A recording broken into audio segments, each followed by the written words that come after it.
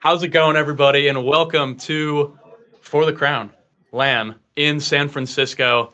I'm here joined by one of my favorite players, one of my fellow brawlers here, Dropletto. How you doing? How has your travels been? How you been feeling? I'm doing pretty great, man. I'm feeling really good to be here. Kind of sucks we're on the West Coast this time, so the East Coast, but hey. I agree with that. I'm also technically joined. We're going to take a little appearance here. Say hi before you gotta be busy. Hi, guys. Vaughn, the favorite OS. Oh, he's not here. Oh, I am.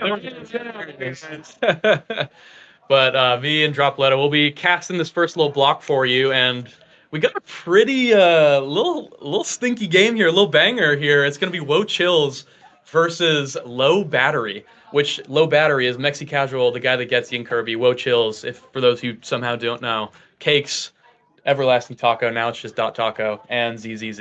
So pretty exciting little. We're gonna see some fun picks. I feel like in this one. Yeah, I mean, we've got, of course, Woe Chills inside. A team that's been around for a decent amount of time now.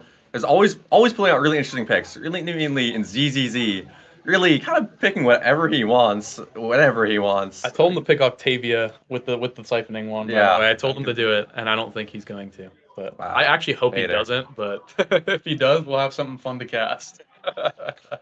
Yeah, and also on the other side, the guy that gets not known for his The GOAT. not really known for his complex picks, but what do you pick when he gets what he wants? He does what he wants. He So- gets what he wants. For the beta knowers, he reminds me of me in beta because all I did in beta was I used 100% of my skills. I mainly played Juliet, but Asher wasn't really a KO character at the time, but just 100% on KOing because there was no evade back then. So I just killed people. I didn't use anything on scoring. That's where that whole meme comes from. So when I saw him start playing and he just finds KOs and that's all he goes for, it kind of brought a smile to my face and a warmth in my heart that someone is still carrying on the legacy of the KO play style. So we should get this started at some point soon. I think they are doing draft now. They are doing map draft now. So they're going to be in this game real soon. But yeah, I mean, I guess we could just talk about the LAN. I mean, how have you been? So we've been here for a couple hours, but pretty packed, pretty fun. Yeah, I mean, I've only been here for a couple minutes, but or like half now at this point. The stream room, as you can see, we've got this wonderful green screen behind us. This is a really nice stream room. Like people in the back, they could say, like, we've got someone saying hi right now. Look at him go. Who's that? Like, I can't say, oh, I've got bunny ears now. Oh, You have a different angle than me. I can't see. I don't actually know. I cannot read their name tag from here. That's all right. Maybe someone in chat can figure that out for us. But Yeah. overall, this venue is pretty dope. Yeah, pretty nice little venue here at UC Berkeley. Only a little bit of toxic sewage, which we saw earlier, but hey, other than that, it's been pretty good. I think I saw some turkeys. I think there's turkeys here. I don't know. I heard that. That's pretty cool. There's turkeys in my school too.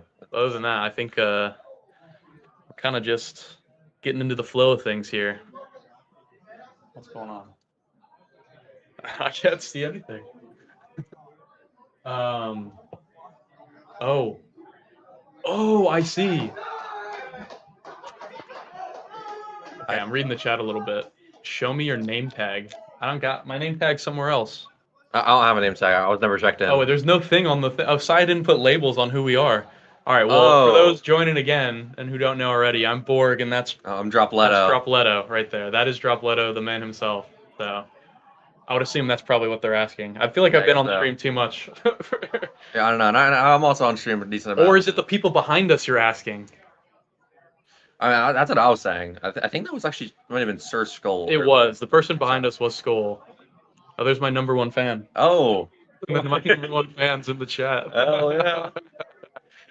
Subbed up with Prime. All right, we're getting into the draft right now. I think they're trying to figure out a little bit of technical issues, as there are with lands, but this might be actually the smoothest land we've had so far, and that's saying something. Yeah. We started early, which means that we're going to be late, but we're only going to be late like an hour. Yeah, we're going to be starting, but like while the clock still says 10. That's how you know it's good. Exactly, yeah. It says 10 somewhere. Probably. I don't know. The guy behind you? Oh, yeah, I was about to say. Can't believe no one would know us. You know what I mean? Yeah, that doesn't seem feasible for me. Oh, I'm seeing we got like a crazy little setup here, a couple computers, so I'm just looking to see the draft. I'm looking, and we got, oh, okay, there's some interesting picks. I won't spoil them just yet. Well, they're on screen, actually. Are they on screen? Yeah. Oh, they are on screen. Okay, that makes a lot more sense. The draft is being played. Yeah, we have a plushie behind we have a disturbing Taiko Temple game coming up where... Oh, this is an incredibly disturbing Taiko Temple game. We've got, coming from Woe Chills, I believe, a Dubu midfield and Luna Brawler combo. Two characters you don't really expect to ever see on the same team in general. And then a Rasmus midfield coming out from the side of... Oh, God. Low battery. Low battery. Oh, that's low battery, yeah. Low battery. Red side's low battery, blue side is Woe Chills. We got the ZZ Luna, though. I assume it's the ZZ Luna. Yeah, we got the ZZ Luna, and we got the guy that gets on Julie. Maybe not as Asher, but showed two characters that they both... Oh my God, it's an Adrenaline Rush game. It might be a Taco Luna with a ZZZ Dubu forward. It's an Adrenaline Rush game, though. You want ZZ on Adrenaline Rush this game. I know you do, but like it's either Dubu midfield or something, which honestly, I actually don't mind on Taiko. Taiko, you can kind of play anything. That map sucks, by the way. I'm not biased at all. But, all right, we're getting started. Yeah, I will say this is going to be a very... It's going to be a bloody game with no blood, because not much damage is coming out from either side, but we've got two people hunting down the enemy team for kills with the Adrenaline Rush. And, oh my God, they set up the lobby bad. Well, look at that. Don't get too crazy now, because I have a feeling we might get... I have a feeling we might get disappointed as soon as we load in and we just see 6 twin drives. I mean, they know what to do. They want to make this a good game. Yes. Okay, it is the ZZZ Luna with the Dubu midfield. Oh yeah, I can see that. All right, that's actually a cool little setup. All right, and we're loading it in here. Woe Chills versus Low Battery, 16th seed versus, or sorry, 17th versus the 18th seed, I believe. Yeah, looking, that is correct. Oh no, it is 16th versus 17th, so that makes a little bit more sense. And we're getting started here. Tab. See what awakenings everyone on. Let's check the awakenings. And okay, so we got Cakes with the twin drive and the Dubu and the Luna with the Adrenaline Rush, and then we have the guy that gets Inyan Kirby having the Adrenaline Rush as well. So the forwards are going to be brawling this game, everybody, as we're getting into this game. One barrier down already on both sides, and I have a feeling we're going to have a little bit of a slower paced early game here, Drop. Yeah, that's definitely for sure. I mean, we're going to be... What this game is going to come down to, really, is going to be a lot of kills between ZZ and the guy gets. They're going to be looking for a lot of trades. The guy gets already trying to run down ZZ and finds the kill on the Taiko drum already. Like I said, this Adrenaline Rush is really coming to play. ZZZ going down early, but I don't know how much it will matter as they do end up getting the barrier, and they have that Dubu ult to stall for now. ZZZ 2 seconds left on the respawn, so the power play is coming to an end, and that will be held by Woe Chills. Luna coming in, punishing Mexi Casual, but not too bad as he does have that healing coming in here. ZZZ going for the goal, but not quite going to hit the boost. Mexi Casual, great clear there. Finding it. The guy that gets has the flip in the corner. Got to be careful here, but the Dubu and the Mako are very, very hard to get through. Mexi Casual holding it down for now as ZZZ trying to make something happen on the other side. Cakes, great flip to keep it away for now. But guy that finds the flip and finds the barrier. We're going to have 0 barriers down on both sides now. And, oh, there's the goal. Cakes could not get there in time. Yin Kirby finds the ankle. Yeah, that was a great play shot from Yin Kirby, right between both the Mako and the Dubu, which I would like to point out, especially when we saw when ZZ died, it is extremely hard to get past Dubu and Mako in the midfield. Like, they got huge circles, follow up the circles.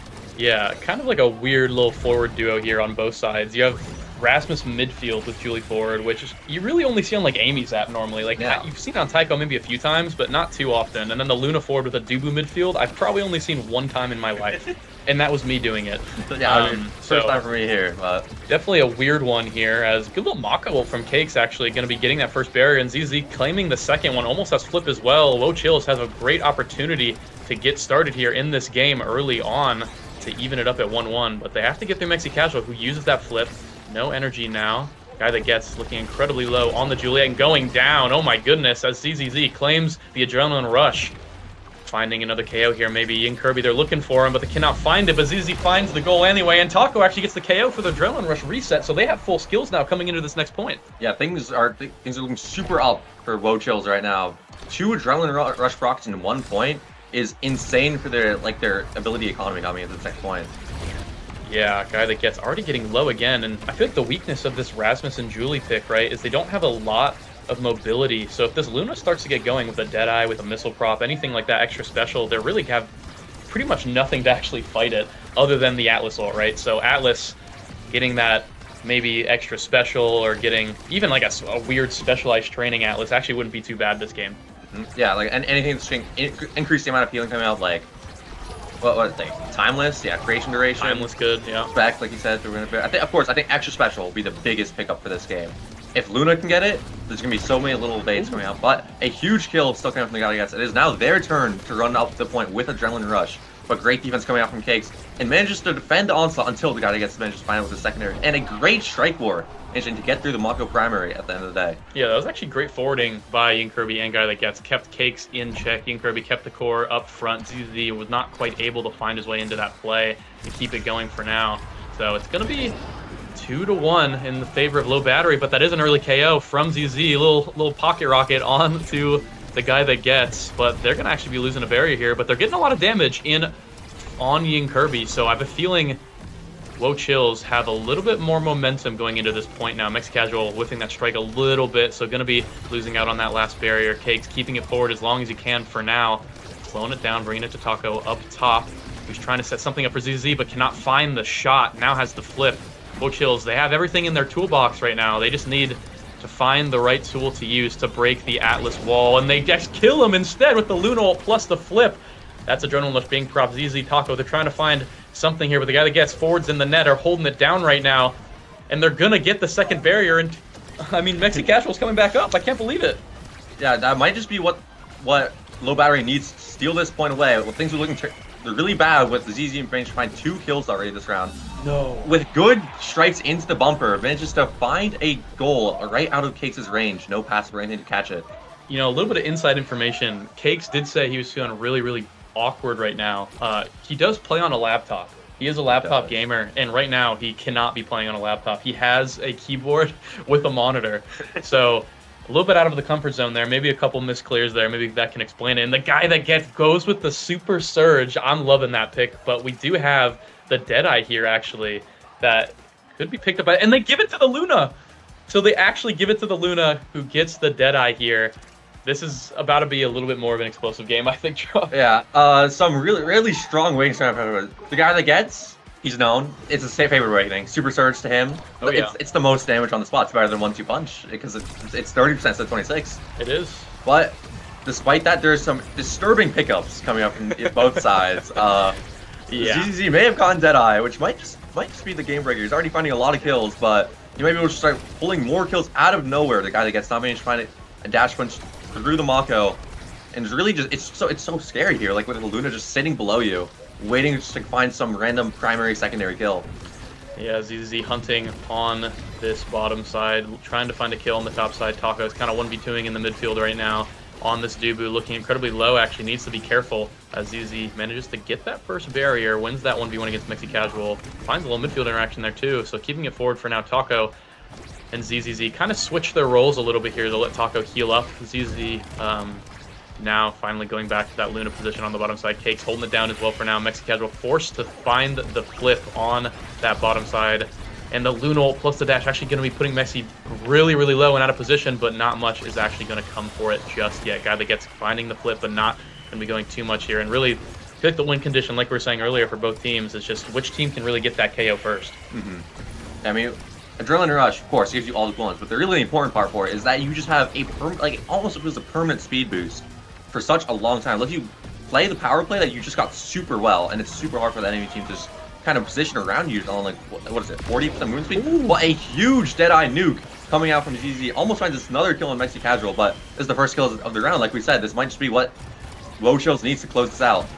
It's what they need to close it out, but they're not going to have long on this power play to get it as Taco has the flip, but they won't be able to find it as Yinkirby's actually making plays with the hook into the bouncy, into the pendulum swing. That was a little unfortunate bounce there for Cakes, but great play from Yinkirby to keep him in it as the guy that gets really happy about that one here.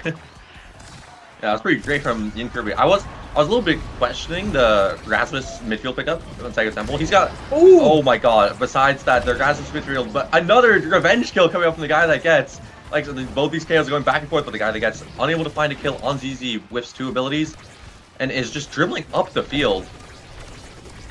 Dribbling up the field a little bit, trying now to find a kill on ZZ. Guy that gets hunting, but ZZZ has a little bit of energy, still has another bar as well, but the Super Surge is actually going to get the kill onto the Luna here. Juliet has that Adrenaline proc, but they need to get through 2 barriers here. First one is going down, second one looking for it right now, but Cakes and Taco are trying to hold it down. Now Mexi Casual's getting into the mix with the Atlas secondary, and it's actually going to be getting them the barrier with the flip as well. Not going to find the kill, and actually might be going awry here, but the Luna will somehow not finding anything, but the guy that gets finding everything as the Dubu goes down yet again. And Cakes, great strike shot save, but how long can you hold? How long can you keep this there? And not long enough as the dash punch brings it in. Cakes, nothing you can do. 2-0 right now. 2 low battery in the second set. Yeah, low battery, just really finding the kills they need. The Super Surge being all that the guy that gets needed to start getting some kills out of nowhere and just has managed to find, what was it, 3 that point? Yeah, something like that. I think it was 3. But like once again, like he's just, it's so scary being like anywhere like above or below Juliet, because when she has flip, she can kind of just kill you from anywhere. And he's got the Super Surge, but uses the flip to secure the second barrier and now has open net for low battery. And while WoChills starts to get the 2 barriers. WoChills, oh, right as I'm about to start going with them, but guy that gets finds the angle. And I mean, Yinkirby, guy that gets, have been finding a lot of these shot angles that are just barely around the Mako here. Cakes struggling to kind of position himself in this net right now, and we got a little bit of a draft here. I mean, WoChills, they have a little bit more time to scale into this game. We have specialized training here, we have heavy impacts, we have missile prop, we have a lot of things for them to take. Cakes getting a little bit of speed here with the stacks on stacks going to be helping. What are you looking at here, Drop, in terms of awakenings that maybe was going to help WoChills get back into this game or cement low battery's position in this game? I think the spark of focus, what ZZ just picked up, could be extremely big. Also, because if you can just make it to the next draft, we haven't seen any sparks yet, I believe. So the next 2 drafts for ZZ is going to be extremely scary if we can make it there. But I think one other thing I would like to point out, Dubu's huge. Dubu's huge. He's on 2 sizes. It is almost, this pick, I think the Dubu midfield is pretty real on this map. Like, it's so hard to get through him in the middle, and especially now he's running around with 2 sizes. I mean, look at him. He's a monster. Hey, one of them's recovery drone too, which really is no joke, especially in these Taiko Temple games. It's going to stop, you know, that 1 KO, which doesn't seem like a lot. Like, yeah, you're going to stop 1 KO, but then you just, you know, get killed again. And it doesn't matter. But there's the 1 KO, but that would have mattered, right? That would have 100% mattered, and probably 1 low battery the point here. Low battery still looking good for this point so far. Yinkirby really low, looking for the goal, and with 0 health, actually pulls Cakes away with that spec training hook, finding the goal there. I mean, low battery's kind of cooking right now. They're feeling themselves. Yeah, I mean, Yinkirby was already throwing out a couple of hooks last set, just like to throw Cakes off, force him out of position. But the specialized training on Rasmus makes it so strong. And you just throw it at the goalie, they go flying, and they are unable to strike the ball anymore. But ZZ still trying to force Yinkirby out, but unfortunately hits the Taiko drum, and now things are not looking great for WoChills. Not looking the greatest for Wochills, but with their comp that they have, you can never count them out as they do have the Luna, but oh, it's hard to say that when the guy that gets just Super Surge Dash Pun flips ZZZ right into the side of the map. Mexi Casual trying to find an opportunity to move up here to just close out this set effectively here. Guy that gets finding the timing on the flip there to get that first barrier. One barrier to one still, but the problem is that they're all low, and the guy that gets is taking full advantage of it. Staggered, but he does not care as he is bringing the pain to this Lamborghini. Finding the last barrier here, Cakes is trying to put a little bit of hurt on the guy that gets. They're trying to fight back here. Wochills is not out of this just yet, as they get another KO. So actually now in a power play of their own, Wochills trying to find anything here with the adrenaline rush speed, trying to get something going as Cakes and Taco need to bring this core up, but Mexi's doing such a great job at keeping out. Great Luna Ult gonna put it on the bottom side, and a great Dubol gonna keep it in there for now, and gonna actually bounce to the top side here. ZZ didn't even touch it. The Tofu's gonna get that one all on its own. Tofu Fortress, an unbreakable wall set up in the corner, and the core was just not able to find its way out, and managed to just end up in the corner of the net. No one was able to strike it, not even his own teammates. Yeah, one thing I feel like Wochills needs to be doing a bit better is literally just that, right? They need to get Dubu in that corner. They need to find Dubu with the core in the corner and use that ult offensively, right? Because we've seen some ults defensively to try to save them a little bit, but we need to start playing offensively, but it's hard to play offensively when the guy that gets is KOing you every 2 seconds. As much as ZZ tries, he cannot get past Mexi Casual right now by himself, and Cakes now in this 1v1, gonna try to stall for as long as possible, but ZZZ down to 0 HP, no energy, gonna be flying to the other side of the map, but guy that gets is right there waiting for him, no energy. What's gonna happen here? He manages to heal for now. Guy that gets was simply just trying to scare him off. But they have a little bit of an offense here as the Dubu is rolling in here. Cakes is keeping it forward. ZZ finds the last barrier here, and now Wochills have a chance to get back and get their first lead of the game here, Drop. Yeah, I will say we just saw a big evade come out from Taco. We haven't really been seeing any like super great like Julie dash punch evades coming out, but Taco managed to get the first one for the game, and with that, Julie had no abilities, was unable to find their way out, and was damaged down by both Cakes and Taco. And now Dubu both has like 50% size and 40% movement speed. And the goal. And the goal. Cakes, great assist there on ZZ onto the bottom side. Mexi just was not in the perfect position to save that. And it's 2-1 Wochills. Like I said, you can never count people out at land drop. This is a big thing that we're going to be seeing all weekend, folks, is that people need time to kind of lock in on these setups they're not used to. You know, maybe teammates they're not used to. Now, in some cases, they're new teams. There's a lot of cases where it's, you know, the environment might be a little bit too loud or a little bit too different for people. Great Luna Ult there, getting all the evades out. But Wochills, I feel like they're finally getting their footing here a little bit in this game. ZZZ, perfect posture on this bottom side to get something going here in offense. Yeah, I like what you said about people getting used to sets. As you talked about earlier, Cakes, he's a laptop player. He's never played on not a laptop, and this is kind of his first. Yeah, even at the last lane, he was on his laptop still, right? Yeah. This is his first time really being forced to play on a true PC set. There's the Dubu ult in the corner, and they're forced to send it back down through the corner. 2 flips coming out, but Taco and ZZ are not able to find the kill. Ooh. Even a Lunar Nuke dropping. Alex looking down, but it is the guy that gets who is the person to find the first KO of this round is now hunting down ZZ. Hunting down ZZZ, but cannot find him, so everything is going to be slowed down for now. Wochills still have both barriers up and the Mako ult to save the day, and the power play is now over. Low battery, lost their chance at the power play here, but the guy that gets will always get you another one if you give him long enough. But the question is, can they hold long enough with both the barriers gone? No, they cannot. The core is too fast, and top side is wide open, baby. Wochills is back in this one, 3-1. Yeah. In this set. That was a beautiful pass coming out from Cakes, putting Mako's secondary to use to get the core up to Taco so fast that he's able to hit the fudgy angle into the net. Beautiful work coming out. Yeah, a little bit of a fudgy angle. And what are we thinking about these awakenings here? We see a stinger, we see an extra special, and we're seeing that spark of strength is what I'm really looking at for ZZ here, because I don't think he's going to get in that extra special as we see Cakes already taking it away. And yeah, I mean, actually, I feel like there's a lot of really good awakenings here in this one. Yeah, even though ZZ was not able to get extra special, was not able to get Spark of Strength, Stinger is still going to be a huge pickup. 9% of someone's health every time you hit them is pretty huge, especially if Luna whose Ruck is on a pretty low cooldown.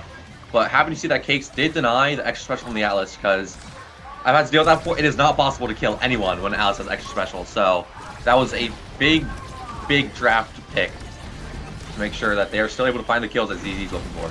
And honestly, I think the biggest draft pick is, along with this recovery drone that Taco has, he also has Stagger Swagger, so he's going to be living a lot more effectively, and he has the free life for a Dash Punch too in these sets. So I feel like Taco's going to be a lot harder to kill now, and with excuse me, the guy that gets not getting any damage, only getting that reverberation.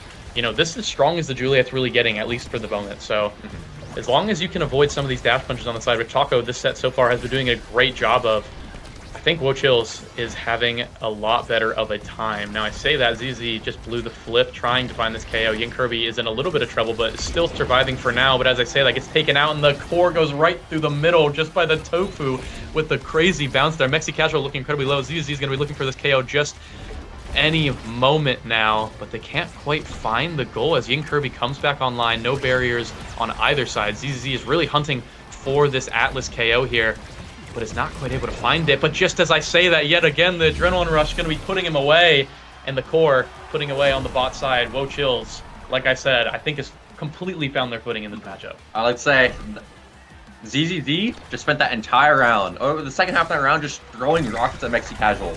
And now that he's got the Stinger, it kind of feels impossible. If you're getting hit by all of them, it feels impossible to just like outlive the Stinger damage. But a huge kill from the guy gets, finding a kill on ZZ through the Tycho Drum, which usually you can't kill people through. But the core manages to find its way out, steals the barrier back, but it is still the power play for the low battery. But Taco's defending valiantly. Giant Dubu with Stagger Swagger now. He's got size and speed, everything he needs. As a whole, but starts his own offense. Here's the corner we were looking for. One Dubu could just save this or take this point away. Could take this point at any time, but you have to be careful. Cakes needs to stay in his net, needs to be careful. These Tycho Drums could bounce on the other side of the court at any point, no matter what, and be careful. But Cakes with that strike shot, I believe, is going to be chilling in the back. Guy that gets now has it in the corner, looking to do something with it, as able to get the KO, but not quite able to get the goal, so they have a chance to defend now. Taco trying to do everything he can. The Luno coming in to get Guy that gets away, and they're going to hold for now with that Dubu ult and with the recovery drone, but can they hold the flip? No, they cannot. Yinkrbi finally gets the goal, and they managed to scrape that one by. I mean, that was kind of a scrappy point there. It was. Once Cakes went down, it kind of became a mess for both teams, because even though you just took out their melee goalie, guess what? They've got another one. They've got another one in the midfield. So it was kind of a struggle to finish out the point, but the guy that gets looking for another kill to take this round back. Unable to find it because ZZ has a good evade on it, and now things are looking pretty bad for low battery, which just would even. But the Alex guys did turn it around. I mean, I hate this character. I was like, Jesus Christ. Hey, you think you have a damage lead, and then Atlas presses ult. That's just kind of how the cookie goes here. But ZZZ needs to be a little bit careful not to be the one going down. That's something I think low battery might start shifting towards, is actually that damage on the Luna instead of Taco here, because the Dubu is just so hard to kill with that extra stagger and with that Stagger Swagger as well. So gonna be something to look for, but we'll see if they do it. Mexi Casual uses all their abilities in this corner. Taco and ZZZ have a chance now to play with this Atlas not having any abilities, but actually Luna's gonna be going down, but they're gonna get a barrier for it. We'll see if it's going to matter for the side of low battery, and actually low battery losing both their barriers here off a crazy bounce on the top side. Taco going to be doing God's work here on the top side, keeping everything stable, and Cakes with the save going to keep it away from now, and the power play's over. I mean, Mexi Casual tries to get it back up to them in time, but it's not quite there. So Wochills now kind of with the momentum in their favor. Guy that gets is now looking incredibly low, but ZZ finds the shot on the bottom side. Great pass from Taco, going to be putting them up by a 1 point here, 2-1 in this fourth set. And I have a feeling we'll be going to a set 5 on this one. Yeah. I mean, I think so too. We're going to have a great set 5 format event. I mean, both these teams right next to each other in the seating. I was predicting they can go either way. But with another evade coming up from Taco, like, Wochills is just getting on point with these evades. Really just not letting the guy that gets find what he wants. And as a result, he wastes his dash punch. Now, Juliet, not really a character without that dash punch. Nope. And it just becomes a lot harder. The guy gets basically down, but Mexi Casual finding a kill for his team with just the primary and but a beautiful flip coming out from Cakes to actually steal the barrier back when they got a little bit too excited with their Adrenaline proc. Yeah, great flip from Cakes there to save the day and keep everything safe. But not only that, get the last barrier and open up the goal. They just need to find this offense here. Yinkrbi's looking incredibly low. It's looking really good for Wochills, unless we see some heroics from the guy that gets, and there it is with the KO from Downtime. Super Surge Julie coming in clutch, getting both barriers and the KO here. And now, looking here, great flip from CDZ though to find the KO and to clear it. So they're actually perfectly fine and on the power play themselves. Wochills now are looking for their chance to get into the set 5. They need to get something here. ZZ dashing forward, a great save from Mexi Casual. Ult coming in from Luna, trying to find something, but cannot get the KO. The guy that gets is looking for another one, but ZZ survives on a sliver of health. And everything is calming down now, trying to get something here. Cakes has the flip, should be fine on the defense. in this 1v1. But as I say that, the guy that gets Gash is 4, trying to get something, but the flip coming out from Cakes now saves it for now. Taco and ZZZ need to get an offense going, and an offense going they do, but a great save from Mexi Casual on the goal line. Saves it for now, and a Gash punch to get ZZZ, or sorry, to get Cakes out of the way as the flip from Yin Kirby puts it in the top side. Low batteries making magic happen. They are. Yeah, great recognition coming out from the guy that gets to see that Yin Kirby pop the flip and start hitting Cakes to make it so that he can't cover the top angle that Yin Kirby wants to hit. Really beautiful situational awareness there coming out from the guy that gets, which usually would be saving his dash punch to kill, but a huge double coming out from ZZ, and now it's looking like that Woe Chills wants to win this game. Oh, they want to win this game. They want to get into the set 5 here, but Mexi trying to make up for those lost barriers by holding it down in the net. Cakes and Taco just waiting for their abilities, but they can't wait long enough, for the guy that gets is going to hunt you down, and he is going to kill you as Taco goes down yet again. We're talking about being, Taco finding these evades and finding what's ZZZ with the crazy play from across the net, hits it on the low side against the bumper, and then dashes on the top side to stun Mexi Casual to get the core into the net. It's not even going to matter. The KO means nothing when you had the heroics from the Luna coming in clutch, and now we have the 1-2 punch. We have the sparks. What is ZZZ going to take here to win them the game? Yeah, I honestly don't know what I think it's 1-2 punch. It's either 1-2 punch or he's going with the spark. One of the sparks. I think. Yeah, agility's good. Agility really just kind of lets. I was gonna say resil, but honestly, there's not that much damage coming out from low battery, so it's less valuable. Just looking for knockback KOs, but Dubu picking up another size awakening. Jesus Christ, look at him. Yeah, this Dubu has all the size awakenings right now, except among Titans being applied to him.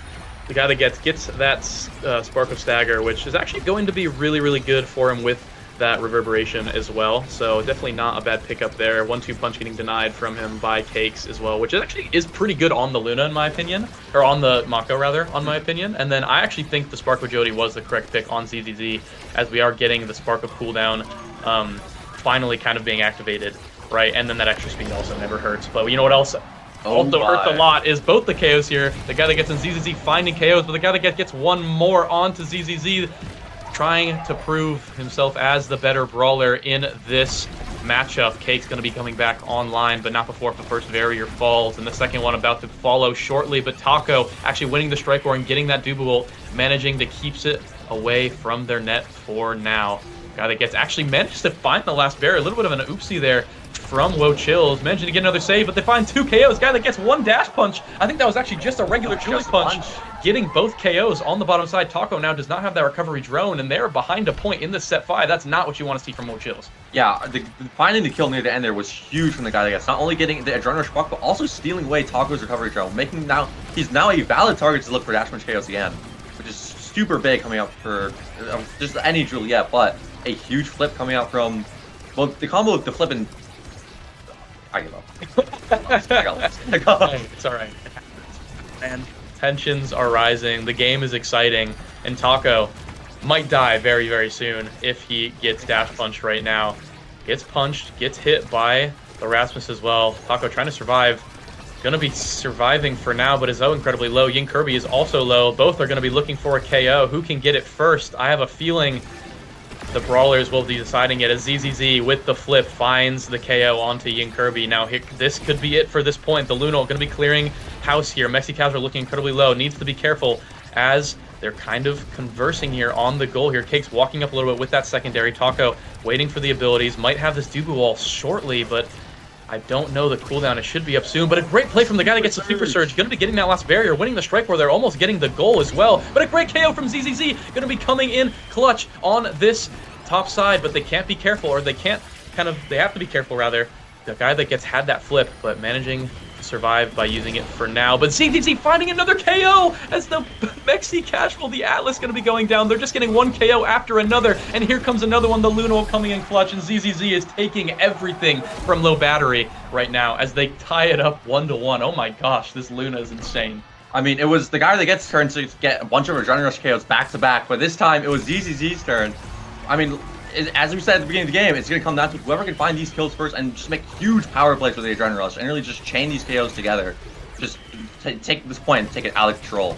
Taking the point Out of control indeed. ZZZ trying to find this last barrier, but patiently kind of plays it around, tries to keep it on the offensive side for now instead of going for that risky strike war on their barrier. Yin Kirby and Taco are kind of having a forever duel here as the Atlas Soul is saving Yin Kirby for now, but the barrier actually goes down for Wochills. And Mexi Casual is kind of standing firm on his bottom barrier right now. But ZZ is doing everything in his power to keep it on the offensive side, gets the barrier finally. I mean, this game is so fast-paced for a Taco game. This is insane. And Mexi Casual actually loses the strike. Wait, no, just missed the strike, actually. Taco was the one that managed to get that goal. Expected to be dashed or they rocketed by Luna and Afea, but was not able to, because of that, was not able to just be in position to strike.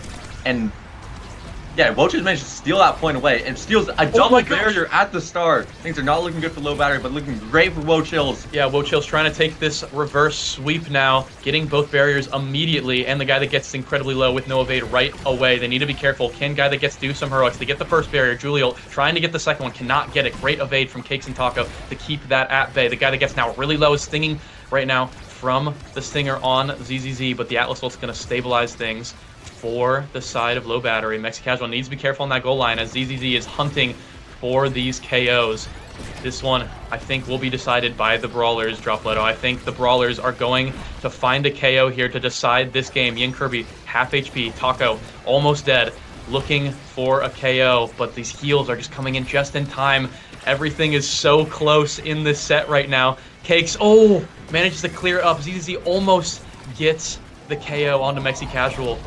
And getting Mexi incredibly low. Mexi Casual now really, really low. Has staggered. Has no evade. Guy that gets trying to peel for him as long as possible. The low battery is scared, and they need to be because their goalie is gone. They need to find him some heroics. Forwards in the net. First flip going away. Yin Kirby still has another flip. Needs to do something here. Gets the barrier with the flip. That's a great start, but it doesn't matter because ZZZ with the play on the bottom side manages to beat the guy that gets to the core. And Wochills find the reverse sweep in this round one. I mean, that was an explosive game. That was the first game we've seen at For the Crown, San Francisco LAN. Really just crazy game coming out. I mean, a real exciting one. Adrenaline Rush start with the two players known for their KOs. And Jesus Christ, that says 16 KOs right there. Yeah, let's take a look at the stats here. 71,000 KOs from the guy that gets, but 71,000 damage from ZZZ. The Stinger definitely helping with that. And 13 KOs, not too far off. So I think pretty even match between the Brawlers here. ZZZ getting a couple more of those goals that decided the game in the end. Mexi Casual holding it down, and Taco as well actually helping Cakes hold it down. So, but man, I mean, shout out to Mexi Casual though. 152 saves and 329 rejects was definitely doing the heavy lifting on the defensive side for low battery. But I really think what killed them was not denying that Deadeye from the I think like probably half of these KOs don't go the way of ZZZ if he does not get that Deadeye. But hey, that's how it goes sometimes. I mean, you think something's safe to give away, you think it's not that big of a deal, and then you get punished for it. They thought they had the game. It was incredibly close, but shout out to both teams for putting us on a quite the show in this round one. That game was so much fun to watch. I was on the edge of my seat, like, oh my god, another kill just came out, and then all of a sudden, the other team just gets another kill. All right, well, don't go anywhere. We're going to be going on a small break here as going to reset. A little bit of technical issues going around, so got to make sure everything's good for this next one. But don't go anywhere. We'll be back shortly with another game. Not sure what that is quite yet, or who the casters will be quite yet. Maybe I'll stick around, but thanks for tuning in, and stick around because we'll be back very, very shortly. I'll see you guys later. You all.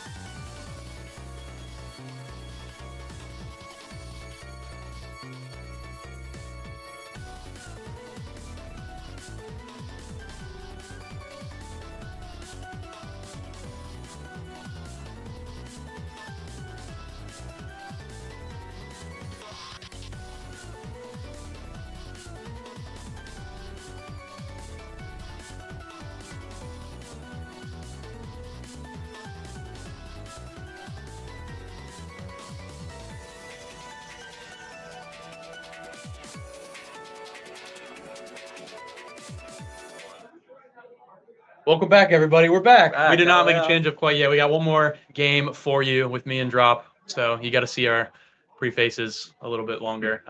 We got Oshi versus Plink Plonk. So this one is a bit of a banger, I think. It Plink is. Plonk has come with a pretty good roster coming in here. And then Oshi, the OG roster, seeded 9th in this one, but I think they have the potential if they can get some of that old Oshi magic now that Merchant's playing back again. I think they definitely have a potential to make a pretty good run in this tournament. And it's looking like the bets are going mainly towards Plink right now. So, I mean, get your bets in quick before the game gets started, as we are getting draft in actually right now. I think it might have already been done, actually. So we're figuring that out right now. But Drop, how you doing after this break? Are you excited for this game? Oh, I mean, if you thought last game was good, this one's gonna be even better. We've It's got. gonna be hard to beat last game. I don't know.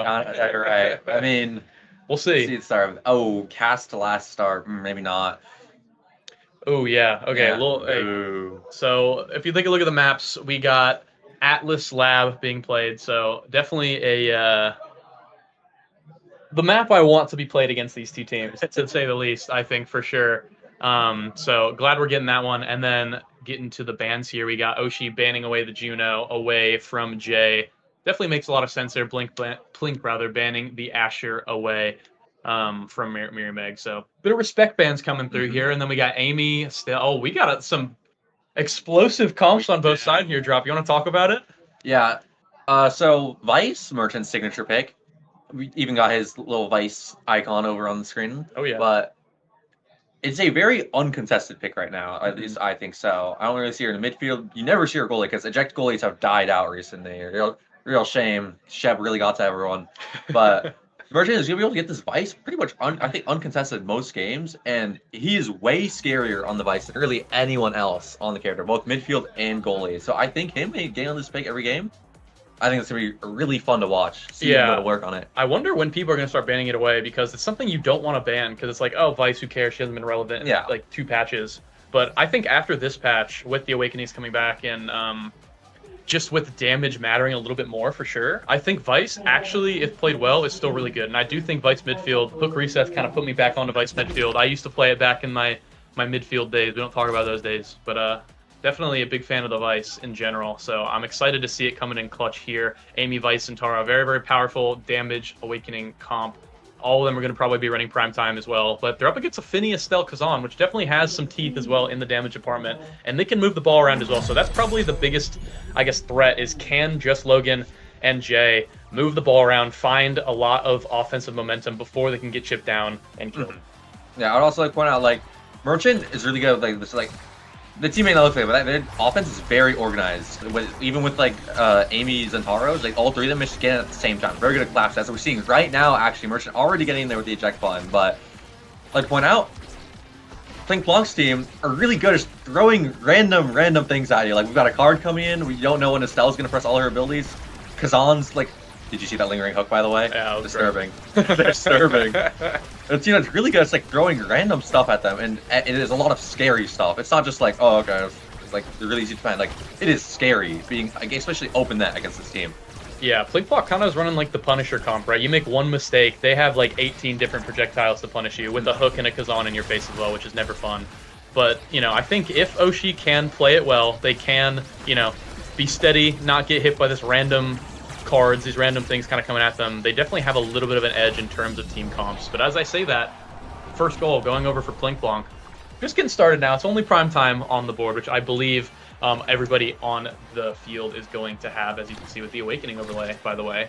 Great addition here to my production on the right here, I'm talking. Really good addition. Say hi to Saya, chat.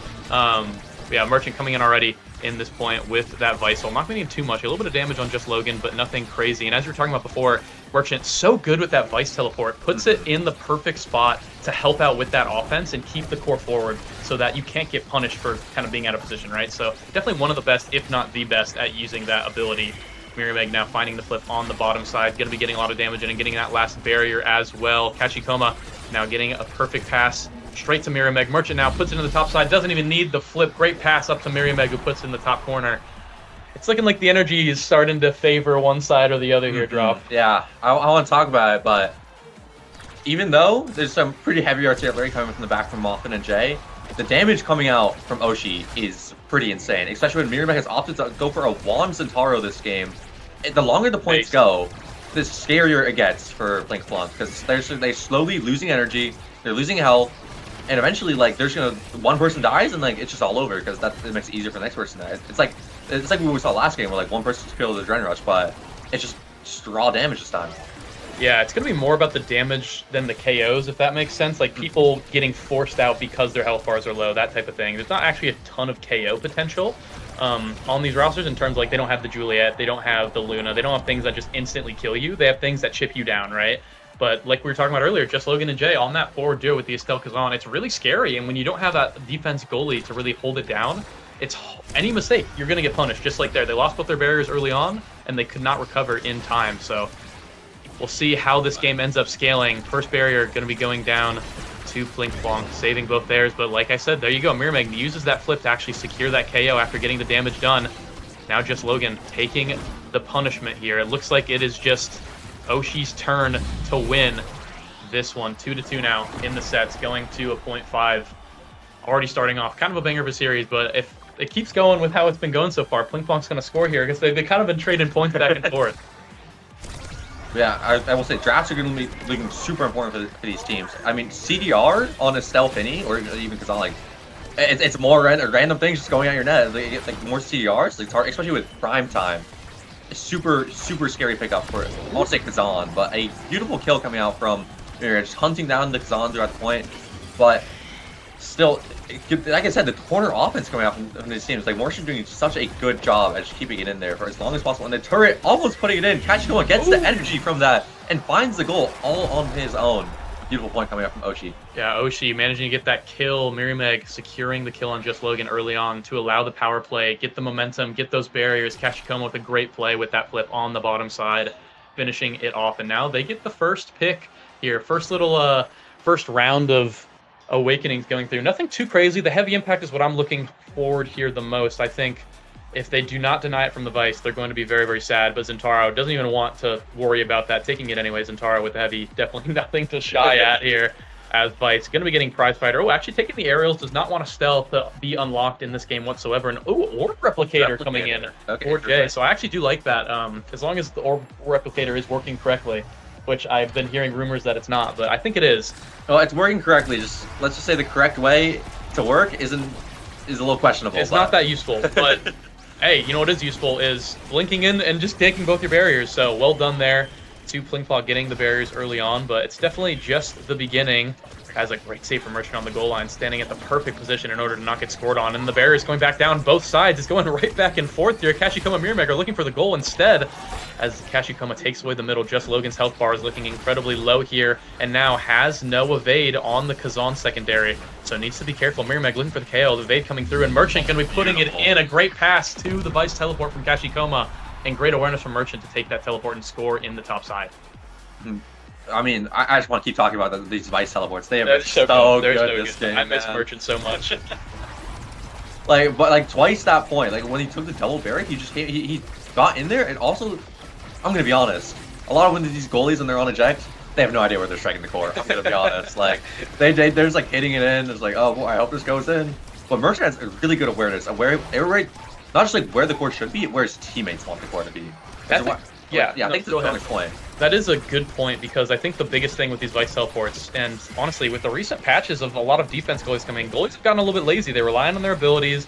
They're relying on, just breaking through with sheer force, using sheer force to not get broken through, rather, with the defense goalies, that the clears are not quite as good in a lot of these goalies recently. I don't know. I mean, maybe it just be me yapping, but with the addition of these range goalies coming back into the meta a little bit more, Merchant's kind of taking full advantage of it, and Oshi is taking full advantage of all of the pressure they are getting by getting that double barrier, and then Mirrormeg getting the pass and putting it in right through Moffin.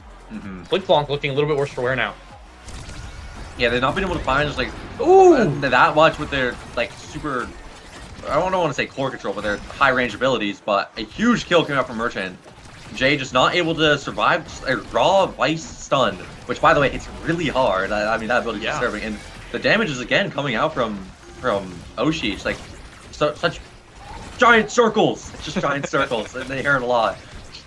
Oshi has a lot of damage, and you definitely do not have enough evades for all of it. So picking and choosing what to evade and trying your best to survive as long as possible while making use of the opportunities you are given. But Oshi, at least this set, has not been giving very many opportunities over to just Logan and Jay. And Moffin starting to struggle a bit in the defensive side. But as I say that, just Logan finding a play on the top side and actually getting the goal on the bottom side right after too. So not quite out of the set just yet. That was, I think, just Logan played that point beautifully. They're really putting Kazan's close strike to work, just keeping it out of range. It may look like he won like 2 or 3 strike wars in a row, but it's Kazan. Those weren't actually strike wars. Nope. They just kept it out of range of everyone. It's really, really well played from him. And again, managing to start this point out strong with an early barrier take and keeping it in with the Kazan hook. Keeping it in and actually mistiming the strike there is Merchant, so going to be losing both barriers now. They're starting to lose a lot of pressure. I think they kind of lost a bit of the flow. The momentum going over to Plinkplong is starting to set in. It's 2-2 now, but as we saw last set rather, these close ones, it really just depends on who can get the momentum first. Who wins this kickoff, I think, is going to matter this entire set, and it looks like Oshi wins the kickoff here, but a great clear, actually, from Moffin. Manages to keep it away for now, but I'm a little bit afraid because Moffin now has to use the flip to get away from Mirrormeg, does not even get the orb, so Mirrormeg might be hunting for a kill here as Merchant, with the flip, trying to hunt in their goal arc, but has to use it defensively, so no. Kashikoma now bringing it on the bottom side. Mirrormeg just putting all the damage on to Moffin, but Moffin dodging as much as they can in the goal box. Getting an orb now is going to be saving them for now, but actually Mirrormeg is the one going down, and Kashikoma cannot blink in time to save the last barrier. Merchant, Kashikoma on the man down play, trying to make something happen, but no. Just Logan plus 3 points there. Field goal right in the middle of them. Not much you can really do at that point. Mirrormeg fatally making that mistake and going down. It's now tied up 1-1 in sets. We're going to see, I think this Awakening might actually decide the game here, as we are going to be seeing extra special and a little bit of size, and Adrenaline Rush 2 might be big. Yeah, I mean, there's a lot of really game-changer awakenings here. I think Logan wants his size. Kazan is probably the biggest spike from like no size to one size on any brawler, because not only does his close strike get disturbingly good, his hook also gets like just a little bit more range and needs to cover the outclear, make it a lot easier for him to react to stuff. But extra special, not going to Merchant, but actually getting down to Kashikoma, who is probably the strongest person to pick up extra special. Like, these kickoffs are going to be so easy for Oshi to win now. Yeah, I was going to say, I said earlier, the kickoffs are probably going to be the most important thing, and now that Kashikoma has the extra special on the Amy, I mean, I don't see them losing a kickoff overall, unless they make the mistake, basically. It's the onus is on them to make a mistake now, instead of Plinkplong to win. Mirameg going down again. Not quite sure what actually happened there. It might have been a stray card from the Finny, but great clears from Kashi and Merchant. Going to hold it down for now. They're probably going to lose this bottom side, but Mirameg back up now so they can stabilize some things. Just Logan looking incredibly low, but has that Umbrella secondary in order to evade. Using it just for now. Still does not have an evade. Mirameg is trying to hunt Logan, but finally fully gets healed. Not going to be in too much danger for now. Kashikoma with the flip and then into the Cyber Swipe. Does not even care about the core. Just goes straight for the KO. Merchant now on the offensive side trying to get this last barrier. Muffin is just holding it down though, keeping everything stable in that bottom side, but you can't really do much against a Zentaro dashing on you with 18 abilities and 18 hitboxes. Just Logan almost finds that last barrier, but a great offense from Oshi brings it right back. Merchant coming back in with the flip. Merchant, or I think Mirameg actually with the kill, getting that Adrenaline Rush proc for the abilities for next point, and then putting it in for that first point of the game. Yeah, I'm gonna be honest. I wasn't even looking at Zentaro's draft when it happened. Like, he got Adrenaline Rush. Oh yeah. Which, by the way, on Zentaro, makes his passive instantly reset his strike cooldown because he needs it. Like, he's real weak without. But I think we saw last point when he took it with the turret. But when he dashes, his strike is immediately back off cooldown. So you could literally, it's literally passive strike into imagination, and that wasn't very creative, unfortunately. Kind of just striking it down, losing possession, but it is still not too late in the power play for the Oshi to take this point. Yeah, Oshi still have a chance to get a little bit of pressure. The flip coming in from Kashikoma, trying to get some offensive pressure for now. Going to get the pressure, but not really going to get the barrier as Just Logan spawns just in time. Jay now on the chopping block. Needs to be careful. Uses the last evade, and so Kashikoma takes advantage and cyber swipes them off the map. Merchant now in the bottom side. There's not really too much for Muffin to do there. Has to 1v3, but cannot quite do it. But Just Logan has the heroics and has the position to put it in on the bottom side. Merchant did not have the abilities to get that out of there, and Muffin actually loses the barrier, but clears it to the top side in order for that goal to happen, rather. As we talked about, like Kazan and Cell, both characters, if Merchant goes in, spends his abilities, and it just comes back and the core is in their hands, it's not possible for Vices to make it to that point against an open net Kazan with size and 2 hooks. Dear God. Yeah, Kazan definitely is very, very strong and might be the saving grace for Plinkplonk this game, but with both those barriers being lost and a KO coming in with the Adrenaline Rush proc on to Mirameg, it's going to be very, very hard for them to defend this last point, and Muffin is not even going to care. Finds the KO with the card on the bottom, actually, and then does not even want to use the flip to defend that, saving it for the next point, probably rightfully so. But Merchant also has the flip, and they have the kickoff with the Amy ultimate here, so I'm a bit afraid for Plinkplonk this set. I feel like the draft has kind of gone in the way of Oshi a little bit more than Plink, and I don't know if they have time to actually fix it, as we're seeing the Amy ult be defended actually by Muffin. Good little re-attack from Plinkplonk. Gonna be getting both barriers there. Kazan, like we were saying earlier, it's just the key to success in this game. Great hook, getting it forward for now. In the middle being popped, hits all 3 people, and Mirameg actually the one that's the only one going down. So a little bit of a misplay there for Oshi, but they do get some damage, so if they can survive for now, they are in really, really good, they're in good place right there for the rest of this point. Mirameg finding a kill with that Adrenaline Rush. Now going to be going for this offense here. Mirameg now trying to make a play on the bottom side, but Kashikoma is incredibly low with no evade. They can't really do much. Muffin is defending everything for now, but the conveyor belt trying to do everything, and it manages to actually work. The strike not there for Muffin. And Oshi with the 3rd set win, 3-1. It's starting to look a little bit more convincing now. Yeah, I mean, these points where, like, Kazan, if he's not dying, is kind of just taking over these points, right? Like, so much value coming out. But that being said, there is both a lot of damage in this draft and a lot of survivability. Got perfect form. I mean, come on, Super Surge. Let's see all this. What's gonna happen? What else could Zentaro? I mean, he's got heavy impact already, by the way. He doesn't even go Super Surge. Okay, so Mirameg, I do have some inside info on this. Mirameg is like a terminal dash hater.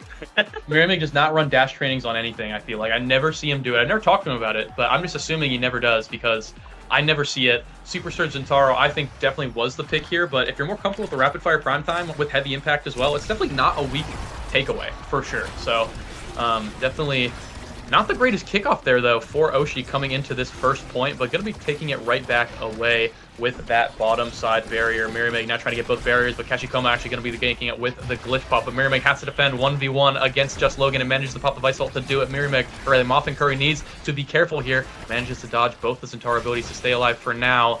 Jay almost puts it in on the bottom side. Kashikoma running interference on the Brawler for Plinkplonk as much as possible. And the Vice keeping it forward for now, as Muffin needs to be careful, is staggered, but does not manage to get killed for now. Mirrymeg still hunting for it, but does not get it in time as Merchant folds at the last second and puts it in on the bottom side. Just Logan with the gold credit on that one.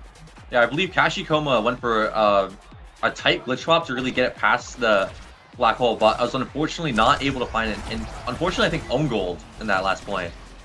Yeah, might actually, you're right, actually, that might have been an own goal here as Kashi trying to make up for it now with the bottom side play and actually getting both barriers. I believe the conveyor belt on Amy getting that last barrier there. Muffin needs to be careful. Just Logan now actually needs to be careful. No evade coming in. Mirrymeg has the flip as well. Could be hunting here. Finds the kill. Doesn't even need the flip. And they're not even going to use them as they're going in for the first goal of this set. Great offense there from Oshi to bring that one to a close. I mean, that might have been the most greedy play I've ever seen on Overwatch. To hold flip that entire time. But that's paid off. And look at the energy economy of both teams. Kashikoma is about to get their flip. Merchant and Mirrymeg both already have it ready to go. And the other Plinkplonk, not really anything coming up soon. And they're getting forced not only that, but spend these evades and a huge collapse coming out with 2 flips going down. And things are not looking great for Plinkplonk. Yeah, Mirrymeg taking that last barrier with the flip into the secondary here. Now has the abilities to get some more damage in this power play. That's pretty much all you're going to be getting with Just Logan now just spawning in. Merchant with the flip, trying to get that last goal. Not quite finding, but Mirrymeg getting the KO, followed by the Adrenaline Rush with another KO. It's 1v3 now for Just Logan. Can the Kazan do it? It's not looking like they will. And the energy, the abilities, the everything is going for Oshi right now. They are 1 point away from taking this game. And, I mean, essentially, taking a look at the seeds, upsetting Plinkplonk. Maybe a small upset. 9th seed being the 8th seed, but it is still an upset. No, I mean, if you look at the bets right now, yeah, they were very in favor of Plinkplonk at the beginning of this game, and I assume still are. But hey, that was a great glitch pop from Kashikoma to secure that last barrier. Just Logan with the heroics as well to keep their team in it with the last barrier take as well. Nothing crazy going on right now, just a little bit of midfield play on both sides. Jay, the Estelle, looking a little bit more healthy than the rest with that energy. Just Logan trying to find, great primary there from Merchant to save the day. Kashikoma's playing a little bit more defense, but actually Merchant gets taken out, so it's going to be the forwards in the net for now. But Jay needs to be careful. They might take him down, but it doesn't matter because just Logan puts it in right past Kashikoma, and we have another 2-2 set. I mean, these ones are just they're so close. Muffin finding a great card at that point and managed to find a kill on Merchant from the other side of the map. And really what I noticed from that point is that whenever that Plinkplonk is able to play into like the big open space with 2 like long range characters still on, it is really hard for Merchant to they're on Vice. Yeah, I mean, it is super hard for Vice to just kind of keep it on locks against these 2 characters. I mean, we're looking at happen right now, forced to spend the ult defensively, but it's just not that great for it. Yeah, as soon as Kashi loses one of the strike forwards, and Kashi, to be fair, has been doing really, really good at keeping midfield control this game overall, but as soon as one time it happens, all the pressure is on Merchant to save so much, but the pressure now being taken away as Mirrymeg finds the first KO of the point, and that might be the game decider here, folks, as the flip comes in through from Mirrymeg. Merchant there to support it, but not quite going to be able to find the last barrier. Muffin making some crazy saves to protect that barrier for now, but it's not going to be enough. No, it will. Bad Boys right around the back, but another KO comes in through onto Jay. Kashikoma with the credit on that one this time. Now Vice and Amy going to be trying to do something, but no, Muffin with the heroics with the Finny ult, going to be putting it in through the top side. That is not what you want to see if you're Oshi, and Plink have managed to claw their way back into this game and have another draft to spare. I mean, barely pulled that point out of nowhere. They died so many times at that point, but with the combination of the Sad Boys angle and a huge heroes plays coming out from both Muffin and Logan at that point, Plinkplonk is still in it and they're here to win. A stinger coming out from Muffin, right? Should be able enough to keep Mirrymeg from just kind of running Muffin down for the entire point. Yeah, double spark going in for the side of Kashikoma and Merchant. Merchant getting the 2 sparks now, actually. Gets a little bit of stagger and also gets that strength. And then, Zentaro with the Forbidden Fruit. With the Forbidden Fruit missile prop. Knowers know that meme. The passive is going to be very, very long this game. So take a look at Mirrymeg's passive whenever you use it. It gets incredibly long when you get the missile prop. And a great play from actually Oshi there, Merchant with the perfectly placed Vice teleport, getting both barriers there, and Mirrymeg actually getting the kill onto Muffin in the back of his own net. explosive start from Oshi. They do not want it to go the way that it did last set, and they want to end this one quick. 1-0 already. Yeah, they're looking to steamroll any of these points before Plinkplonk can really get into like any of like the open space scenarios that they want, where Kazan can really put his hook and close strike to use. They just want to, they just want to run him down. Like Amy turret, Zentaro. By the way, rapid fire, prime time, heavy impact. Yeah, it's weak. Weak Centauro build here. I mean, I said no Super Surge, even though Super Surge I would have thought was better, but like I said, rapid fire is still no joke when you already have prime time, especially, and they're getting both barriers, and they're trying to end it now as Mirameg. Actually, the one looking low, but not low on energy, as both the forwards from Oshi look like they're about to get flipped soon, so I expect Miri to be damaged here quite a bit. A great save from Moffin with the finial, but the flip from Kashi going to be putting it in. Moffin cannot time the strike in time. Mirameg now keeps the flip. Merchant almost has the flip. They have the ultimate on the Amy for this next kickoff. This could be an explosive ending. Drop Leto. Yeah, but backs against the wall, Blink can still move forward. They can. And it's not too late for them to take a reverse sweep on this set. But a huge flip here from Mirameg and getting the Adrenaline proc. They're once again, they're looking to just run over this point with all their damage and all their cooldowns. All their cooldowns coming out, but not really much being got so far. They're trying to set up another offense on the bottom side, but Jay comes back up. Not in time, though. Just Logan might go down instead. Mirameg looking for the kill, but a great dodge from Logan. Going to be actually getting a barrier, but no. Jay is the one who gets the barrier, but Merchant accidentally takes his own barrier on the other side. Now, Blink have a chance. They have an opportunity to get back in this game. Kashikoma is the one now looking low. Jay missing away on the Estelle combo. Jay going, or sorry, a J-Dog rather, going down. Now it's just up to Jay and Moffin. Moffin has the flip, can stall for a little bit, but the Estelle trying to do as much as they can to stall, and they actually managed to do it. Just Logan is back on the pitch. The Kazan is back. That is exactly what you need now. Kashikoma is the one on the chopping block. Might have to spend the flip here coming in soon, but no, Just Logan actually misses the ability, so it doesn't even matter. But Estelle has a chance at the offense here with the Kazan on the bottom side. But Kashikoma is doing everything that they can to keep it in their favor, but it's not enough. It's a great pass from Moffin and Estelle, both working together to get it right to their brawler, who puts it in that bottom side. Merchant can only do so much, as Oshi kind of got caught in the sauce in that last point. Yeah, I mean, a beautiful card coming out from Moffin, really using the backwards card to get the core speed that Moffin's kind of known for, just sending it blazing forward towards Logan.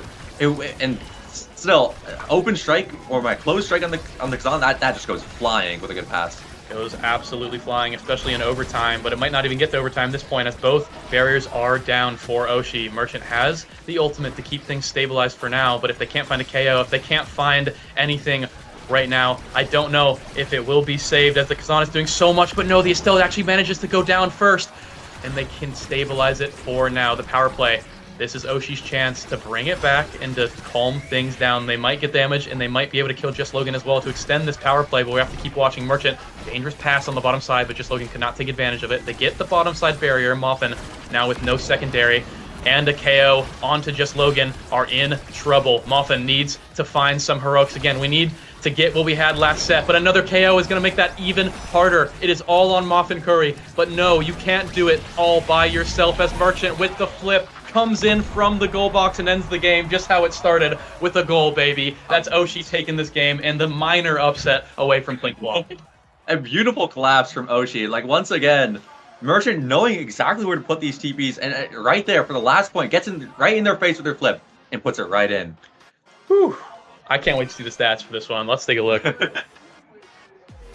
Oh my. Take a look, everybody. Don't look. Kashikoma redirects, though. I mean, hey, Kashikoma kind of running the field with the redirects, definitely was winning a lot of strike wars, making Merchant's job a lot easier. Some vintage Oshi gameplay here. Mirameg with 13 KOs, by the way. Definitely carrying in the damage department, but taking over a look at Plinkplonk, I think Jay definitely struggling the most. Only 142 redirects and not that much damage.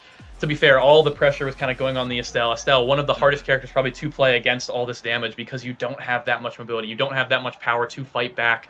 You need something like, I don't know, like, I can't even think of anything like the Amy. I mean, they have everything. The Amy, the Vital, Zentaro. That's why that comp was so powerful back in the day for Oshi, and they're bringing it back on this new patch. And it seems to be working for them, so I'm excited to see how far they get in this tournament. Yeah, I mean, the Estelle's just unable to really, like, I think peel is a really important thing to have here. So, like, when you want to, like, live on Brawler, and Estelle just really doesn't have that. She can TP, but if she TP's, now you're playing Estelle without her TP. Exactly, you know, yeah. You'll have really one. bad, yeah. You have one go at things, and if you don't get value from it, you're kind of screwed. Mm-hmm. So hey, didn't quite see a lot of the value there, but they kept the game close. They kept it competitive. They made Oshi sweat a little bit and had a good game overall. So I'm thinking we'll see Plink Plonk make a little bit of a run through the losers, but Oshi still in the winners. Going to be keeping going on their run. See how far they can get, but that's about it for us. Drop anything else you want to say before we get out of here? Oh, yes, I do actually. Okay. Everyone, remember to go to shop.bestieandslot and you can pick up some wonderful merch like this. Oh, look at that Bozo Bunch shirt. You see that frog up there in the corner? Oh, yeah. That looks beautiful. It really does. Let's make sure that's nice and let's stretch that out for everyone. Look at that beautiful Bozo Bunch logo. Wow, isn't that awesome? You could be someone who has this shirt. And the Dubu logo. You could be Oh. getting this shirt too. This is not custom made. I mean, it is custom made, not by me though, but by Bestie and Slot. So go check out the shop if you want some of these cool shirts, some of this cool merch. I think we have some stickers and those stuff on Stickers, got some sale posters, got, as well. really got something for everyone. Even a Super Surge can holder. Oh yeah, okay. that's in the shop. All right, well, that'll be it for us. We're going to a quick break, and we'll be going on with rounds, keeping the stream going. I think we got round 3 coming in. I'm not sure exactly what game we'll be in next, but you'll be seeing that very shortly with a different set of casters. But thanks for watching. I'm Borg, I'm Dropletto. and stay tuned.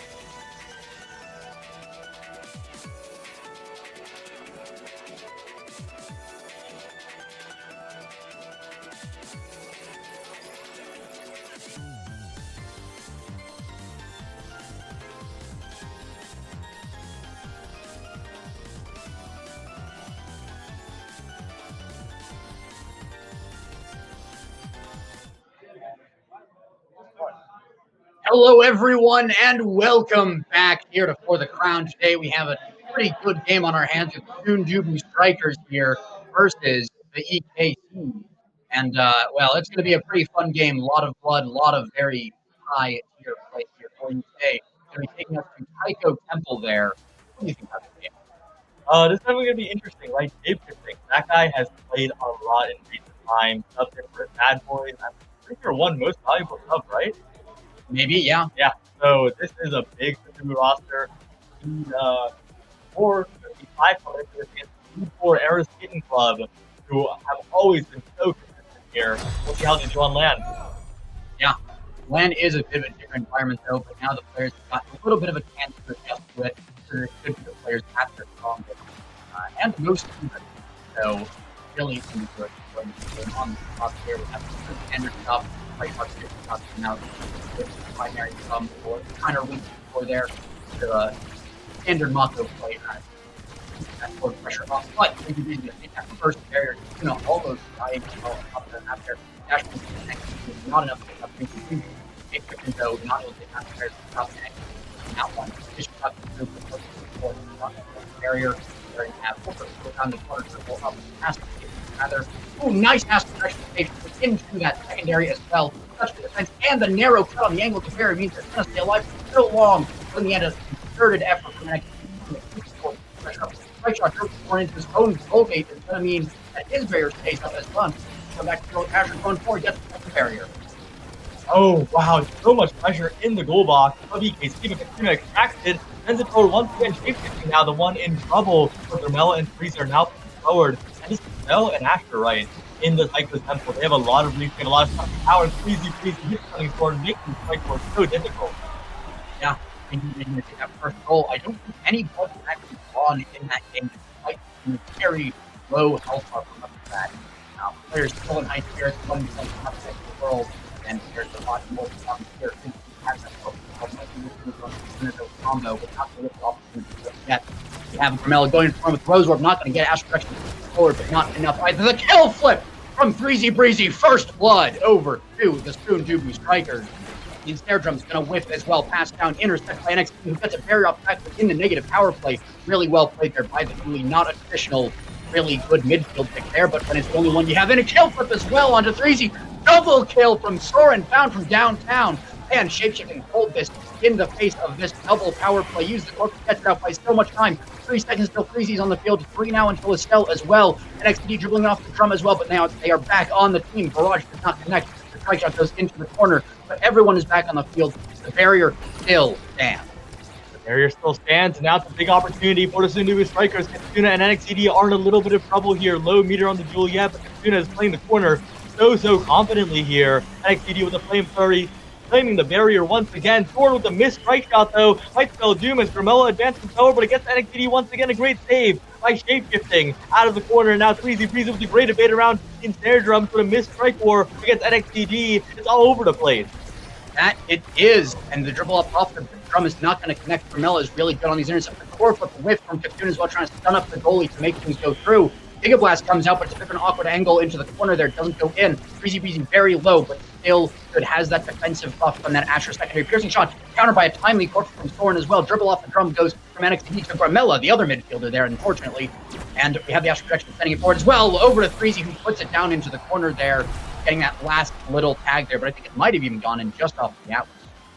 Yeah, really well played from the Sundubu Strikers. They're playing very cautiously. Of course, they're getting KO'd. NXTD explosive dash punches so far. But other than that, I think they're really just keeping the control of the lanes locked down. That's the power of the pass splitter and the Estelle. Yeah, a lot of power contained in those abilities and so much help in them as well, you were talking about earlier. Strike shot from Thorin, though, managed to also put a lot of forward pressure there. Critical Thorn's, though, going to ensure that barrier falls on top for another defender, but only the first barrier for now. Core flip, piercing shot combo. Grimella, nicely done. Freezy's there, run interference, but I think Grimella could have done that on their own. Freezy, though, missing the dash, unfortunately, means that flurry from NXT gets it forward. Giga Blast keeps it forward. Core flip out of Julie, doesn't find the barrier. It is on top of the defense. We have Freezy winning the strike war, passing top to Katsuna. Now to get there first with a great Rose Roar pass down to Freezy, and that is set 1 over to Sundubu in a sweep for that first set. Well played to the Sundubu Strikers. And a lot of that was off of the MVP for that round, shape-shifting, really making it difficult for the offense to get through from the side of EKC. This Asher is so strong for the Sundubu Strikers, but this Atlas is just a complete wall against a lot of the barrage plays that are trying to be made by Katsuna. And as we head into the draft, rewarded by denying the aerials away, that speed taken away from EKC. They can't play that Macho game plan nearly as strongly after the draft. Yeah, I mean, I was looking at it first, I was like, well, an Atlas aerials gets exactly one ability, makes kind of use of it, but that is a really big deny from Thorin there. Still gets size, so a bit of a sad draft in a way there for the Sundubu, even though you win this type of reward is to not lose the draft entirely. But they will take that, and they do have game knowledge. Unfortunately, though, Shipping misses the strikers a little bit too far too slow, even with the aerial speed buff. And Crazy Breeze going to not be able to get forward. And it goes past shape-shifting as well, potentially here for the EKC to get back into this. But it's going to be Freezy taking one barrier, Grimella kicking up the forward, but Barrage takes it through, NXT countered by the Crystal Thorn. They're going down the bomb. Strike shot comes out. Primary from Thorin as well. The dash, the strike, the primary, everything from Freezy, even this pass cutter, not enough. Thorin and NXT and Katsuna all on this defense, but that means they don't really have too much offense. Giga goes wide, the Barrage as well. The primary from Thorin hits Grimella, who's a little bit low, killing the potential for NXT here, but not going to find it just yet in air jump. So much damage on Grimella. Great dash as well, though, is going to mean that Grimella very barely survives even after the flurry from Julie in the core, just going back and forth to mid lane. Piercing shot kill from Grimella there, even on low HP, can still find the kill. Thorin now in a really dangerous situation, has to flip away. That's a lot of energy burn, and that's Breezy in full control. NXT about to come in on a flip, though. That could have been a dash punch flip, but doesn't go for it. And now the Sundubu Strikers, Grimella beating the 1v2 of Katsuna and Thorin. And the Sundubu Strikers, they're looking like the better team here. That they are. They were on the edge at the first part of that. They lost both their barriers to none, but they just locked in, came back, and just snapped right back to the goal. And I mean, if you're on EKC, that definitely isn't a fun time. You take the lead, a commanding lead in that point. You still only lose it in the end. Not a good time. NXT, though, a lot of offense here, taking a lot of damage. And that's a kill from Freezy. And the defense, both from shapeshifting, really good use of the abilities there. Rose or Crystal Thorn, but defended great primary from Thorn is going to keep them in this game. One barrier goes down now. But in the power play, they're going to get the 2 with the 4. Julie back on the field, though. And we saw this the other way. And that's a kill on NXT with the double as well. NXT, can they lock it in with the flurry? Yes, they can! The stun onto Grimella, securing that in. Beautifully played there by Era's Kitten Club, and they are absolutely locked in. locked in, but they still need to get a set on the board, right? It was a clean sweep for the Sundubu Strikers in the first set. This team has not looked off their tempo at all, even in that last point, right? It was just one slip up, and Breezy is back to the usual. Back to the usual indeed. So difficult to go up against the Asher, especially when Breezy is the one commanding. And the forward play as well. Shapeshifting just keeps it forward on the other side of the field. He is playing all the way on the midfield line, keeps it forward so that he can go to Gramella, go to Freezy. There is no chance to even attack anywhere near his barriers. He's chilling. Very, very well played, and now they set yet another lead. The strike shot sends it forwards again, and this Sundubu Strikers roster, it's been a while since they've been on the same team together, but it doesn't look like they missed a beat. Not missed a single. In fact, they might even be playing better for that. Now you get the chance to reanalyze the way that you did play and not falling into old habits.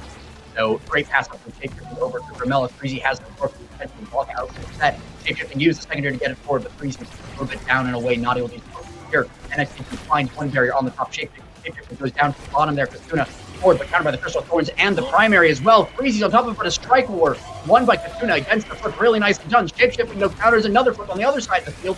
Uses his own flip, but it's countered by the Flurry. Every single flip that has been countered in this point.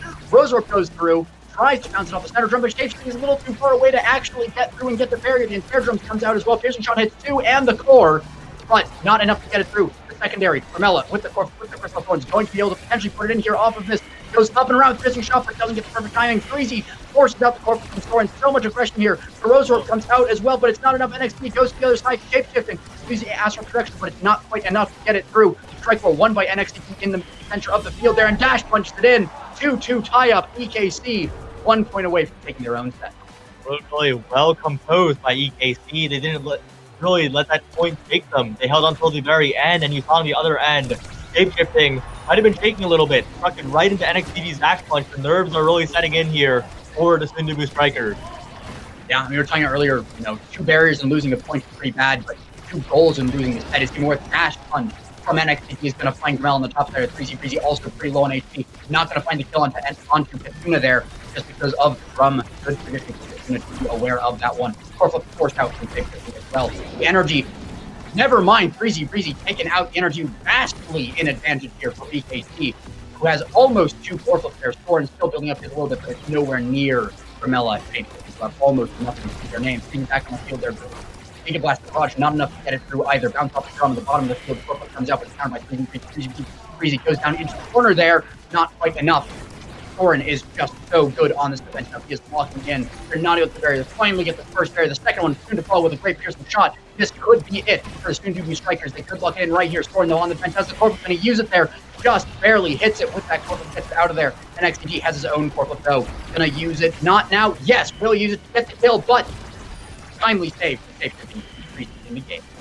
And with Breezy alive with the flip available, this is a huge opportunity for Sundubu Strikers to close out this game. The barriers are open. Breezy, one shot's all it takes. But a good strike roll by NXT sends it forwards, but they don't catch the core. Katuna barely misses it. It flies around the world, and Thorn can't cover the top side in time.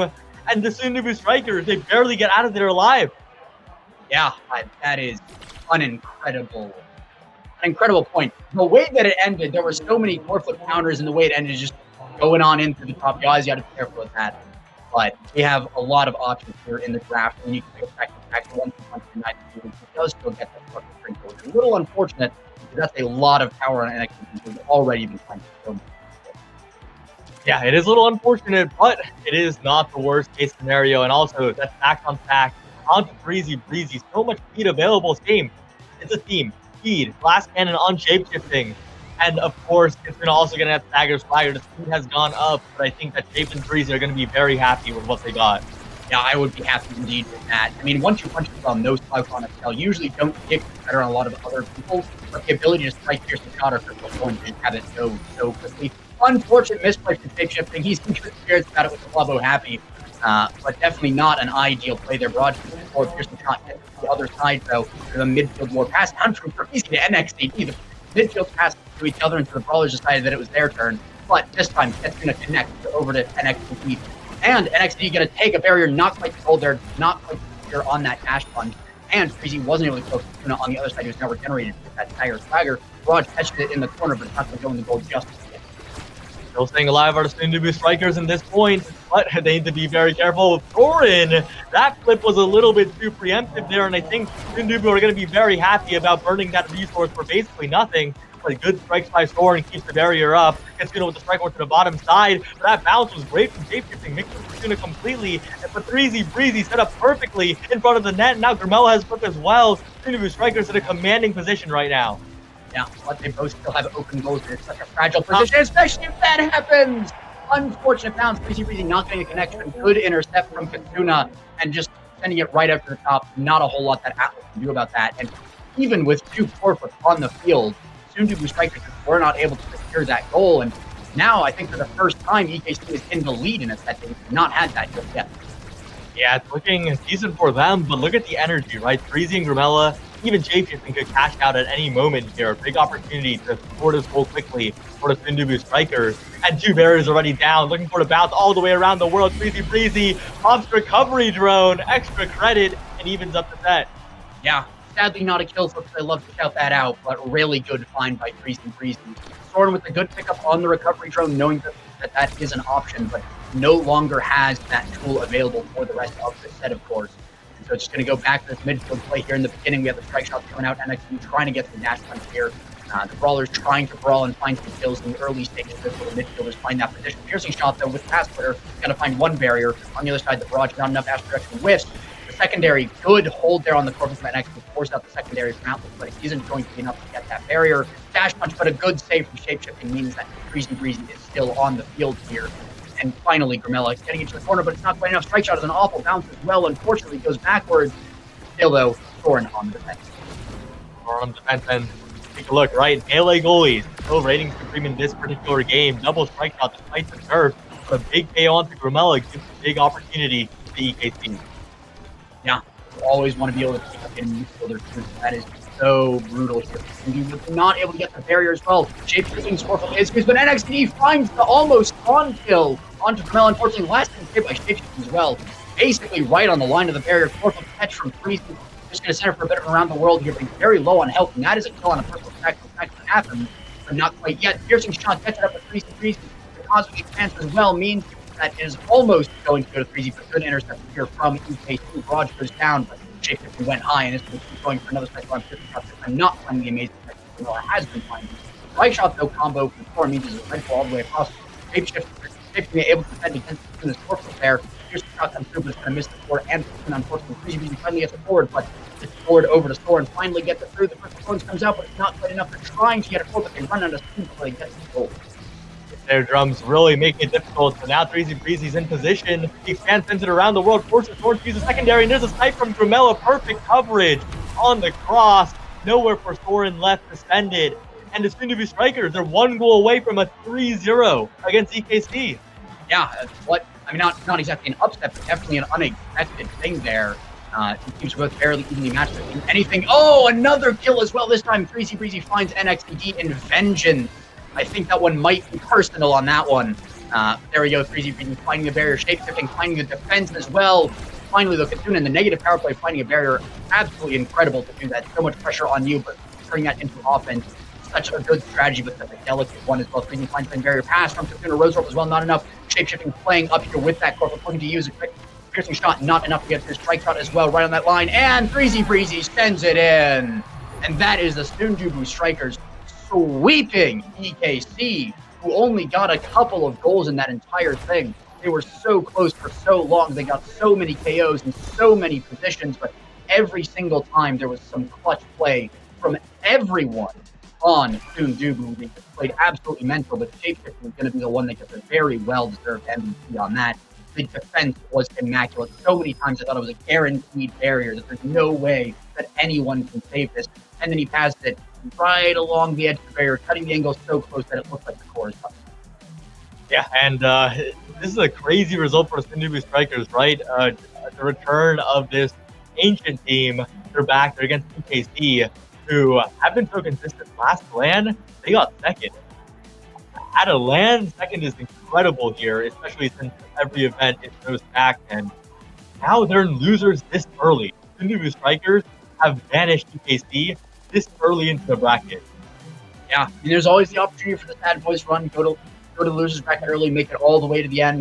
Really at that point you're just playing more games, but then you get to go through the losers bracket as well. So maybe that's the case in strat. Show up to the winners final nice and well rested, well warmed up from all the extra games, but definitely gonna be a lot more stressful of a route than the high road of the winners bracket there. Well played by, again, both teams. It wasn't to say that EKT was doing nothing. You can see that so many KOs and redirects, and of course, the most important stat, so many orbs. But they also were not able to capitalize, and that is the biggest thing with teams of this level. You let one mistake happen, it will be capitalized. So if you don't capitalize on your opponent's mistake, it's just not going to go well for you at all. Yeah, and that was a very, very quick best of one here. Shout out to the New Strikers, but that's it for this particular game. Anything you want to say? How's that been? Pretty fun. Shout out while we're here to the artist area in the corner there. Make sure you stop by if you want any of those prints or anything. Got some keychains too. So stop by there and have some fun. Meet some people. It's been great. A little bit cooler now as well. So it's been good to be here. It's been good to see you. But we will be continuing throughout the day with the rest of the LAN. It's going to keep on getting better from here. So stay tuned. But for now, take a break. Yeah, and if you're not at LAN, shop.bestianspot.com, !shop. Don't miss all of the merch. I know there's one product that is selling incredibly well. It is literally just the same art. It is the Kai with like the sunset, like going like this. Like Azora would love it. He's definitely gonna. Anyway, goodbye everyone. Bye.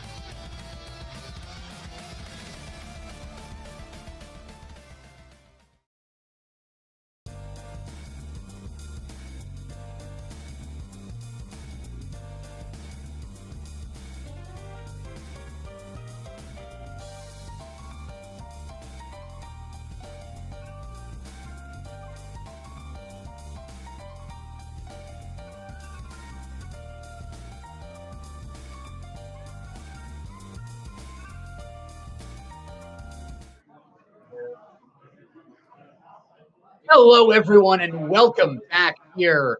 We have Woe Chills versus Oshino Coreflip, which if you've been following the bracket, that's a little weird, but I'm going to hand it over to Lore Master Yoshi here to tell you more about that. Yeah, big upset, big rumblings in the Pool A bracket. Woe Chills, the fourth on the roster, has taken out Demon's Rod. Demon players once again, they just keep cropping up and are now facing off against Oshino Coreflip. We've got, again, Borg coming in against a team that hasn't played in so long. Used to be, I was thinking about it earlier. Oshino Coreflip used to be a Demon team, and now here they are. Ancient Gods once again against Borg, another just old, decrepit man, but he still got it. Again, taking out demons, getting ready to be them, or him, Taco, and Jake versus Oshino Coreflip. So taking the game off of Blue Long earlier, I believe that was an upset in the season 51. I don't know, but yeah, we're loading into game, and then we have Borg on the Zentaro. Beautiful team. Taco and Jakar, which is a character that we haven't seen a whole lot of success on, but letting it rip. Merchant on Luna looks like Spice Blood Fans. Not going to have any of that. We're going to have an after. Not going on. I just like everyone's pick except Merchant and I guess Taco right there on full display. Wonderful to see. But we are.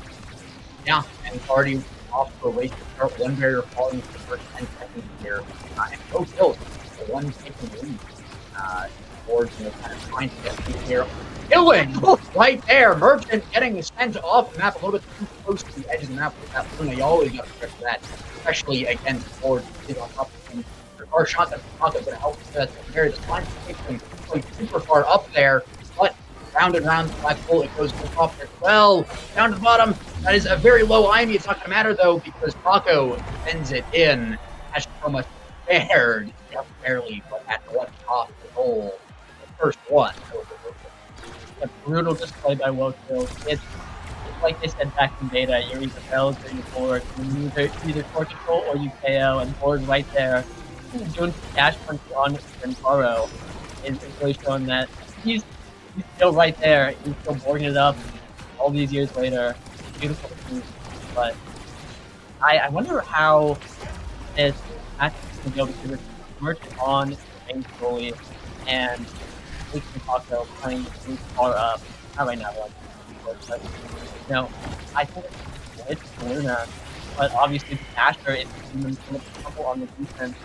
So either way, we can get more momentum as the comes out. A great passing play here from Merchant Defender though by and Borg alive for so long, but in the end, he is going to be goal. Tied up here. Oshino Coreflip. Jake has the Coreflip there. On the other side of the Coreflip team, but didn't really have the opportunity for the time was undone already. So it's forging a lot of damage from that Luna there, and I mean it is that heavy impact card. So pretty insane up here. And Coreflip here, it's Black Hole. It actually catches him a kind of friendly firing Miri Meg, leading to a double for Taco. Of course, Borg very low on the backside. Misstrike from Taco there. Borg trying to stay alive, dodging the Luna arrow, but not the barrier. Taco shot him through. Take, a little bit of dribble here on the bottom, going to the middle there, trying to set up a climb, but flying so much time here for Borg to actually kill him for 3 seconds there. Michael gets up 10, Taco taking a lot of damage, and that is going to be the specialty here of doing a lot of damage, but kind of the same on the other side, just who does more damage faster. And right now, it's kind of an even thing.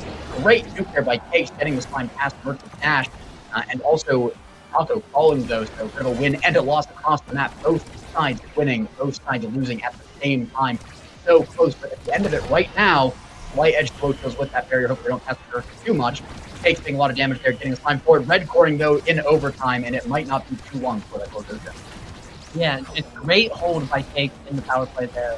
We're seeing that guy is not relenting even into the Asher, which is just brutal. Or just doing his thing, getting damage out there, KO and control. Ton of damage onto Mirameg, catch Chroma down. Looks like Woe Chills' opportunity to pull ahead in the point, but right now Merchant flying in. What a great Borg flick from the man himself. Will be putting it in. That's why he's the GOAT. He's so back. I don't know when the last time he played was, but it looks like he's been here the whole time. really crushing it on all these KOs. Got it all. He's balling it hard out right now. And on the Mirmeg though, got his one. Oh my god, KO's falling left and right, every which way. The barrier's open for low kills here. But Borg is low. I think that's a great opportunity to be done, but whether the fallout will have to do that. Borg goes down.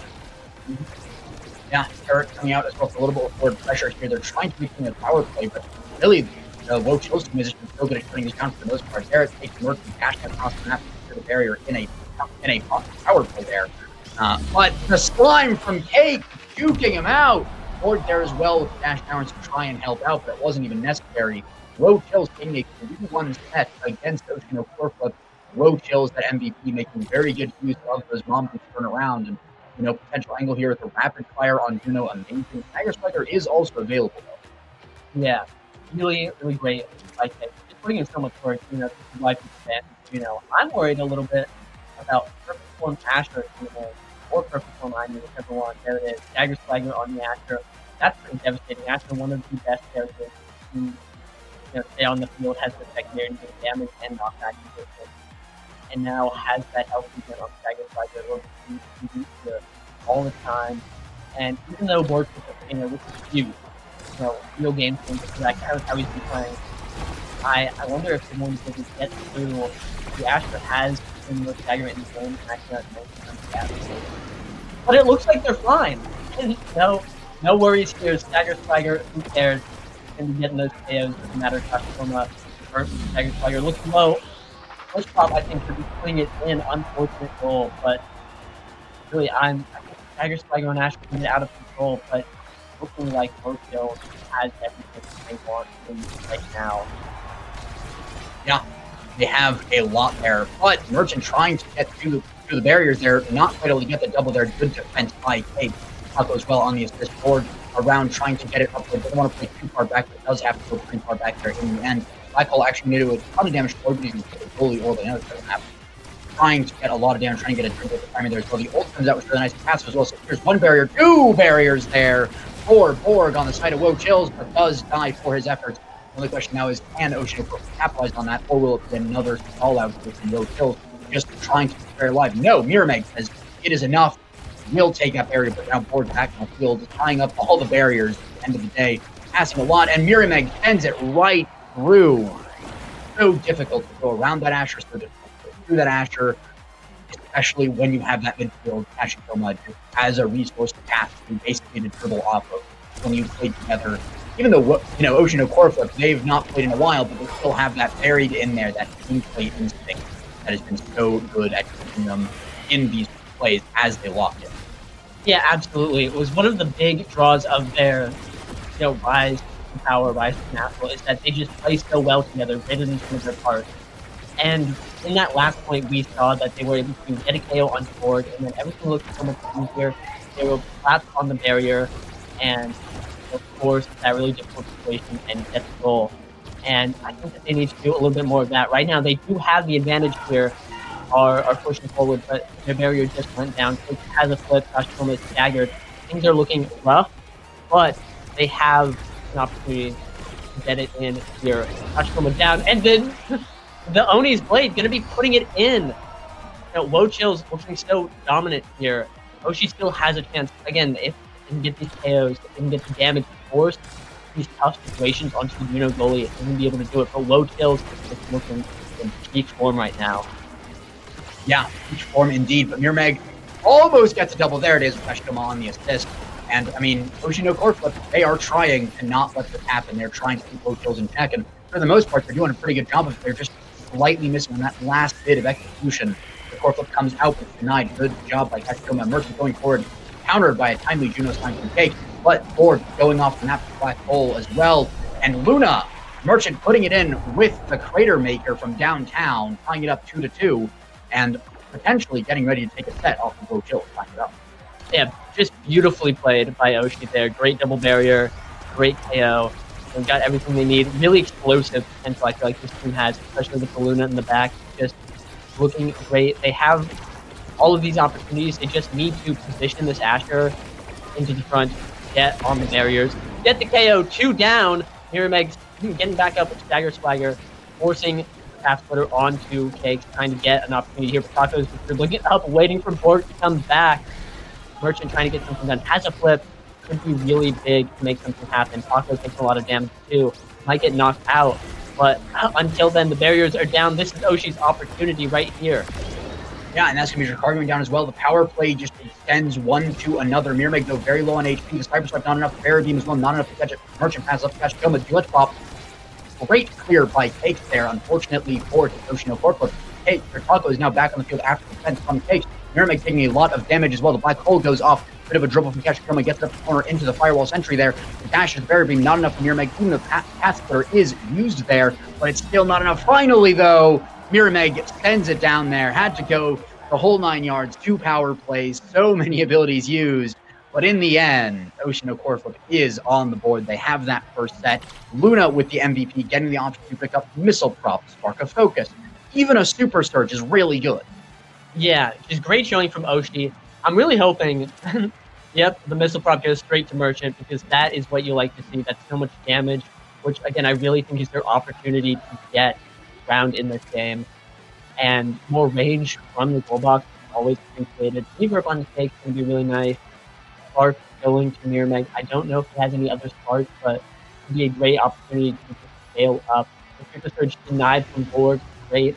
Just great on Imi as well. Going to be dashing and doing more damage. They take up a lot of damage here and really didn't let Wochil get a whole lot of anything. And we're seeing it right there. Borg already staggered. The win condition's been detected. This guy has so little stagger, has been shot dead by the Path Splitter, and here Oshi is looking like they've made the adaptation that they need to win this game. But you say that, and then Taco immediately gets the second barrier in the negative power play. First Pop comes out to counter it, but trading second barrier for first barrier is a trade you do want to take if you're on the side of Wochil's there. Pass down shotgun, not going to secure it, though, even with a nice cross clear from Borg. Not in the perfect angle set up there. Climbs, though, going all the way around. Good manual redirects there from Cakes, and in the end, it's going to be Taco getting down the bottom. Borg almost sending it in after getting knocked by Mirmeg. But Taco was just all that was needed. Borg was just there for support there. Very low on HP, but that has kind of been the story of this game of how much can Borg do while he's getting constantly attacked time after time after time. And it's a really good strategy from Oshi no Ko to just take out Borg and make sure that he can't do his thing. I mean, we saw the Borg click earlier. But 2 barriers going down while they're doing that, and that's going to be the goalie as well. Luna off the field, Cakes playing too far up. Great save from Kashikoma, but even better offense from Taco and Cakes, just making sure that any rebound is immediately caught and returned. 2-0 lead for Wochills. Yeah, wonderfully played. This is the threat of Wochills here, is that really Cakes and Taco are just 2 midfielders to support Borg and get the ball to them, and when they're able to press up like that, really get in, especially getting a KO. Like, they have all the agency in the world to just collapse on top of these barriers, and it makes it really tough. Oshi in a pretty difficult situation here after having a really good set, having a really good first point. Now they have to come back from this set, down to KO on Kashikoma. It's looking like a Wochills set completely. A little go next. But as I say that, the curse has been cast, and the ball slips right by, going into the net. Ocean Ocorflip on the board. Wow.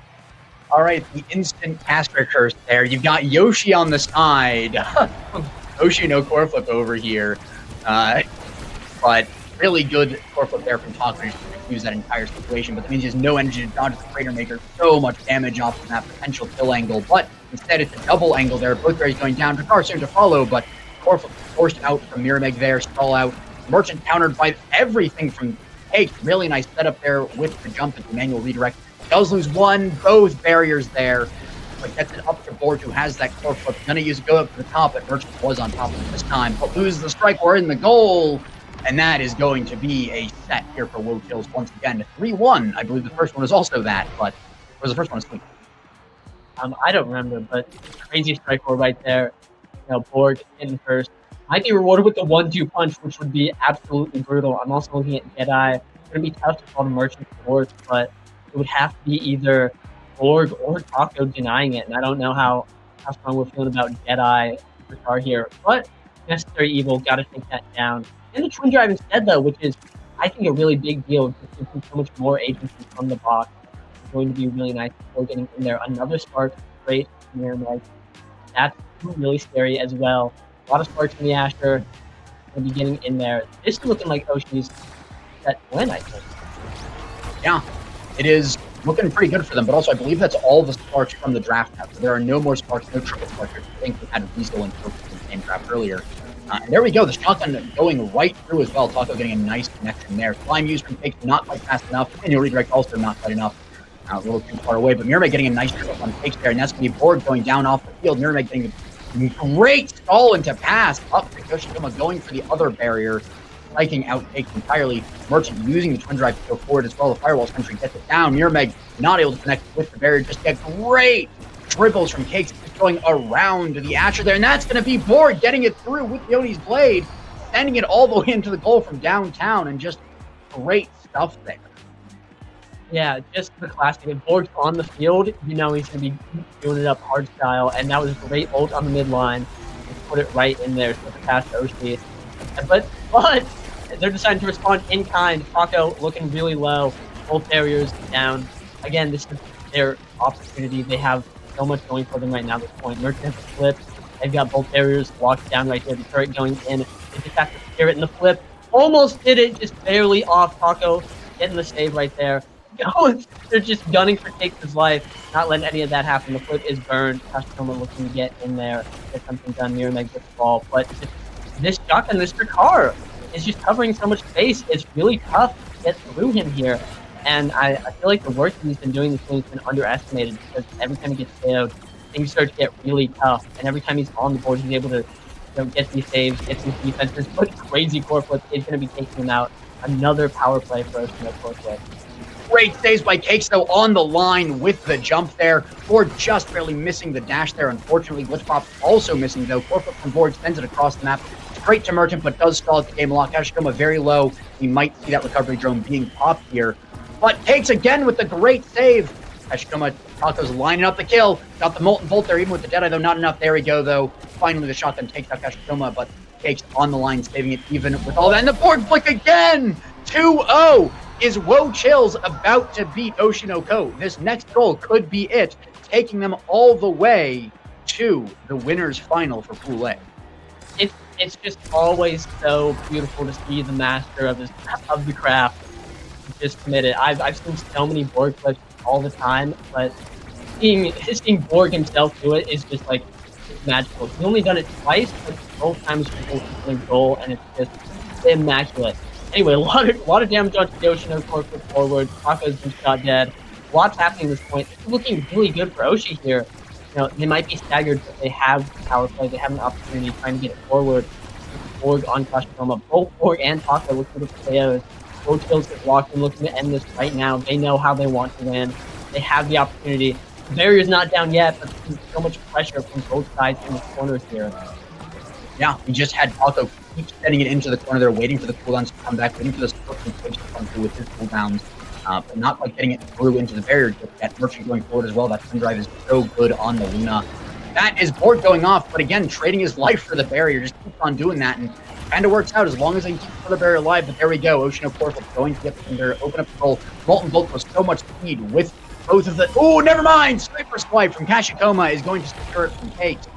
I was going to talk about how, you know, the Deadeye and the specialized training is really good combo for the Molten Bolt on Drakkar, but from out of nowhere, suddenly an Aimi comes down with that Super Surge, extra range and extra damage, stuns up Cakes, we can't do anything, about it, and just takes the goal. One barrier for one barrier being traded, though Kashikoma taking a lot of damage, but Drakkar dying on the other side of the map. Yeah, here Oshi is surging right now.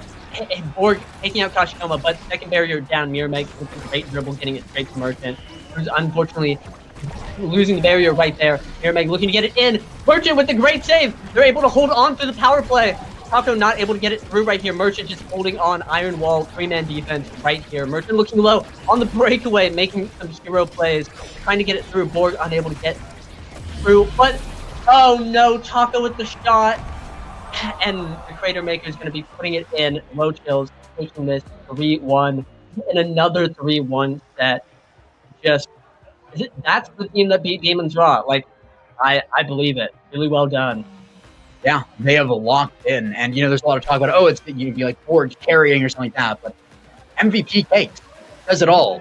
He was doing so much on the back end. We could talk about a lot of different things of how, Borg was focused so much so that it gives the other people on the team an opportunity to do more than they normally would. But at that point, they have to take advantage of that. And I don't want to glaze Cakes too much, but he was putting in the work there. So many on-the-line saves, 196 redirects, only outdone by the enemy mid laner, Kashikoma there, by one redirect at that.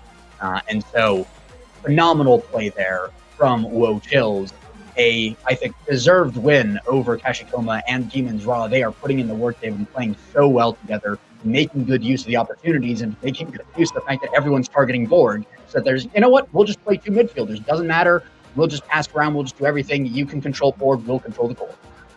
Yeah, beautifully played. Again, Cake just all over the map, infinite coverage, and I think it was just too much, especially some of the holds he had against Mirabeg and Kashikoma were just so beautiful. He was able to hold on to barriers, not let anything through, and I think that was really at the core of their success. Obviously, 7 KOs on board, pretty useful too, but with 13 on Mirabeg, and they were able to get KOs, especially in the back half, a lot of them, but we're just struggling so hard to get it in the goal at the very end. And again, wrapping it right back, Cakes just unrelenting there. Beautiful play. And Roadkills will be moving on to, I don't know what next round, but pretty big. Pulse Winners semifinals, which is the day 2 qualifier. Hey, production just getting it all looking good for Roadkills, which I don't think anyone would have expected this, especially, the win against Ocean. This was really big. I'm just going to say it. I had Wochills on my pick'ems. They're going through. I'm not going to say that I predicted everything, but Wochills going through has been on there. Never doubted you for a second there, Wochills. So looking forward to seeing you go forward in the tournament. It's going to be a blast to see that. It's going to be a blast to see everything else we're going to have coming up later. But for now, a bit of a break.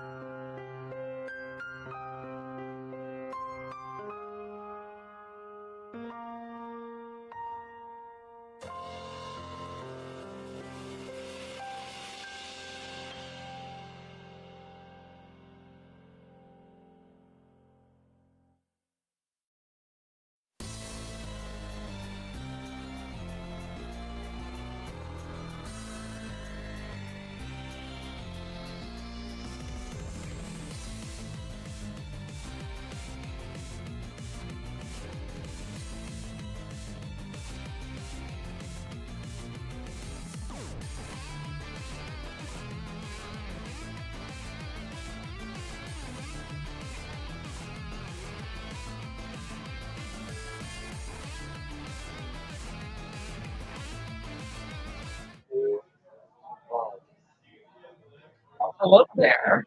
We're back, continuing our Pool A run, and the run of Will Chills, the run that nobody expected up in winner's bracket, and going up against one of your personal favorites, Sunjubu Strikers. How are you feeling today? Oh, I'm feeling wonderful. Will Chills has been going on a demon run. I might have been less everything, but Sunjubu has also just been on a pretty dominant performance, and now going up might be Will Chills killers, but of course Will Chills can't like just use off the C1 to do anything. Like, hi. Hello, test. Are we doing it here? Do we have audio? I don't know, but hey, we're getting into the game right now. Hopefully, you're able to hear us. We're talking about Will Chills going on a crazy run right now and finding themselves guaranteed top 6. This match winner will be guaranteed top 3 straight to winners finals. The end bracket, and we're going to clear.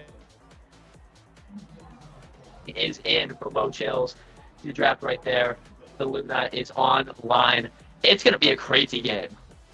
Yeah, I mean, we've seen Will Chills at their normal shenanigans, ZZZ, blowing people out of the water. We had Borg come in for a little bit and do some KOing, doing some getting for himself.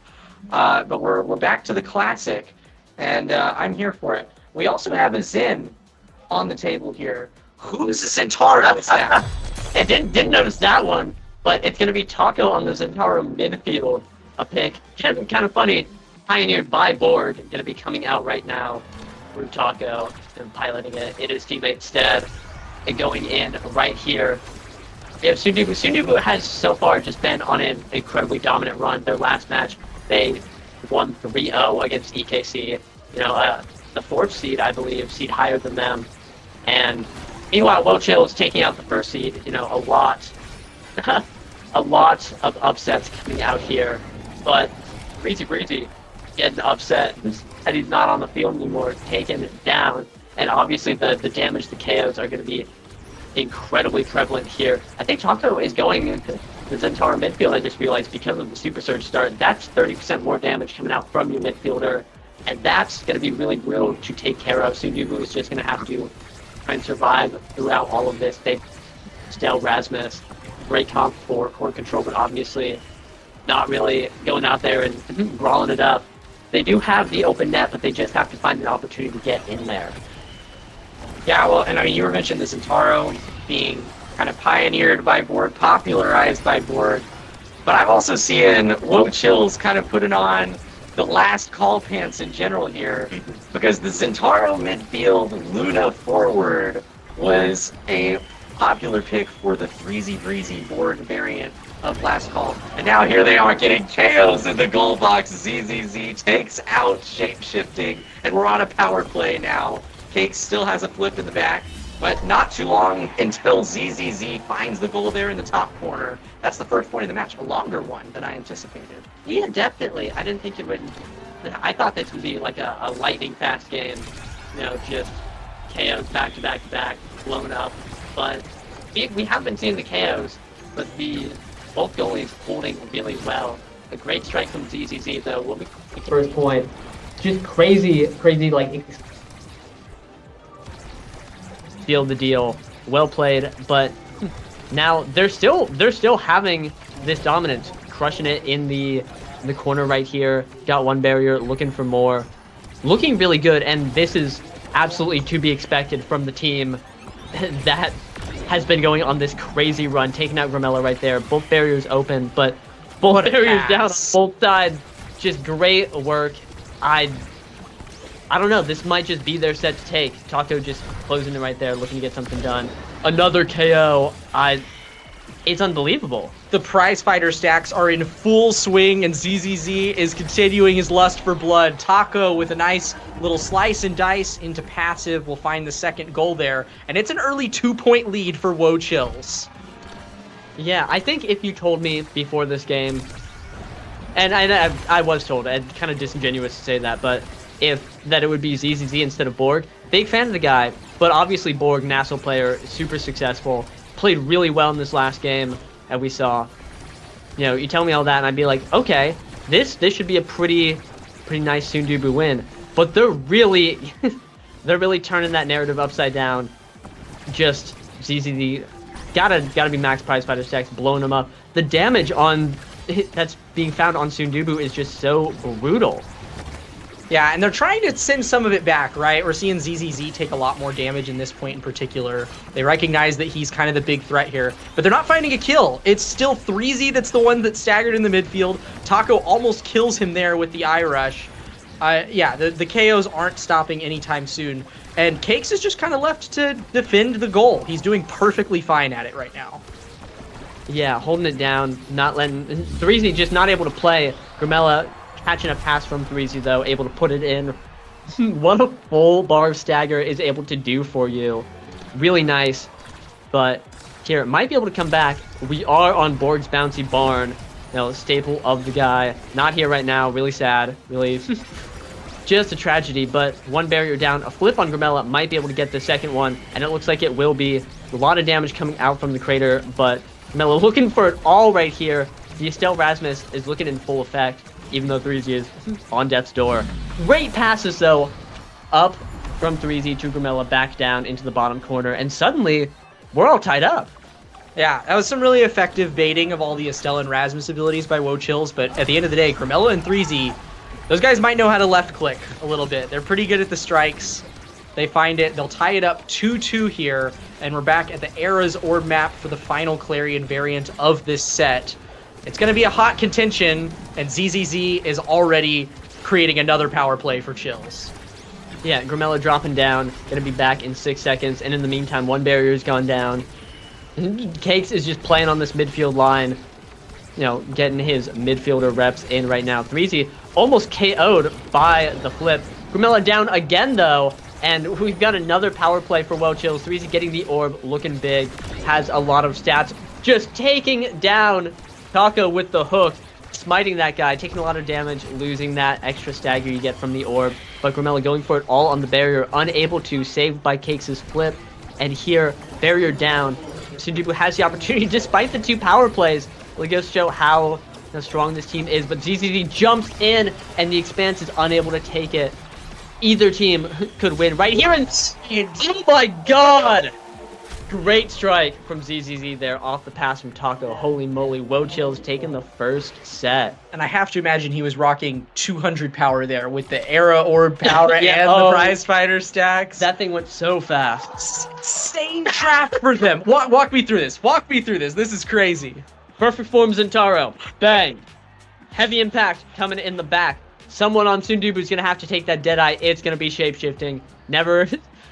Deadeye Atlas could be pretty good, especially if you get missile prop, but just not quite what you want to see. Cakes taking the reverb. Took it last game. I think just really likes having that extra CDR, which is, of course, wonderful for Juno. Size onto 3Z Breezy, and a recovery drone could be pretty big.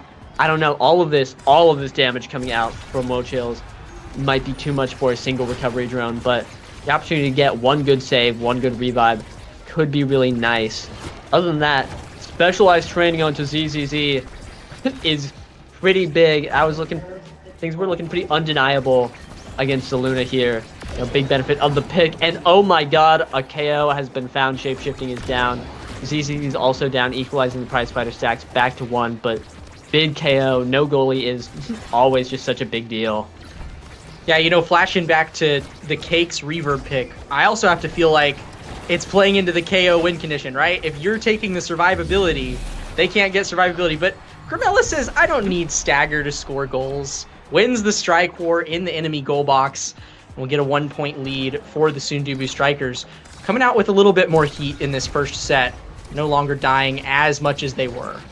Yeah, it's really interesting. 3Z Breezy has been staggered most of the game. Just been taking the brunt of it. But Grimella, every time he's died, I think he was at full or...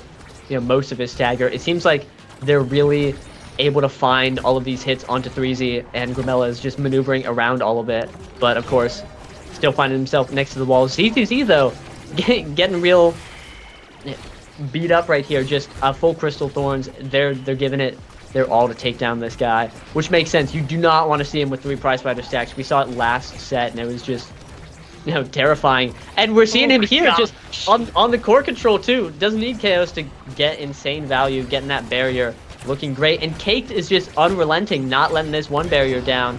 And Gramella's down again. Yeah, beautiful, beautiful bait once more. Taco holding Gramella in place, making sure ZZZ gets the free shot off. That seems to be their game plan, right? ZZZ plays far away from the play, and then Taco ensures that the core is being focused on by Gramella and 3Z. They managed to find the second barrier here. Cakes with a flip on the back line. Does manage to send the slime up, but ZZZ is struggling to get through all of these Atlas abilities. Atlas, that's the last primary out right there. That means it is now an open Atlas. Gramella trying to take some brunt off of the goalie here. 3Z gets the recovery drone back.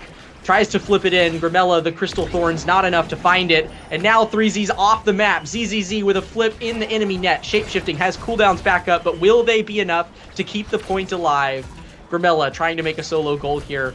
Gets sent back down to Taco now with a flip of his own. He burns it early though, and 3Z's back on the board to equalize on the other side of this power play. Nice Celestial intervention there to prevent another power play going the way of Woe Chills.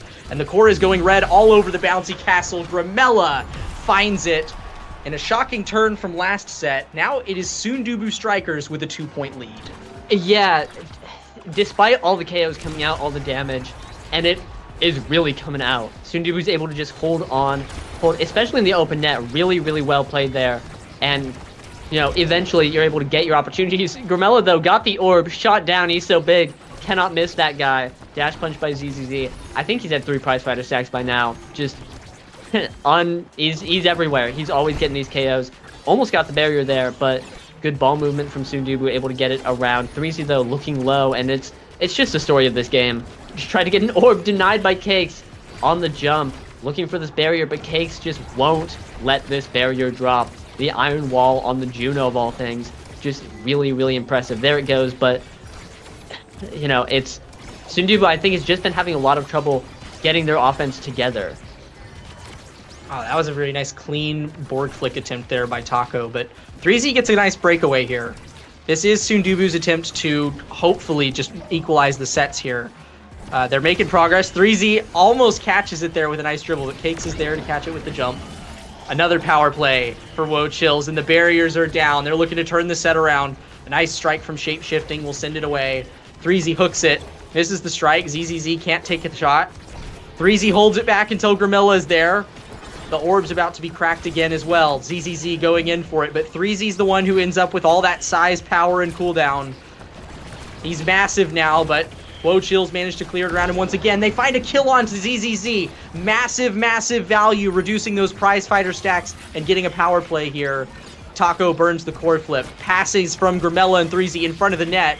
Forces out Cakes' flip, but he will keep the goal alive. ZZZ back on the table now. This might be one of the longest Clarion points on this variant I've ever seen. They're keeping it alive, though. Woe Chills has another offense attempt here. Taco grabs the orb this time. It's back over to Cakes, 3Z, and Gramella, but he saves it with the jump again! It doesn't keep it alive, though. The Sundubu Strikers are hot on his heels, and 3Z will close out the set for them. Just the Woe Chills defense is insane. And again, you just wouldn't expect it from this Juno, but this guy is everywhere. I feel like he always has a flip, and it's just because he's doing so much. He's always throwing out slimes, getting a ton of value, generating that energy, and it's so tough to break. The Adrenaline Rush, though, big deny from ZZZ, you know how it is, but also a nice pickup. He's been getting some KOs. 1-2 punch being denied from Cakes as well. Just taking the resilience, not letting any of Sundubu pick up that survivability, but I feel like Shapeshifting wouldn't really want it. Takes the Glass Cannon, which I think is pretty bold, with all the just everything coming out, but of course not a lot of it's going to him.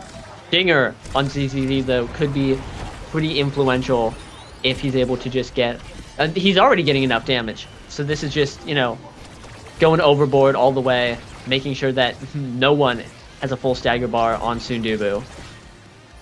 Yeah, it does seem like a lot of Sundubu's victory here is going to depend on ZZZ not taking any more of them off the map. 3Z had a really nice run up the field there that will give them an early point here.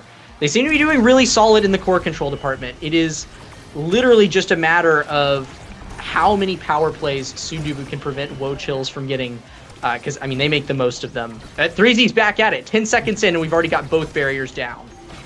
Yeah, I don't know what it is, but it seems like he's figured out what's been going wrong. You know, got Cakes' number, able to get in there. But now, Woe Chills on the collapse in the corner, able to win all their strike wars and force it right through, getting another point on the board, tying up this set. And they were able to do it with no KOs, which, you know, you wouldn't expect from this team, especially after watching those first few sets. But, you know, really nice, showing that they've still got it. But again, 7 seconds this time. 3Z is just on a tear, and a great Rose Warp from Gromella is going to be putting it in. Sundubu looking to end this set early, wants it done right now. Yeah, I don't even think that they got any, like, awakenings that have really transformed their ability to succeed in this game. Sundubu just decided to turn on the switch. They're just going down. He gets the ad rush proc and the kill on ZZZ. 3Z going at it. But Taco's actually holding strong in the reverse power play. Yeah, definitely. ZZZ back now. Only one barrier able to get gotten. A lot of damage onto Taco, though. ZZZ goes for the KO attempt, the dash punch. Taco goes down. 3Z still alive. A lot of damage coming out, but this barrier is still up. Cakes has a flip. Made a great save. Now the ball on Sundubu's side. They're looking for something, but a great pull from 3Z. Not going to be enough, though, because Taco is back, able to save it right on respawn, right in the nick of time. 3Z taking a ton of damage, getting hit by the Zen primary, and just Cakes is back. You know, these players are taking turns just reading each other, figuring things out. 3Z looking low, but Cakes will just not let this barrier go down. He's got so much patience back there, is winning against so many abilities. Finally, 3Z is able to clutch it, though. A little flip pass down to Gromella here. 3Z is low here, but does have the recovery drone if ZZZ decides to take it out here. It does look like they're trying to find the kill. The Celestial Intervention gets it, but that's an own goal from the Taco's Oni's Blade. That's another set for the Sundubu Strikers, and they're now a set up. Yeah, explosive finish to that series, but there we're seeing the extra special. 3Z going all in on these hook KOs. Just definitely want to deny it from ZZ as well. Hey, sometimes it's a little slow. Rapid fire, though, not what you want to see. The stagger swagger, though, is exactly what you want to see. Almost surprised ZZZ didn't take that. Just such a nice awakening for staying alive. Gromella just not worried about getting staggered anymore. Going to be hanging out. Taco getting that twin drive. Spark going to shapeshifting, not letting the focus get to Cakes. He has the reverb. He has the Spark resilience. You do not want to see that guy get Spark of focus and a ton of KO or CDR. You don't want to see this guy get double barrier. 5-second goal! And then owned in 5 seconds. Sundubu just showing him who's boss. This is what I would expect from this team that's gone as far and as dominantly as they have. Just crazy point right there. And that guy's dead now. The KOs have turned completely in the other direction. The glove is on the other hand now, and Sundubu Strikers are not letting it swap back. Yeah, shapeshifting pushing all the way up to the midfield here in the power play. It does unfortunately get cleared away, but yeah, this is the Sundubu Strikers that we all know and love. 3Z is non-stop pressuring KOs on the wall now. Cakes having to play for his life here in the goal box. So much patience, but there's only so much you can do against a 3Z Gromella. But that's shape-shifting down! ZZZ back on his bullcrap, and it's another Woe Chills power play. Yeah, oh my god, Gromella forced to hold right here. Looking to stay alive, doesn't have an evade, used it earlier to stay alive, trying to save the barrier in the first time. Shape-shifting coming back, but the barrier's down, the Gromella's down, the 3Z stagger not there. And that's going to be a point for Woe Chills, locked and loaded. And it looks like they have no intention of going down easy. Tough first point for them, but they are looking to bring it all back right here, right now. Yeah, and this is Centauro midfield, but 3Z finds another KO here. That's an ad rush proc. Shape-shifting once more all the way up on the enemy side of the field, and Gromella will tap it in. That puts them up to match point here. Sundubu Strikers on the verge of taking the first game in this series. We are on the Obscura map, though, so there's a little bit more damage here that Woe Chills might be able to use to their advantage and keep this game alive a little longer. Yeah, especially because the Atlas ult has come out right now, and so not going to be having that for another 50 seconds. Gonna be tough to try and survive. 3Z been staggered this whole point. ZZZ looking pretty low too, but that's both barriers down. ZZZ with the flip, just letting it rock right there. The missile, the dash, you know, the whole 9 yards, and that's gonna be another point tying up this set. Woe Chills is not out of it yet, and this is their chance to bring it to a set 5 on Borg's Bouncy Barn. And Vegas! Oh my god! It's insane! Oni's Blade comes out, 3Z catches it, Cakes sending the core at mock speeds thanks to that spark of strength. 3Z gets a barrier, manages to find both barriers in the reverse power play as shapeshifting comes back online. 3Z just solos. Grimella and shapeshifting did not touch the core for the last 20 seconds of that game. It was just all 3Z. I mean, 3Z solo is your favorite verse. Holy moly. Just Cinema.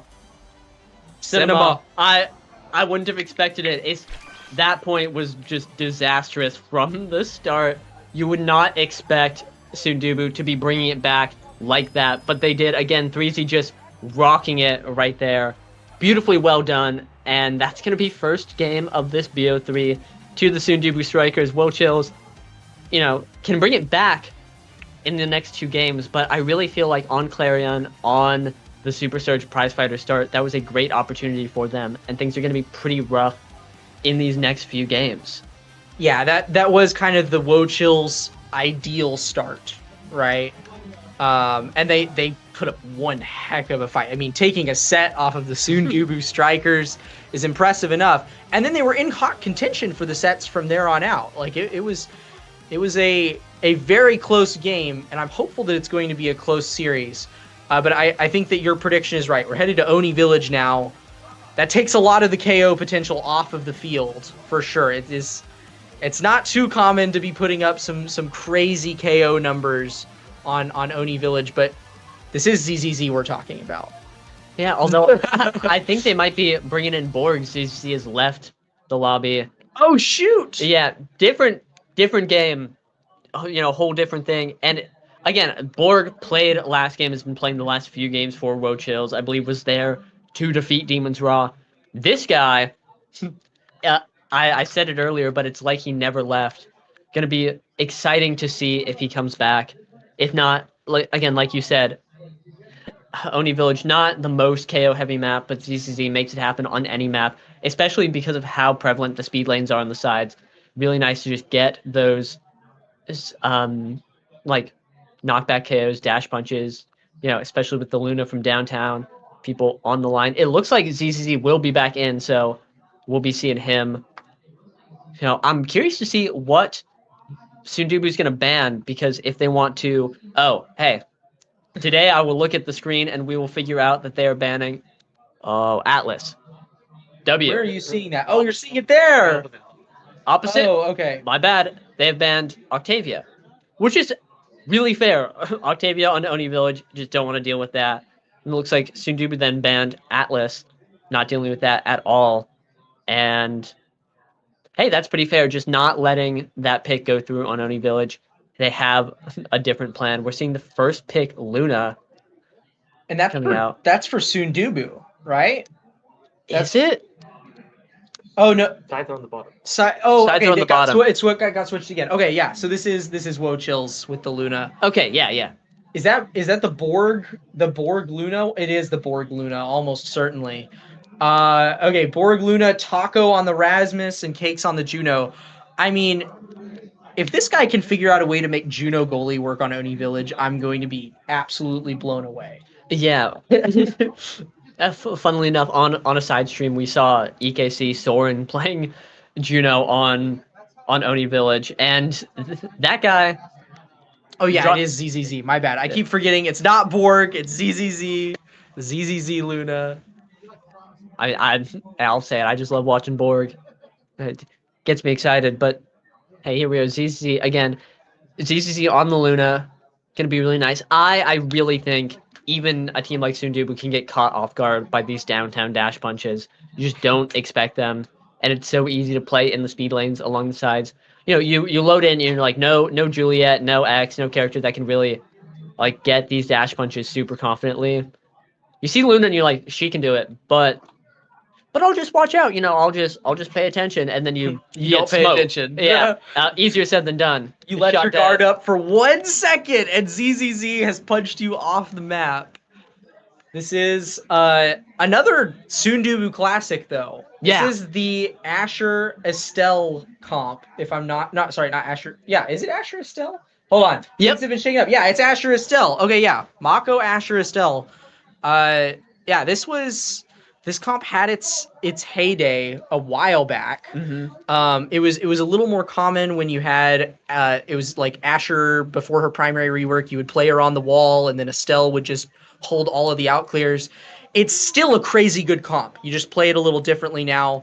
Sundubu have been running it from the get go, Mhm. and I'm excited. I haven't seen them run it in a while, but that might just be because I haven't seen Sundubu strikers in a while. They're Yeah. bringing back.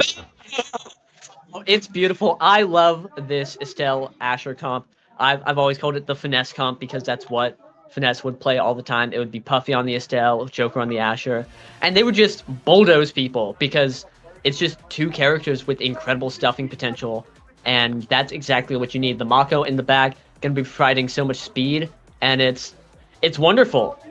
It's really, really effective, and we're going to be seeing them on Sundubu Village. Last land we saw the Sundubu Strikers. They, I believe, won 9-2 against Sad Boys on this map.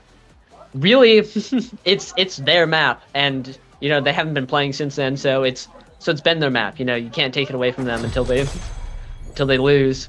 But we're here, we're back loading in, and I'm really curious. We've got the Rasmus midfield coming out from Taco. Will Chills has always been the wild card team. You never know what to expect with them. But this team comp on Oni Village, you see this, and it kills a Victorian Omega Strikers child. This is vicious. But they make it work. That's always the crazy part, is that they make it work. And here, I think they've got a lot of work to do to get through the Estelle Asher and the Mako in the back. But if any team can do it, it's absolutely Woe Chills. Yeah, it does seem like on offense, they're willing to let Taco position a little more brawler-esque, standing in the primary range of the Rasmus and putting ZZZ on the wall.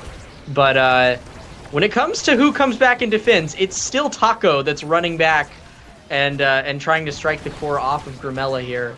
But we were talking about they're not going to kill on this map. Here's 3Z Breezy on the brink of being staggered in just 0.1. I don't know how they do it. Yoshi. I just don't get it. It might be time to hit the Woe Chills VOD review mines and just learn all their secrets. But right there, 3Z unable to get KO'd.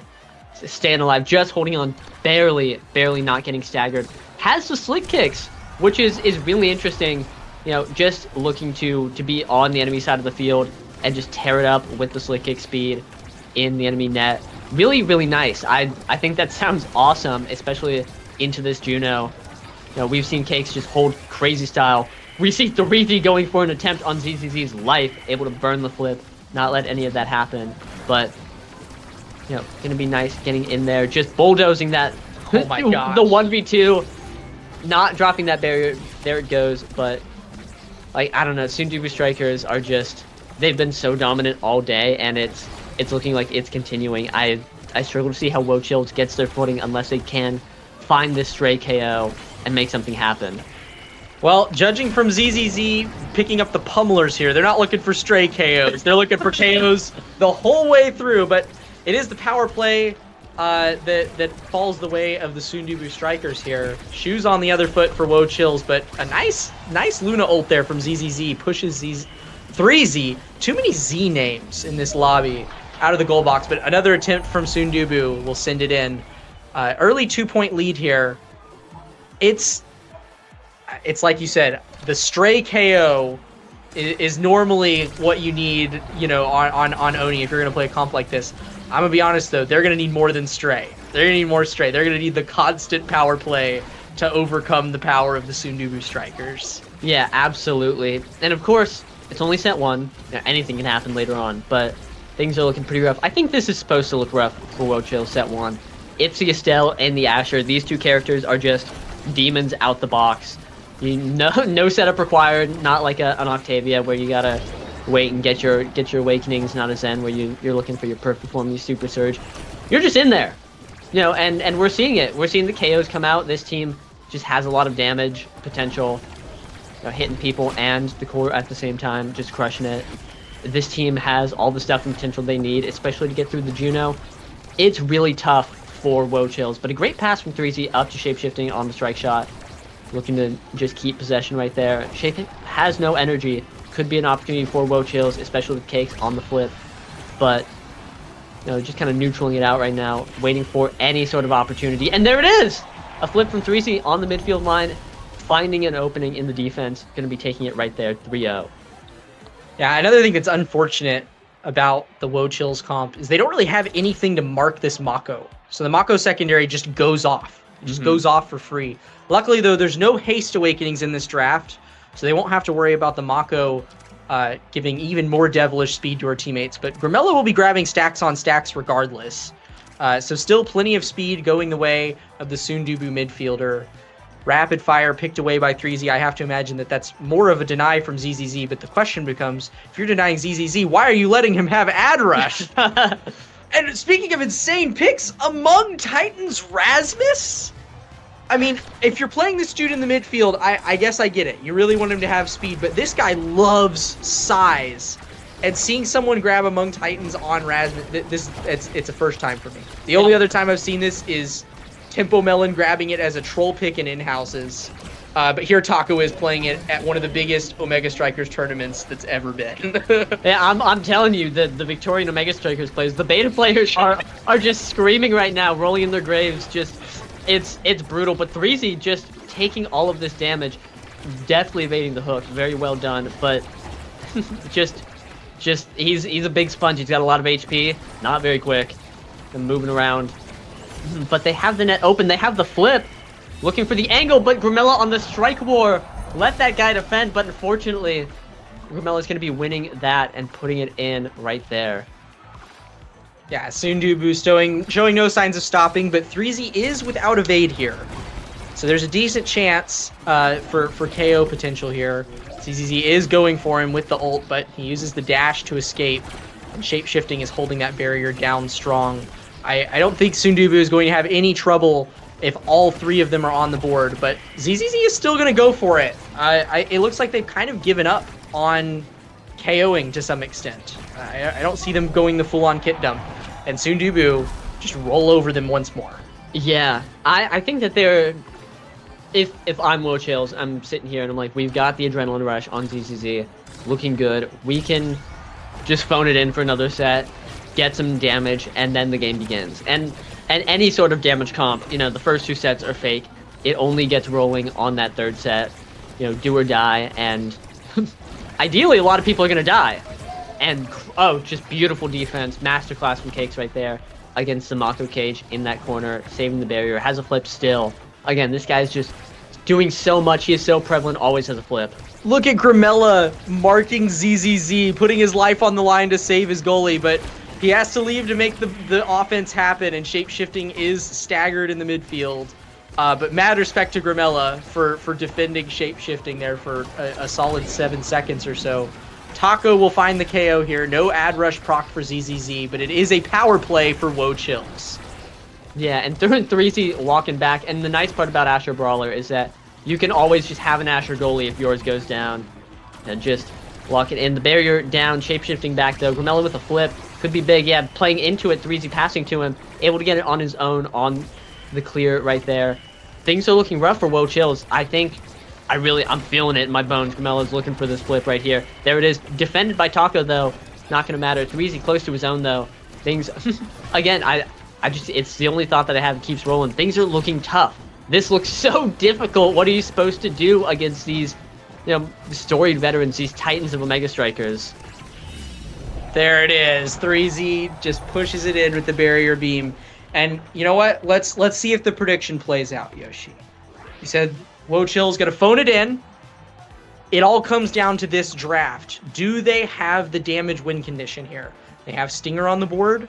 They have Super Surge for the Luna potentially. They have Missile Prop for the Luna potentially. But there's also a lot of survivability here for Sundubu. Yeah. Spark of Rezil going the way of Grimella there. I was about to say, I imagine we're about to see a Stagger Swagger pick up by 3Z. It's just another barrier towards that win condition, right? Yeah. It's that much harder to find those kills, find those power plays. Do you think that there's a world where Woe Chills are able to pull it off here? That is Stinger Juno and Missile Prop ZZZ. And not even Luna, just the guy. That's pretty big. I think the Stagger Swagger on 3Z is going to be really nice. I think they can get through the Spark Resilience health on Grimella, though. They have a lot of damage. They have the opportunity. They're going to have their barriers for longer than 15 seconds, though. A great flip already. No, the rocket. Flip 15 seconds into the match. The rocket coming out. A lot's going on, but really, this, again, do or die. Woe Chills has to, they got all of their damage, exactly what they want. They have to get in now. I do think that the stacks on Grimella and Super Surge on Shapeshifting is going to be really tough because now Sundubu is just, and the Stagger Swagger on 3Z, like, they all have a ton of speed, and they all have just so much coverage on this map that's all about coverage. It's really difficult to find these KOs for Woe Chills, but I don't think it's impossible. I think that they have the potential to do it. Not if ZZZ's taking a lot of this damage, though, and it feels like they've been shooting him a few times. Grimella has a stray beam, and he says, we got to get this guy. You know, and that would just cut off all of their offense, and obviously they can't win like that, forced into defense. It's tough. The Crater coming out on Shapeshifting on the secondary, not letting that go through, makes a lot of sense, but it's slow going. Not anymore. The Brawlers are brawling it out, taking a ton of damage. ZZZ with the flip. Things are a little dangerous here for both teams. ZZZ is trying to find the ad rush proc, but that Mako speed plus the Stagger Swagger just gives 3Z Breezy the speed he needs to find that second barrier. And instead it's ZZZ who's off the map here. Taco desperately trying to hold it down. Grimella sends it around his flip there. There's the piercing shot, bringing it right back up to Grimella. ZZZ now back on the field, but 3Z Breezy's already in your net. And that is a match point, series point for the Sundubu Strikers. Looking dire here as, once again, Taco is without evasion on the start of what could be the final point of this series. Yeah, it all comes down to this. If Woe Chills is able to get their footing, get in there, and get the KOs, the barriers they need, they have one, looking for another. But here 3Z is just rushing through, trying to get his barriers. ZCC staggered. It's tough. Woe Chills betters, I'm sorry, things are looking really rough. Unless ZCC still alive, able to make a great play, looking for anything, but the ball is just always in Sundubu's hands. He's alive for now, though, and 3Z is looking worse for wear. ZZZ multitasking here, casts the rocket backwards, then takes the barrier. The net is open for the Sundubu Strikers, and Woe Chills are chomping at the bit to get the core in there and hope that it doesn't find its way into the hands of the 3Z Breezy with a core flip. He just uses it to kill! It's a power play for the Sundubu Strikers. Grimella has flip in front of the barrier here, but it's defended away by Cakes, who has a flip of his own. ZZZ dropping an ult on 3Z once more, but the barrier is found with a piercing shot and a Mako primary from Shapeshifting on afar. Taco finds the power play right at the start of his respawn. 3Z Breezy off the map. Shapeshifting shut down off of the Mako secondary. And it's Taco and ZZZ trying to pass in front of the net here. But Grimella is perfectly marking the center between them, making sure that no passes are allowed. His stacks and stacks are up and running now, so he is ruling the midfield. Shapeshifting burns the flip. Now he's looking worse for wear, and ZZZ kills him with the dash in the back of the net. That's an ad rush proc and a flip. Taco hooks it around 3Z Breezy, and Woe Chills stay alive for at least one more point. Oh my god. Hey, Woe Chills fans, we might be back.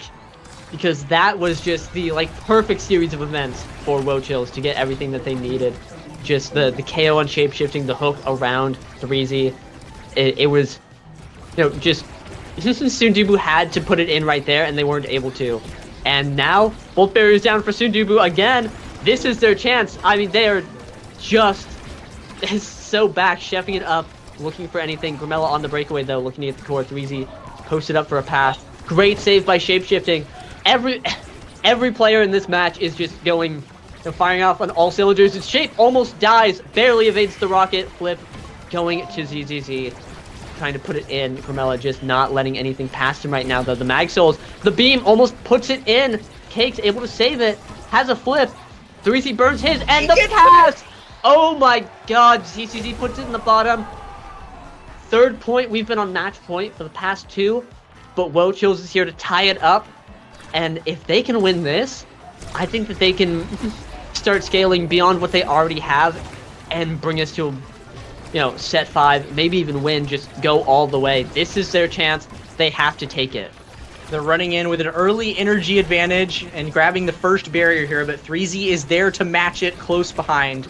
Cakes has a defensive flip here, and 3Z is looking worse for wear, actually staggered here with no evasion. Gets sent near the edge, but there we go. He's using the cheeky tactic, but he leaves his station on the wall for a split second, and Taco will take him off the map. It's another Wochills power play. This is their home plate. ZZZ flips, but it's stalled out by Grimella. Shapeshifting at half health. He gets dash punched by ZZZ. And it's another power play for Wochills. 3Z comes back on, taking in the de facto goalie role. Grimella forced to flip here in the middle of the Luna ult, and Cakes loses the barrier right there. He still has the flip, but that does mean that Wochills are the first ones with nothing but air at their backs. It could all end for them right here. Cakes desperately saves the goal. Grimella wildly sending abilities, and both nets are open now. 3Z encroaching upon the goal.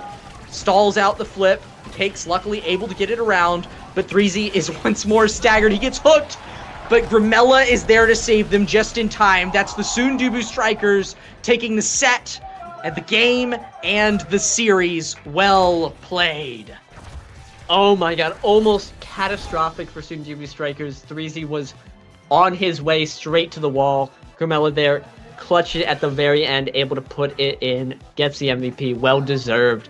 Well played by Sundubu, and that's going to take them straight to winners finals of the whole tournament. They are guaranteed a top 3 finish right there. Just like last time they played at the LAN, clocking in 3rd. Looking to do better, absolutely. Tough game for Wochills, but they are guaranteed top 6, going straight, I believe, just straight to loser side top 6 in the bottom. That's a great place to be, especially in a team. I don't even know what their seed is, but they're here, clocking in top 6, really well played. Sundubu looking to win it all, going straight for winners finals.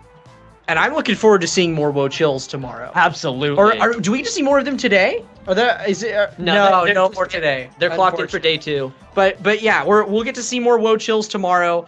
I'm bumping with this team. Absolutely. I'm bumping with both of these teams, but to see such unconventional playstyles featured and played at such a high level is absolutely fascinating. So we'll be seeing more Wochills tomorrow.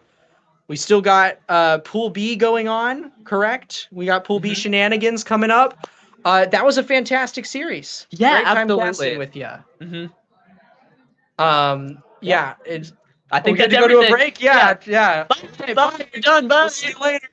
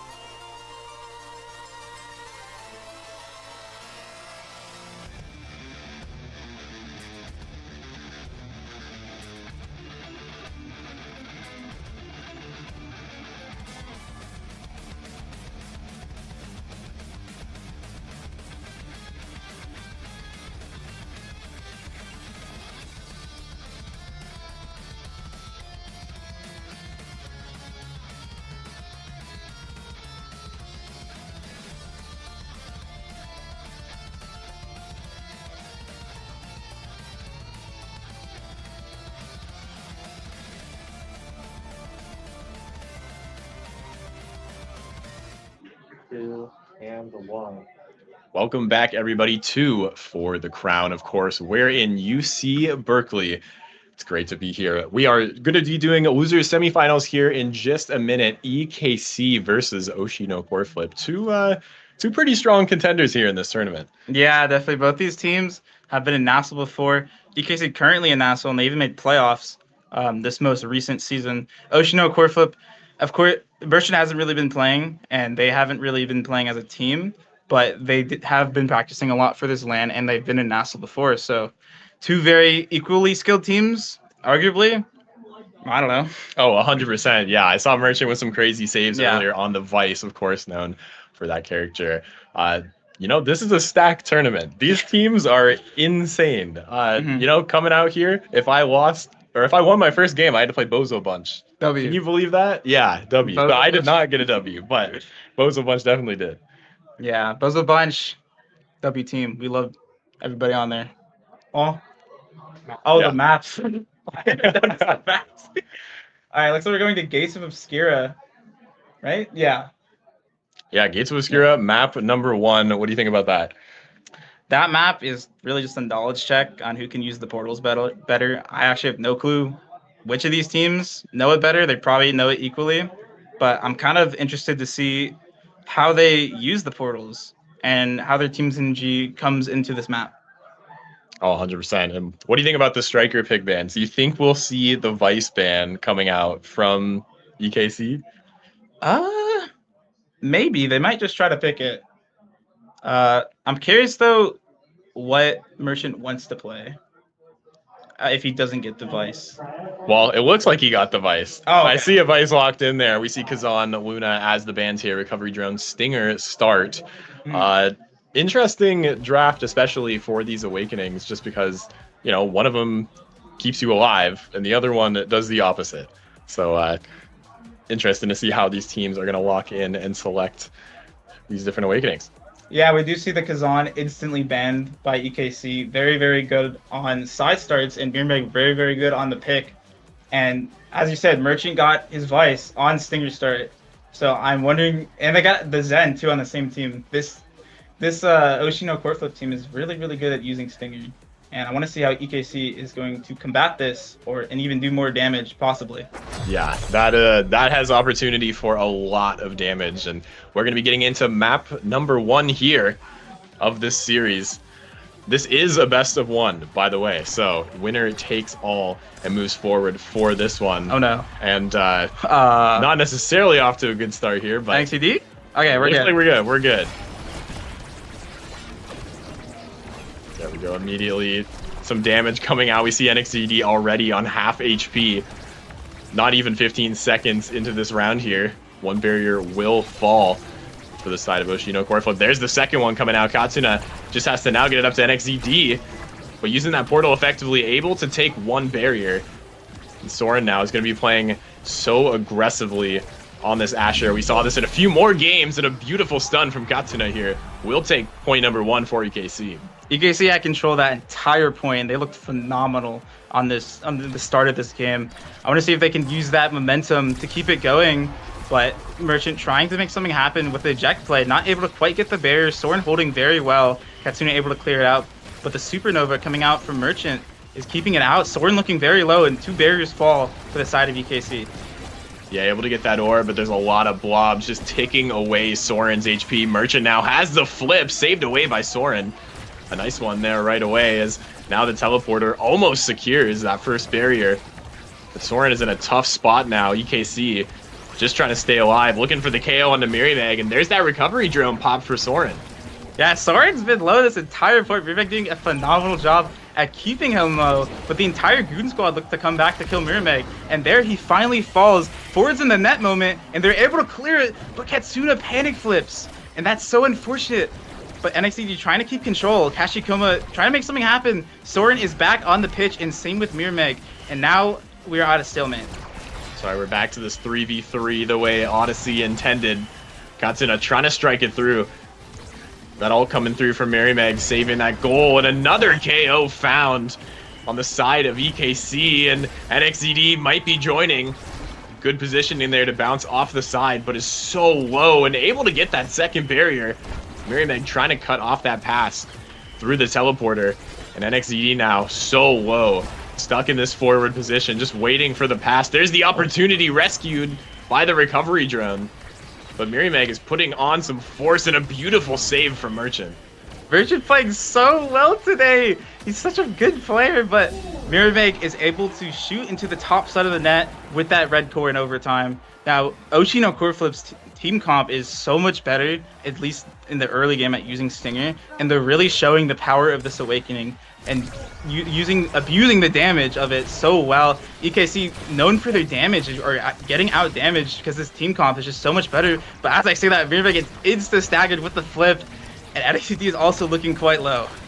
Yeah, that is just insane output, damage output coming out from both these teams. And, you know, one thing to note, Soren with those powerhouse pauldrons are going to deal a lot of damage on defense. And look at all the damage coming out. Mirrymeg almost pulled off the map by the Death's Touch, secured by Katsuna, as both players from EKC now are staggered past the midfield. Merchant looking for this pass. Kashikoma goes through the teleporter, and NXCD not able to save it. Instead, has to pendulum swing it directly into his net. Yeah, well-deserved gold emote from NXCD. W4s in the net. Very calculated. Good mind control from Oshi no Core Flip. I was very impressed with that. But Katsuna trying to make a play with this flip here, but the Supernova is just cutting off all angles from Merchant, and the flip gets denied, but Soren doing his best to keep the barriers up. Kashikoma looking very low, but almost has that flip, and off the pitch immediately, Cassier's curse moment. But the side of NXT and Katsuna are just having such a good offense, and Merchant's able to clear it, and now Katsuna's the one looking low. Oh, what a nice flip. I saw the attempt from Katsuna there, trying to get that Rose Warp into the top, but doesn't even matter. NXCD is there for the pass. Beautiful play there coming out from Katsuna and tying this game up 2-2 in this first set. I think something to note, you know, is that Oshi no Core Flip, they're running 3 Stingers right now. They deal a lot of damage. Yeah, Oshi no Core Flip, they should win the early sets. If they don't, it's kind of trouble for them, because then UKC can scale a lot with survivability and get more damage of their own. But Merchant, trying his best, is able to save that barrier, and now Mirrymeg and Katsuna both looking. It seems like they're always the ones that are getting low, especially Mirrymeg. But Richie coming in with this flip, can he make something happen? Not exactly. Oh, the flip comes out from Mirrymeg, not able to get that barrier. Yeah, thrown into the right spot, but just not able to secure it. Mirrymeg now looking for this snipe, and one player from EKC is off the pitch. Soren has a tough defense here, but Mirrymeg is just trying to KO Katsuna, not even playing the game, really just trying to take this player off the map, and that they do. Mirrymeg with a double KO now. And now there's a power play for Oshi no Core Flip. We'll have to see if they're able to get it past Soren and NXCD. They just have such good core control. Yeah, Soren a beast in the goalie role, but NXCD is able to get that barrier with a nice Death's Touch and the pendulum swing combo. Merchant trying to make something happen, isn't quite able to, keeping this core alive. Kashikoma with the flip, almost able to get the barrier. Soren holding on for dear life. You do not want to let this barrier open in overtime, as Asher down to the NXCD stopped away from Kashikoma with the blob coming out and the Oni's blade, and able to get the barrier with the slice and dice and the flip coming out into the bottom corner, and that's the first set from Oshi no Core Flip. Great play from Mirrymeg there, just using all of his arsenal to his ability with that core flip to secure things. And Merchant's going to get MVP for this draft, so we'll have to see if any Awakenings come out, and there is a whole blast. I see heavy impact tech. I do too. Heavy impact, and the prize, so whatever the prize fighter. I mean, what do you want if you're EKC here? Do you want survivability? Do you want damage? And NXCD option for the survivability, but also early spark so we can get some scaling going. The adrenaline rush going over to the Zen, I feel like it's going to be a really important pick. Yeah. Because they're just going to perma-proc it, especially with this Stinger.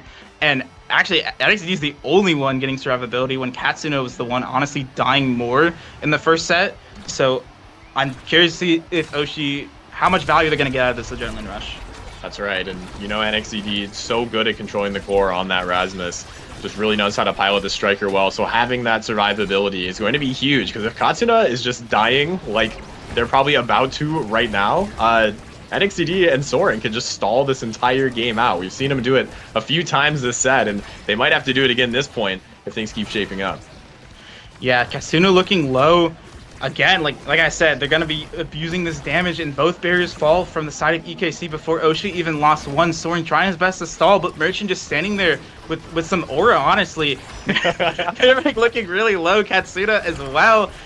It's just he's just gonna be perma low. He's not really gonna be able to play the game, but Mirrormeg's also just kind of dead. He's playing the Zentaro character with no stagger, but he's able to get Katsuna off the pitch. And now this is a power play for Oshino core flip. And the synergy with Kashikoma and the Mirrormeg dash stun secures it.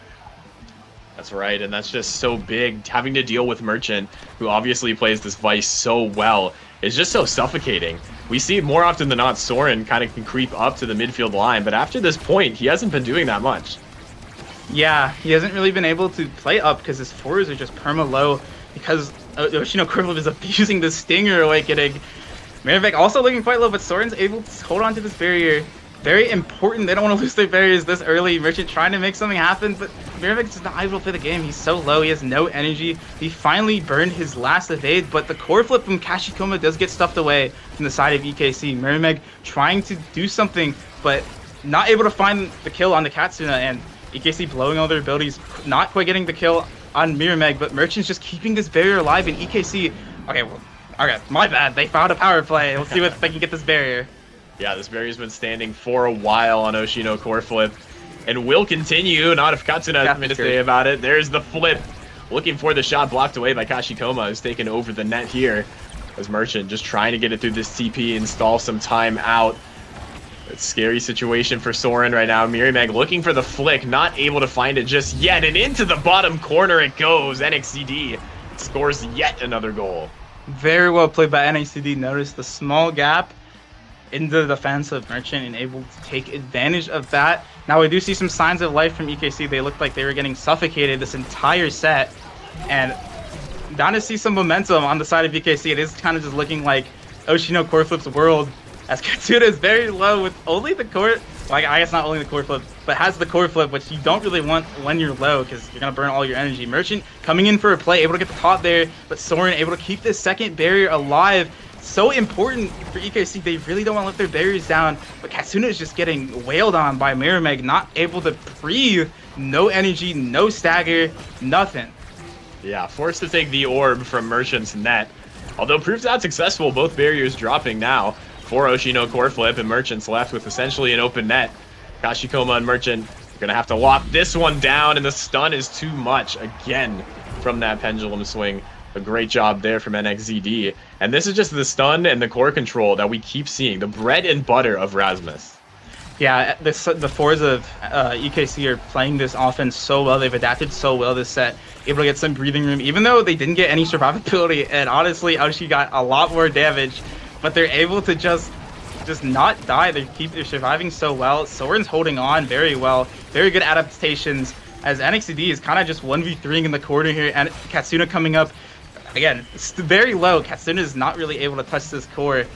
This is coming over to Soren. Soren trying to keep this out, but Katsuna is just so low. Mirrormeg in with the eject button. Does not find any value out of that. And the Quango coming out of Katsuna, killing the midfield of Oshino core flip. Yeah, that's huge now. In this corner again, it's where NXCD wants to be. And not where Merchant does the Supernova, not quite able to save it. All three players back up for Oshino core flip now. But Katsuna and NXZD have their work cut out for them. They have both barriers. All they have to do is get this core through and, get some great awakenings.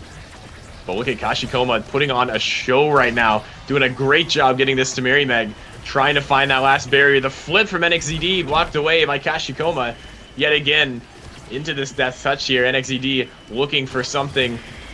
There's the core flip blocked away. Merchant looking for the stuff, and Mirrormeg just not able to confirm it yet. But this core is moving so quick in overtime, and the Supernova not able to find its mark. We're 1-1 in this game. Yeah, very well played set by EKC. They found their footing, they got some momentum, and now it's an even game. No more suffocating. Now, we see some interesting awakenings. What do you think is going to be picked up here, Deck? I couldn't tell you. I think 6 of these are going to get picked up. That's what I think. Really? Yeah. I was thinking 7. I don't know. Okay. I'll get a Deadeye from Cats. That's going to be really good for Quangling. But yeah. Did NXCD pick a Spark? I don't remember. Yes. Okay. Yeah, that's Resilience. Yes, that's right. Okay, that's really, really bad for Oshi, because now the Razens most likely won't die unless you really get a knockback KO. But Stack's going over to Soren. He's not really dying anymore after the early levels. So honestly, very good pickup. Very, very, very good draft for EKC. And this is now looking bad for Oshino Core Flip. Yeah, I mean, this is that scaling you talked about earlier, where a few awakenings can totally change the course of the game. Obviously, starting off with Stinger for Oshino Core Flip is early game advantage, but the last thing you want is a team like this scaling. I mean, they're the 4th seed for a reason. Yeah, definitely. EKC, very, very, very good team. I mean, like, trying to make something happen in the corner that, like I said, look at NXTD Stagger. He's like a quarter HP, but he has like as much stagger as Mirrormeg does full HP. It's kind of crazy. Soren able to keep this away from Mirrormeg, but the energy economy looks so much better for Oshino Core Flip here, and NXTD is already low. Wow, I mean, what the? What? Whoa. Whoa. Whoa. Honestly. Chills. Okay, Reggie puts it in. Yeah, I've never seen that from the recovery drone. Usually, I'm pretty sure it rests you in your goal box. Yeah. But, you know, sometimes just on the bottom. It's a feature. It is a feature. It's a feature, you know. And NXZD knows his feature. It's the feature. Alright, Mirrormeg having no energy as he just used it to do the core flip, so EKC could stack a lot of damage onto him, but Merchant trying to keep these barriers alive. He does have the flip. He could make something happen with this eject button. Mirrormeg kind of just taken out of the play for a bit, but the top barrier does fall from the side of EKC. Mirrormeg still looking very low, and NXTD with the flip could try to confirm this kill, but having to burn it to survive the supernova, but ends up getting hit by it anyways, and this is kind of just a fiesta of damage right now. Oh yeah, Mirrormeg barely staying alive. Almost finds it on Katsuna, but instead Mirrormeg taking off the pitch. Katsuna now such low stagger, just trying to avoid all of Merchant's abilities. That power chord, it hits so unbelievably hard, you have to be careful not to get taken off. And Mirrormeg is back. We're in a 3v3, and Merchant now, the one on the low stagger. NXTD is just going to sit here and bully. Mirrormeg's going to have to score this, and Merchant doesn't claim it as they're in hit stun, but Mirrormeg will secure it. And look at this, already Oshino Core Flip up 2-0 in set number 3. Yeah, Mirrormeg with a little bit of the hidden tech of mind controlling Katsuna to throw the thorns in his direction to its own goal. But honestly, Merchant would have put it in anyways, so it's kind of screwed for EKC. But Oshino Core Flip kind of making me eat my words. They're playing very, very well this set, and it looks like they're the ones that had a W draft compared to EKC. But NXTD trying to force this through, but the defense of Oshino Core Flip is holding on by a thread. Katsuna very low, up to NXTD with his own Death Touch and able to thread it through Kashikoma and Merchant. Yeah, I mean, we've watched plenty of games of NXTD, and this is another one of them. Yeah. This is what you do.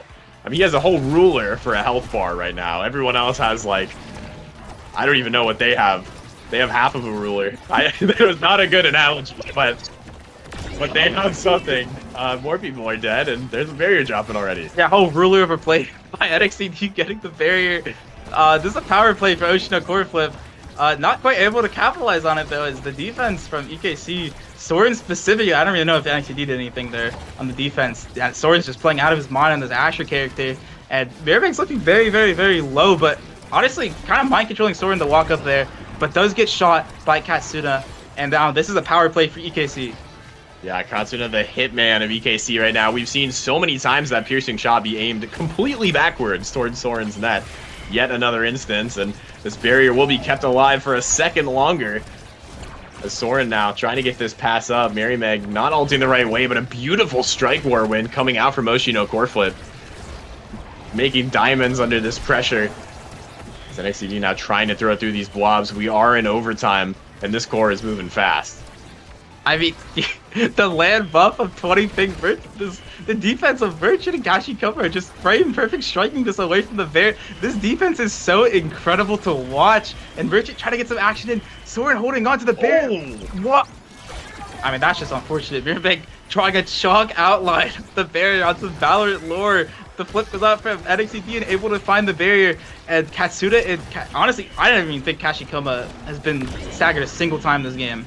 And does the piercing thorns, crystal thorns, something killed him. And the piercing shot from Katsuna does confirm the goal, and it's 2-2 now in the third set. Yeah, Katsuna is tired of just getting those strike wars. You might as well get that knockback, disable that strike for Merchant, because we see so often now this Oshi defense is just able to secure everything, and maybe that's a land buff. Maybe we need all the players on 20 pig. Yeah, I mean, land buff is real 20 pig. Very, very OP.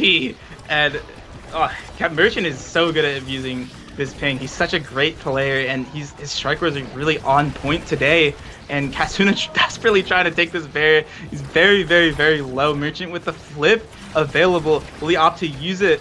Probably not. Yeah, NXT not able to find this barrier. Mirror with the 1v1 in Soren, but Soren just doesn't lose these 1v1s. Very, very good at piloting this Asher character and keeping these barriers alive. Mirror looking very low with no flip. And same with Katsuna, but he does Quangle Mirror, and now this is a power play with 10 seconds remaining for EKC. Yeah, these power plays seem to not even matter with how often they happen. I'm convinced this is just a 2v2 game. Of course, we're on set point here, looking to take the lead. NXED does secure that barrier. The flip comes out from Merchant through the teleporter. Now to find its mark yet. Soren trying not to get stuffed by all these abilities and somehow gets out of that one unscathed into the Crystal Thorns by Katsuna. And EKC takes set number 3, 1 away from wrapping up the series. Yeah, Soren Loki kind of mogging Mirror Meg. I'm not gonna lie on that play. He played very, very well.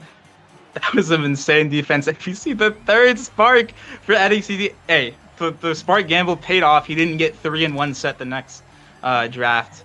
Very, very, very fortunate for NXT. I don't think he's ever gonna die, realistically. No. With another spark. No, that just turned into a yardstick. Yeah, It's no wrong. a whole football field. Yeah. Has to last on Asher. That I mean, it works on the primary and the ult, so you could see him primering and just kind of holding it out there. Mirror able to get the dash awakening. In my opinion, Zen kind of really needs a dash awakening on this map, especially in overtime. Not a lot of scoring opportunities without it. But Mirror is kind of just getting messed up here, a little roughed up from EKC, and Katsuna's 1v2ing the barrier, and the supernova comes out, but EKC are still holding on, and Mirror got shot. Yeah. The KO them quick chat came out, and Soren's just having a good time. This is what LAN's all about. Soren now looking to get this pass up. Mirror is back online, and if Soren has anything to say about it, we'll be offline very shortly. And Yeah. there it is, already down to, oh, yep, it's gone. That's a 6-second KO. Yeah, Zentaro stagger moment. Oh, very nice mix-up by NXT. Call him the Bell's dribble. I don't even know if that's the Bell's dribble, but I'm calling it that for fun.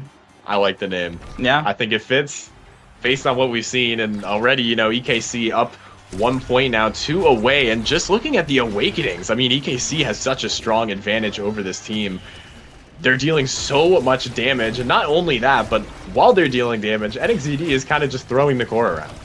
Yeah, I didn't even see. I forgot that Soren picked up Might. He has so much stagger, or not so much stagger, so much power. And Mirror is just getting shot off repeat. He has no survivability on Zen here, and he's just not able to stay alive.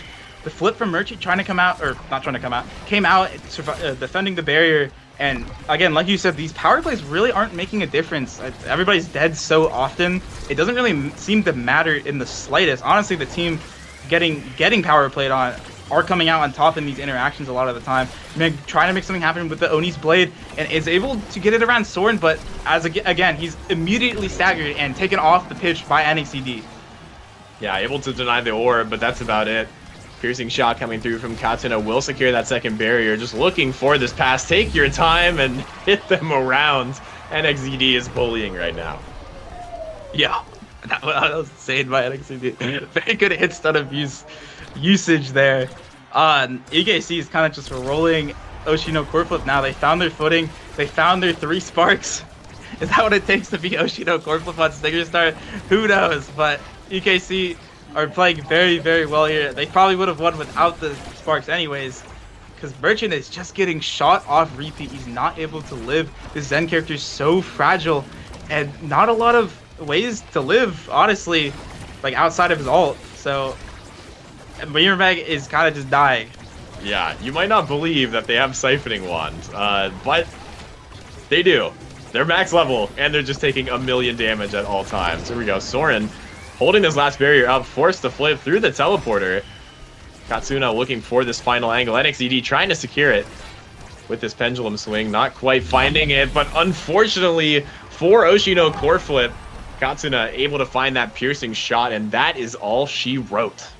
Yeah, that was very well played by Katsuna, hitting the little bumper thing in the goal net and not bouncing it up. Merchant not able to read that thing, just going straight into the goal. Just very well played by Katsuna. Very well played by EKC. They're moving on to day 2, right? Off that? Oh, absolutely. Yes. Yeah, they're moving on to day 2. Forward to day 2, where we also have some heavy hitters. Once again, these are incredible teams. Seed 4, of course, no upsets yet in this losers bracket. And I mean, just look at the redirects coming out from Soren. The goalie 222 from Soren. But Merchant 268. Oh, Merchant having so many. He had so much control of the core. Merchant playing insane this game. He might have lost, but he won the Aura War. He played so well. Also, you said no upsets in this losers. Didn't Demons Raw lose? Something like that. Yeah, I'm pretty sure they lost to Plink Plonk and got 16th. Yeah. Yeah, okay. So to correct that, I'm pretty sure. Yeah, I mean, what a match. That was cinema. Yeah, absolute cinema. Cinema. We got the clip for him. Perfect. Yeah, we did get the clip for him. Well, is that the end of day 1? Or are there more matches? Oh, Poobie's up next. Okay. Okay. Don't go anywhere. Poobie will be here shortly. That's right. We'll see you in a bit.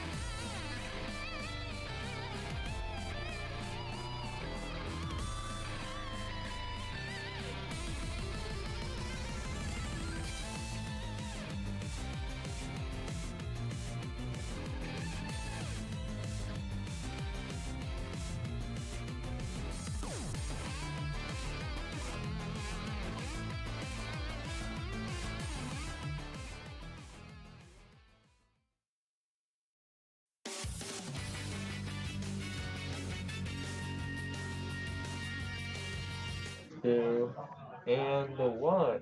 Welcome back, everybody. It's us once again. Are you happy to see us? I'm happy to see you. Likewise. Oh, we have a great match coming up. Bang Bang versus Bozo Bunch. Or maybe the other way around. Two heavy hitter teams. And I am very excited for this match. These are some of my personal favorite teams. So I'm going to be completely biased the whole time. And Twisty, we have match drafts. Yeah, we're going to Atlas Lab W map. It's probably my favorite map currently at the moment. Yeah, I mean, Bang Bang, a little bit of a shift. Fudgy's in the midfield now, and we have Frightfully Fresh playing goalie for them. And then Bozo Bunch is just Bozo Bunch. Bozo Bunch did get second place in NASL Season 5. So I'm curious to see if they're going to carry that over to LAN, this LAN. In character draft, we do see the Kazan instantly shot for Drew from Bozo Bunch. I know Dropletto hates that character, and Dropletto did get... Oh, no, that's blue side. Dropletto did not get his X. He picked Asher. W Asher. Yeah, love to see Asher. I hear a lot of people just saying it's better Dubu. Yeah. So, fair enough. We'll see if these people get it done, but Timeless and Spark of Agility going to be the two starting awakenings. We'll have to see Bozo Bunch versus Bang Bang, who comes out on top. Yeah, we do see the melee goalie strike shot snoozer fest. It did get nerfed this patch though, so I want to see how Fresh plays around that. I think 3-second nerf to strike shot, and the 0.5-second crazy Atlas nerf that happened. Skewbread's on the Estelle pick though, and it swords it. Wow, okay, that was a crazy sword. Frightfully Fresh, a little too up, shades of shape-shifting, shots fired, and I is 1v2ing. It does Sad Boy's angle around the barrier, and Bozo Bunch looks like they have so much control. Yeah, this is beautiful coming out of them right now. There's the center broken, and Obscure Breads now. Potentially a scary situation if they're able to keep this up. Brett's able to get it past, try and just dribble in this corner. We're going to see a lot of now just stuck with the core the entire game. That's sort of how these matchups work. And we see Fudgy now, low HP, taking a lot of damage from Gret there. Yeah, I mean, there's a lot of KOing going on currently. Fudgy, really low HP with Flip, so you want to be a little bit careful here. But Gret coming in with Flip near the barrier, it does get instantly shot away. And the strike shot from Frightfully Fresh walking up, and it walked up a little too far. It loses that barrier, and this is looking really scary for Bang Bang Fresh missing the strike. But Gret is also looking very low. So much damage coming out, and Fudgy Waffle with the cyber swipe not quite able to find the goal there. Yeah, with a nice flip there. Frightfully Fresh will be able to save this goal. Obscure Breads now have the flip of their own. Dropletto's looking to do something, but the defense from both sides, I think Fresh is going to be slightly favored just in terms of characters. Obscure Breads is going to want to keep this core as far away from them as possible. Yeah, Obscure Breads trying his best to keep it away and does hit stun Drew, and Drew unfortunately gets the X Maximus out. A little bit of a buffer angle. Dropletto with the flip in overtime, looking very scary for Fresh. Will he be able to hold on? And no expanse there. Very difficult to save the core in that spot. Very well played by Dropletto on the side of Bozo Bunch, and they take the first point of the game. Yeah, Dropletto doing a good job getting that through. Asher is such a scary character just because of that primary ability. It's so hard to get it past, and look at that, a 5-second KO onto Gret, and Drew might be looking to join him there in a second. Yeah, this Atlas middle thing just shot Gret off the screen. Insta KO to Drew's looking very low. There's so much damage coming out this game. Fudgy Waffles with the flip is able to find that bottom barrier. Obscure Breads trying to keep it away from Fudgy and trying to just put it on Drew because Drew is so low, has no energy, and it's just getting repeatedly hit. Obscure Breads burning his whole kit just to stagger Drew. Staggering him is so important here because now he can't really play the game. Dropletto all over him, trying to kill him. Drew's just out of the picture, and there we go. Finally comes down from Obscure Breads and Dropletto getting a team-up combo there, like a fighting game, and the entire time Gret has been banging his head against his barrier and finally gets it, and he dribbles with the flip and is not able to find the goal there. Yeah, some good stalling and a nice flip burn. Fudgy now with this turret in the corner, trying to get it through, almost KO'd off the bottom. Frightfully Fresh just trying to get it through these two players, and it's so difficult when they're both stuck there. Fudgy Waffles now in the net. Goalie Waffles, as we know, an insane save off the top. Somehow, either Frightfully or Fudgy are able to save that one. And Bang Bang unfortunately getting scored on right now by Dropletto, who's just gliding around the pitch, but ridiculous defense coming out from this team. I don't think that was a save tech. I think Dropletto just gassed it. Uh-oh. He does find the goal later, but that's pretty funny. Scarebread is getting up to Dropletto, has no energy, he's getting collapsed on, but it doesn't really matter. He doesn't even lose like a fraction of his HP. The bottom barrier does fall, and the momentum is able to carry over for Bang Bang. They double barrier Bozo Bunch in the first 15 seconds. Fudgy with the flip. This is really scary. Okay, never mind. My bad. This is very scary. This This is is scary. scary for Bang Bang right now.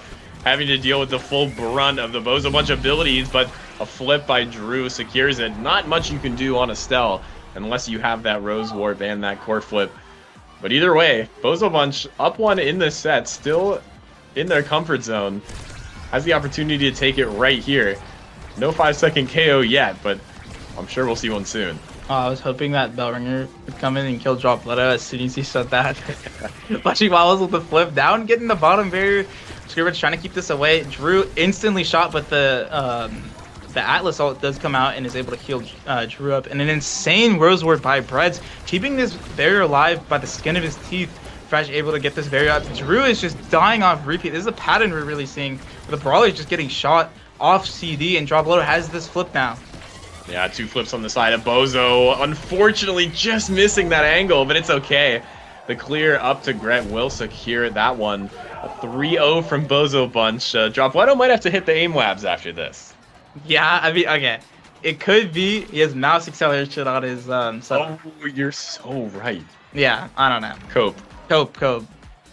El Dropletto. Okay, we see the Manu up, not having to take it, goes for the reverb instead, some extra stagger and cooldown rate. Kind of important here in this match. What awakenings are you looking at here, Tech?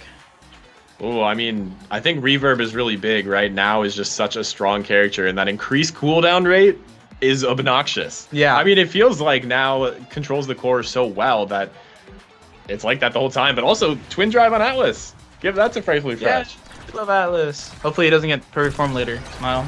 Twin Drive perfect form Atlas. All right, a nice turret coming out from Fudgy Waffles, but is fine. Okay, didn't find the barrier for a bit. Did finally find it in the end. Dropletto trying to make something happen with the path splitter, not able to find these barriers, and an offense from Bang Bang is just unrelenting onto Bozo Bunch in this bottom barrier. The time has come, not long for this world finally does crumble. Not a very fast, or not a, I don't know what I'm saying. Bang Bang trying to make this play happen on the open net, and Yeah, the strike shot gets it done. W strike shot. Yeah, that's one of the best abilities in the game. We were talking about the nerf. Yeah. Seems pretty good if you can do that with it, right? Yeah, the nerf. Alright, very nicely played by Frightfully Fresh there, getting some action in. Drew immediately getting shot, my bad. He does have the recup drone though, so he's able to stay alive a little bit further into this point. Fudgy Waffles, W turret getting that barrier, and the Bang Bang both have their flips in front of the net. Drew with the X Maximus just hits that court, and that's Bang Bang up 2-0 in the set. Yeah, Brawlers get it done. Yeah. You saw it in the title that Drew's rocking there. Definitely Brawlers getting it done right there. X living up to the name. Large and in charge. And we see again, this time blocked away by the airship. Dropletto, though, on the low HP. But we do see 2 players. Energy economy pretty similar on both these sides here, as Obscure Bread's very close to getting this core flip. There it is. Might be forced to burn it quickly if they're not able to clear this out. But Dropletto is doing a good job in this bottom corner. Yeah, a little bit of a stalemate happening now at this point. The core's not really doing anything. The barriers aren't falling. Something trying to happen. Skirvez with an insane flip to get it around Drew and the X Maximus. Dropletto trying to make something happen with this flip. Not going to find much value, but does get it up to Gret, which is able to take that top there. Drew looking very, very low once again. And Fudgy also looking low. This Bang Bang is kind of just getting collapsed on here with the amount of damage that Bozo Bunch is coming out with. That's right, big heal there from Gret, looking for something. As Fudgy and Drew are so low, cannot step on those mines. Bozo Bunch just looking for the KO. Obscure Bread's even cheating up, trying to find that piercing shot, and Fudgy saved by Frightfully Fresh. Not only can he save the core, but also save his teammates. Yeah, this Atlas character is very, very cool, but a celebration flip does come out, and Frightfully Fresh is panicking and scrambling, but is able to keep this barrier up. It doesn't really matter. Drew is just getting wailed on. Dropletto having no energy. Oh, Wow. that is an Estelle moment. That is not a bug, by the way. No, that was a great strike shot from Frightfully Fresh, and unfortunately that piercing shot was coming out a second too late as Fudgy's able to sneak that core past the goal, and Bang Bang now tying up this series 1-1 in sets here. And are we seeing any good awakenings, Twisty? I see this Bargain Brazilians for Drew or Stagger Swagger. Does get some guaranteed survivability, which is going to be very, very good for Bang Bang, as they are going to have so much momentum. Yeah, it does get the Spark denied, gets the Stagger Swagger, and I'm seeing a rapid fire for one of the goalies here. Okay. Yeah. Right, Fred's insta-fixed it. That's going to be so good at helping keep the pressure up for Bozo Bunch. And Dropletto with the ad rush. I don't know how much value he's going to get out of that, but I'm curious to see if he's going to get any value at all now that Drew has Stagger Swagger, and they've only really been killing off of Stagger, not Knockback. That's right. We will have to see another notable thing. Fudgy Waffles picking up the extra special. If there's one thing you love seeing, it's a turret pointed at your gates 1 second into the round. Consistently, every round. Sometimes it's nice to have the same thing. They say variety is the spice of life, but sometimes you just want the exact same thing happening every single time. Yeah. That's what they say. Hey, I mean, Drew got shot with Stagger Swagger up even. Stagger Swagger, not as good as it used to be, because they did nerf it a lot, especially the regen rate. So it's not like you're immortal anymore, like how you used to be able to. So it might not provide as much value as I thought it was going to do for Drew, as he just got his Recoup Drone taken away like immediately. But Dropletto is now the one looking low, trying to munch on these orbs, looking like Evil Drew danger out here. But Drew and Fudgy Waffles are both looking very, very low. Fudgy Waffles got shot, and now the ad rush is proccing. This is a power play for Bozo Bunch. Yeah, and there's another one, Proc Dropletto finding a huge KO there. Frightfully Fresh just forced to try to defend this. Will survive long enough for Fudgy to come up, but Dropletto does find the Strike War win into that bottom corner. A nice strike shot there to save the net. We see the primaries coming out. Obscure Breads does have the flip. This is going to be difficult for Bang Bang to find this goal. You're going to need some sort of stun onto Obscure Breads or just a super far away angle. And look at Dropletto, low HP in this corner, trying to get anything back. Has the flip and shoots it through. Gret actually gets it with the stuff there. And Bozo Bunch secures the first goal of this set. I'm not happy about that goal. That's a certified Asher moment if I've ever seen one. But Frightfully Fresh with the 2 Atlas expenses too, not able to save that. Very well played by Dropletto, but L Asher for that one. And Drew immediately gets taken off the pitch. Frame 1 by the black hole in the middle. And Frightfully Fresh looking like Luke on Friday, getting scored on by Dropletto. And that's a very quick point going over to Bozo Bunch. Yeah, I mean, we saw a 3-second and a 5-second KO. Now we got a 7-second. Make sure you look at your timer for 51 seconds, because that's when the next one's going to happen. Right after 9, we're going up in incrementals. Dude, yeah. Yep. Drew trying to make that happen, not quite able to find the KO. We don't get the KO. But the black hole does pop, and Dropletto didn't really take any damage from it, because he's in his secondary state. Drew trying to make something happen with his bell ringer, not quite able to find his footing though. Gret kind of just pushing the core forward here into Dropletto's hands, but Fudgy Waffles is fighting back. He doesn't like this oppression that's going on in the midfield, and Frightfully Fresh is able to get over to Drew, which gets hit stun by Dropletto, but is able to find that barrier, and Frightfully Old does not get the ult off in time. Yeah, we're actually seeing the ad rush being procced a lot here on Dropletto. Although in this instance, it hasn't helped yet. But we saw it on that last point there. And look at that knockback. Dropletto almost claiming yet another KO onto Frightfully Fresh. Fudgy just has to get this up to Drew. The X Maximus punching through 2 people, but Obscure Bread still able to save it. Has to use that strike shot now in a little bit of a scary situation, but Drew reads the clear wrong. And it's safe for them, up 2-0, 1 point away from a perfect set. Not if Drew has anything to say about it. Is Obscure... Okay, my bad. The second I open... I'm not even gonna finish my sentence. Okay, that's on me. I take full responsibility for that goal. Very well played by me. Nice mind control. And the side of Bang Bang finally got a goal taken in this set after the steamroll that was kind of going on. Actually, I wouldn't really say steamroll, but it was in Bozo Bunch's control a lot of this set. And it's not just a corner battle with Fudgy Waffles and Gret, but Frightfully Fresh and Fudgy Waffles both have. Drew has his flip too. I mean, this is 3 flips for the side of Bang Bang. Can they make this goal happen? Fudgy Waffles with the glitch pop trying to get it up to Drew, but gets shot by Dropletto. And that ad rush is proc once again. Dropletto getting so much value off this awakening. And he's really just showing the power of knockback KOs. Yeah, there's all 3 core flips gone in the span of 10 seconds there for Bang Bang. Just trying to get through Dropletto. Making sure Frightfully Fresh can't do anything to help this team.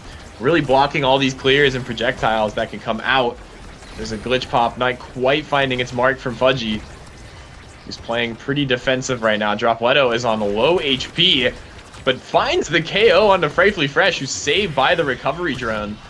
And Obscured Reds and Gret are locking it down in this net right now. 1 point away from closing out the set. There's the flip, and a nice strike ward from Dropletto will secure that. We see all 3 players in the net, and Dropletto rips it into the top corner. Up 2-1 for Bozo Bunch. And they're 1 set away from winning this game. Very well played by Dropletto. By the way, that was not a recap joy. He just killed him while the Atlas ult was out. We do see the perfect form up in the draft, but Fresh is the last in draft, so most likely will not get the Twin Drive perfect. Yeah, I mean, instantly taken by Dropletto. Very, very good awakening, but the Ami with Deadeye is very scary because Ami is probably one of the best Deadeye users. I mean, Luna's definitely up there too with her. Very, very good at getting value out of it. X getting some size is very, very good. Didn't opt for the spec, which is a little surprising, but I mean, it's understandable. And the Orb Replicator, what do you think this Orb Replicator would do, Tech? So I actually love Orb Replicator. I was talking with Cardsmith just the other day about it. And I think it's stronger than people think, although it depends who picks it up. So one of the things is actually based off of the stagger of the character that has Orb Replicator. So Estelle doesn't have that much health, so it might not be as useful in healing these teammates, but at least getting the buffs might help out a little bit. Anything you can do as a goalie to support the rest of your team, of course, very important. I thought you meant like based on the player that picks it up. Oh, say use your danger. Yeah, if Dropletto gets it, it heals you to full when you step on it. Yeah, okay. I mean, as we were yapping, Bozo Bunch just kind of tears this defense apart of Bang Bang, and Drew is just getting wailed on permanently, but he does have his flip. See if he's able to make anything happen. Does celebrate flip off of Fudgy Waffles, got a little too excited there, and is now very, very low with no energy, but the Atlas ult does not come out fast enough, so the Recove drone is popped.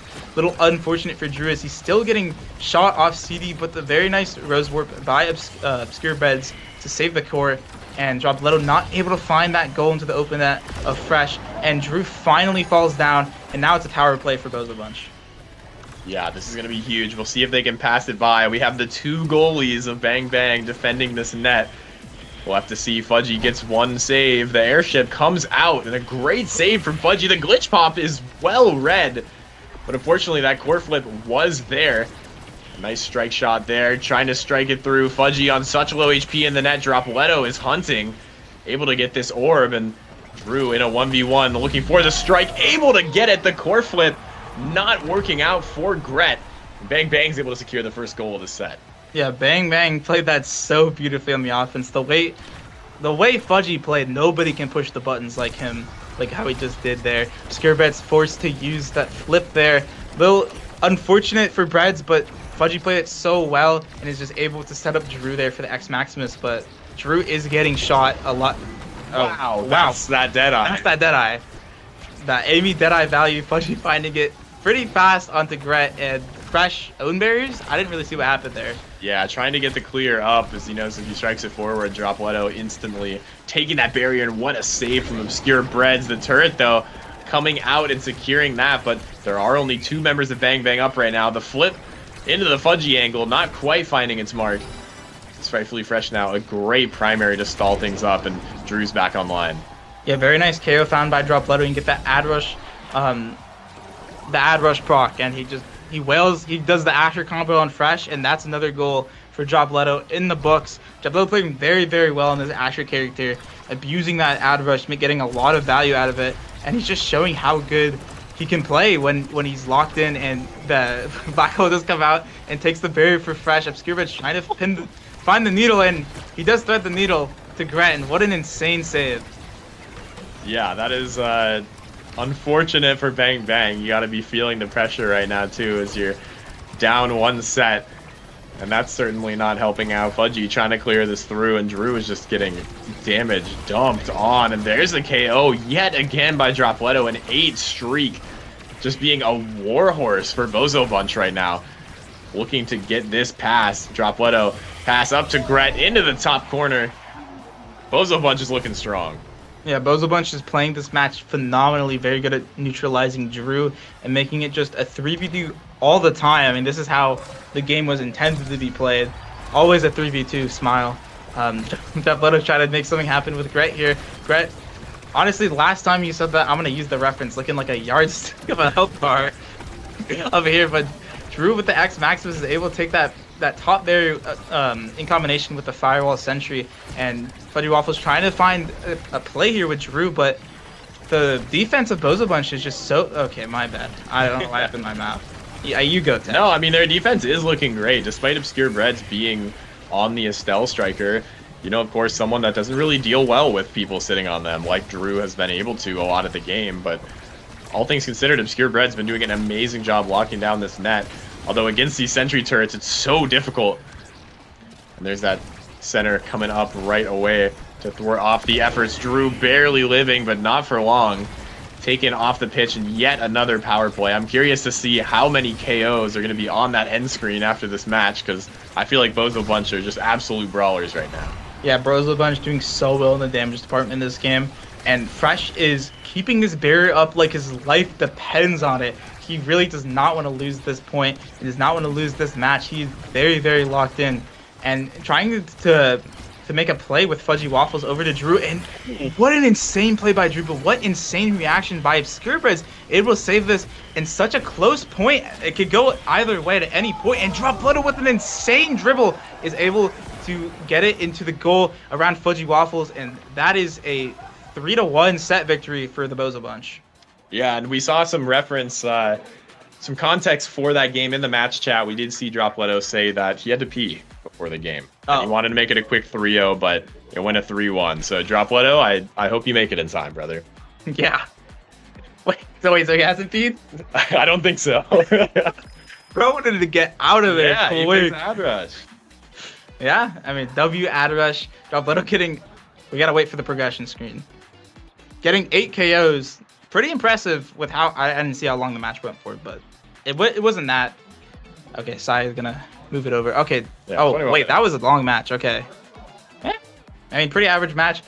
Still a lot of value from Dropletto on the Ad Rush. And honestly, dude, this team is playing so well. And they're doing so well with the damage. They're doing so well with defense, offense. They just look like a well-oiled machine. Oh, absolutely. I mean, they got it done. Yeah, we'll all get it done. I'm afraid for any team that has to play Bozo Bunch coming up, and I think all the other teams are equally as afraid after those type of performances. We just see Dropletto and this team just run through and hold it down. It doesn't matter how many times you get KO, because they get right back up and put it in your net. Mm-hmm.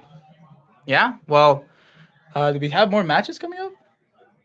Yeah, go to break. Okay, so we'll have more matches soon. Don't go anywhere. We'll see you guys later.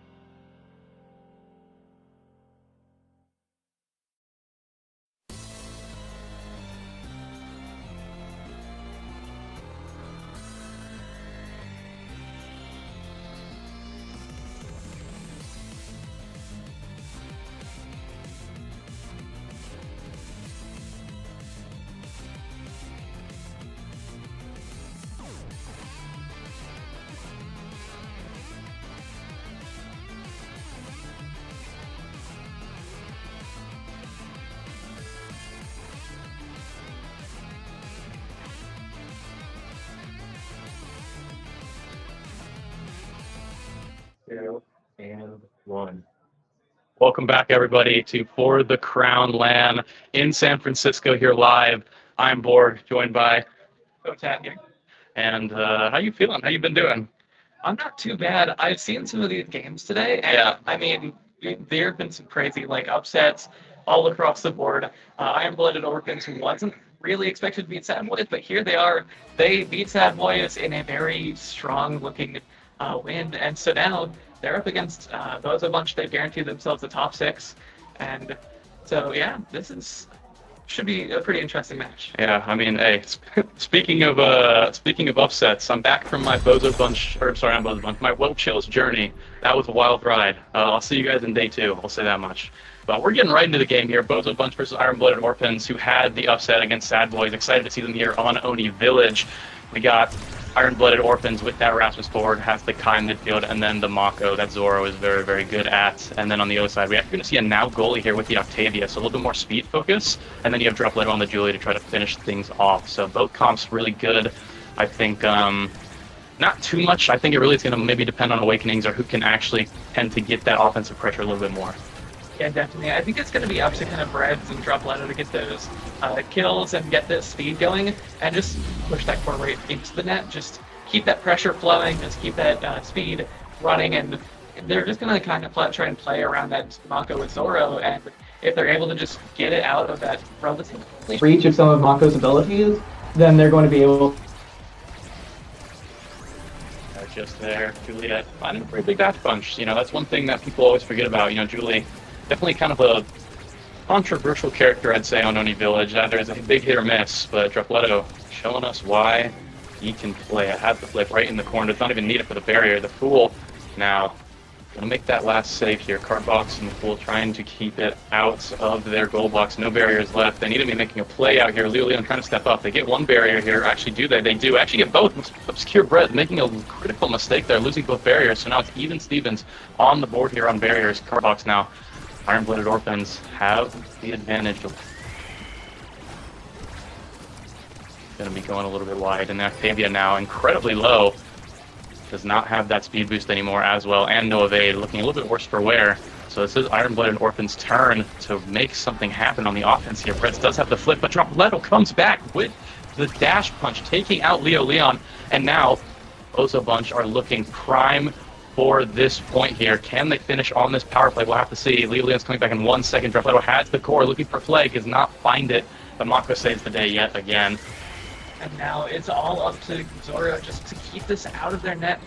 With that flow state is available, it is going to be working really hard to just get that core, have Zoro get that speed going, but no. Instead, on the other side, we're going to see Leo Leon and Cardbox working together, pushing that through that now goalie.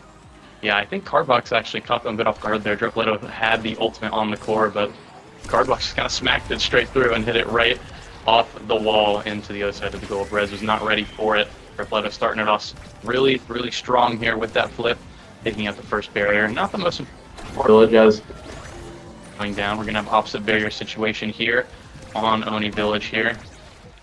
Mako looking pretty comfortable to use the flip and actually loses the barrier. A little bit out of position there as now the drop of, Bozo Bunch trying to push it through. Finally, Cardbox has something to say about it.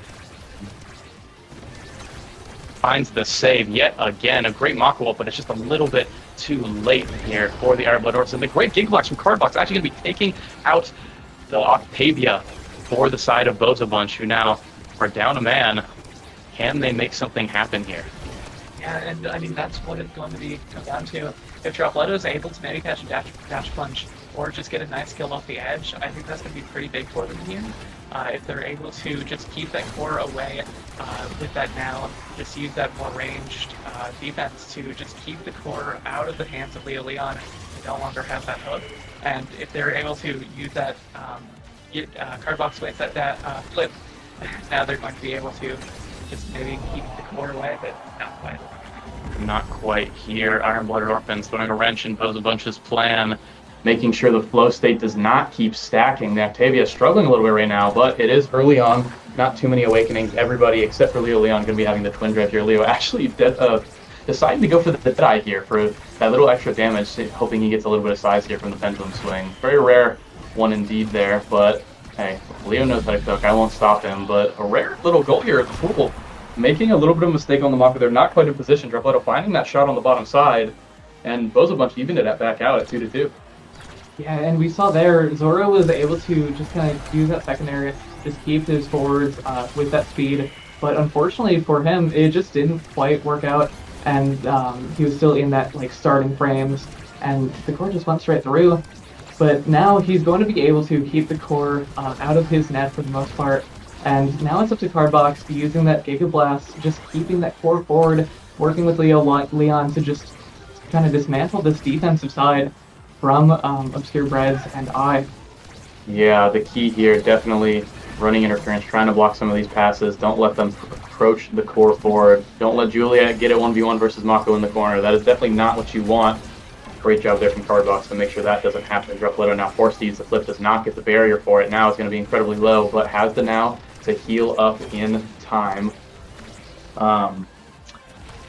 The Fool here on the Mako, bringing it forward. They have the same side barriers here, so this could get pretty chaotic very quickly. The Juliet trying to play on the top side. I think for the chaos, but no one is waiting there for her. That's Drepletto bringing it back down. Flow State now procced. We're trying to get the core forward here. Flow State stacking as long as possible. Cardbox, though, gets it out of the way, and now it's gone yet again. This Octavia been struggling to keep this Flow State all game. Now Cardbox with the flip coming.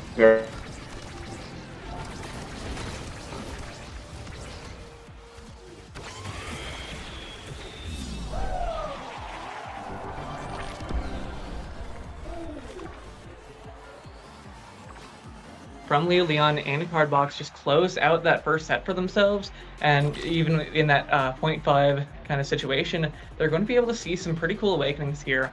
First thing I'm seeing is kind of that specialized training. I'm not sure if that's what we're going to see picked up, but no, we see that Spark of Agility, getting that spark started and stacked up. And we're also going to see Big Fish on Eyes Octavia. That's more size, more speed, or more stagger to kind of stay alive, but also you're blocking off that size from Rasmus. And same thing, Juliet going to pick up that build different, going to have a lot more size to work with, and going to be able to maybe catch the side of Iron Blooded Orphans off guard with a few of those dash punches, gets a few more kills on the board for the side of Bozobunch. Yeah, Bozobunch definitely hunting for a little bit more of that pressure, a little bit more of those KOs maybe on the Julie if they can get them, but the biggest thing obviously is keeping that Octavia stacked as long as possible. Another big thing that happened is denied both of the size awakenings, making sure that Rasmus cannot even make use of the Deadeye, by the way. Something to think about there. So essentially a dead awakening still, and a dead Leo Leon here. The Rasmus going down to the dash punch. Drepletto finding that KO finally, putting themselves in a power play. Perfect time to get this barrier on this Oni Village map. Really hard to get these barriers as we see Breads keeping it forward for now, but Leo Leon comes back online. Cardbox keeping it forward for now, winning every single interaction to keep it in this corner, but it's not quite enough.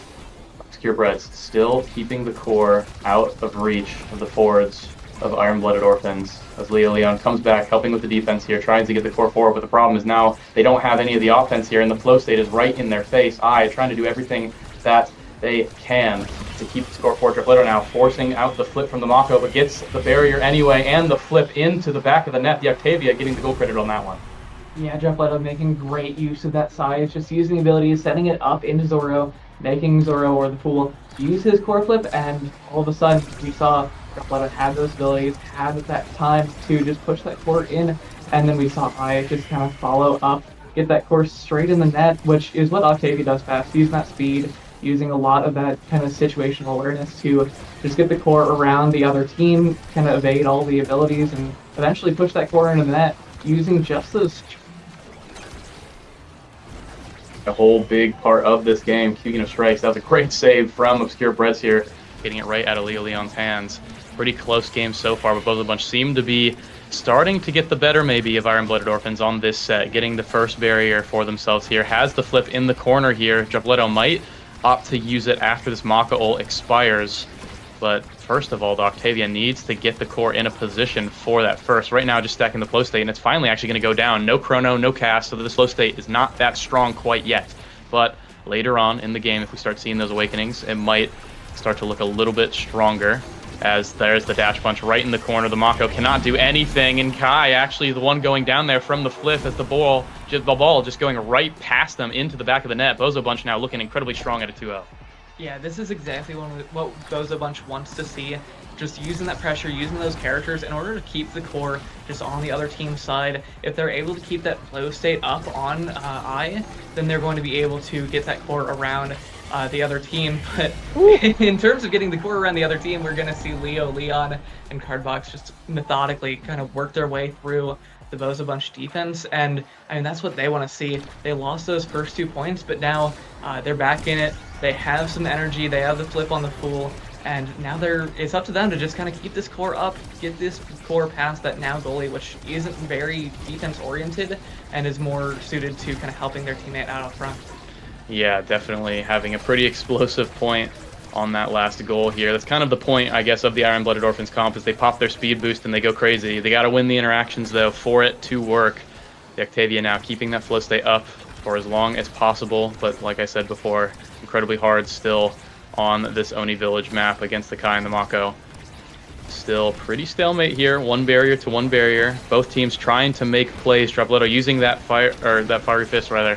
Nothing going to be coming through here. Great Giga from Carbox actually going to manage to get that last barrier, and now Iron Blooded Orphans are in the lead, but Dropletto with a great dash punch followed up by the Octavia flip. Gonna be securing the barrier and securing the goal as Octavia with that ultimate gonna be shoving it straight in. The Fool did not even think he had the flip there, but you know, now it's just a point wasted and a set going to the Bozo Bunch.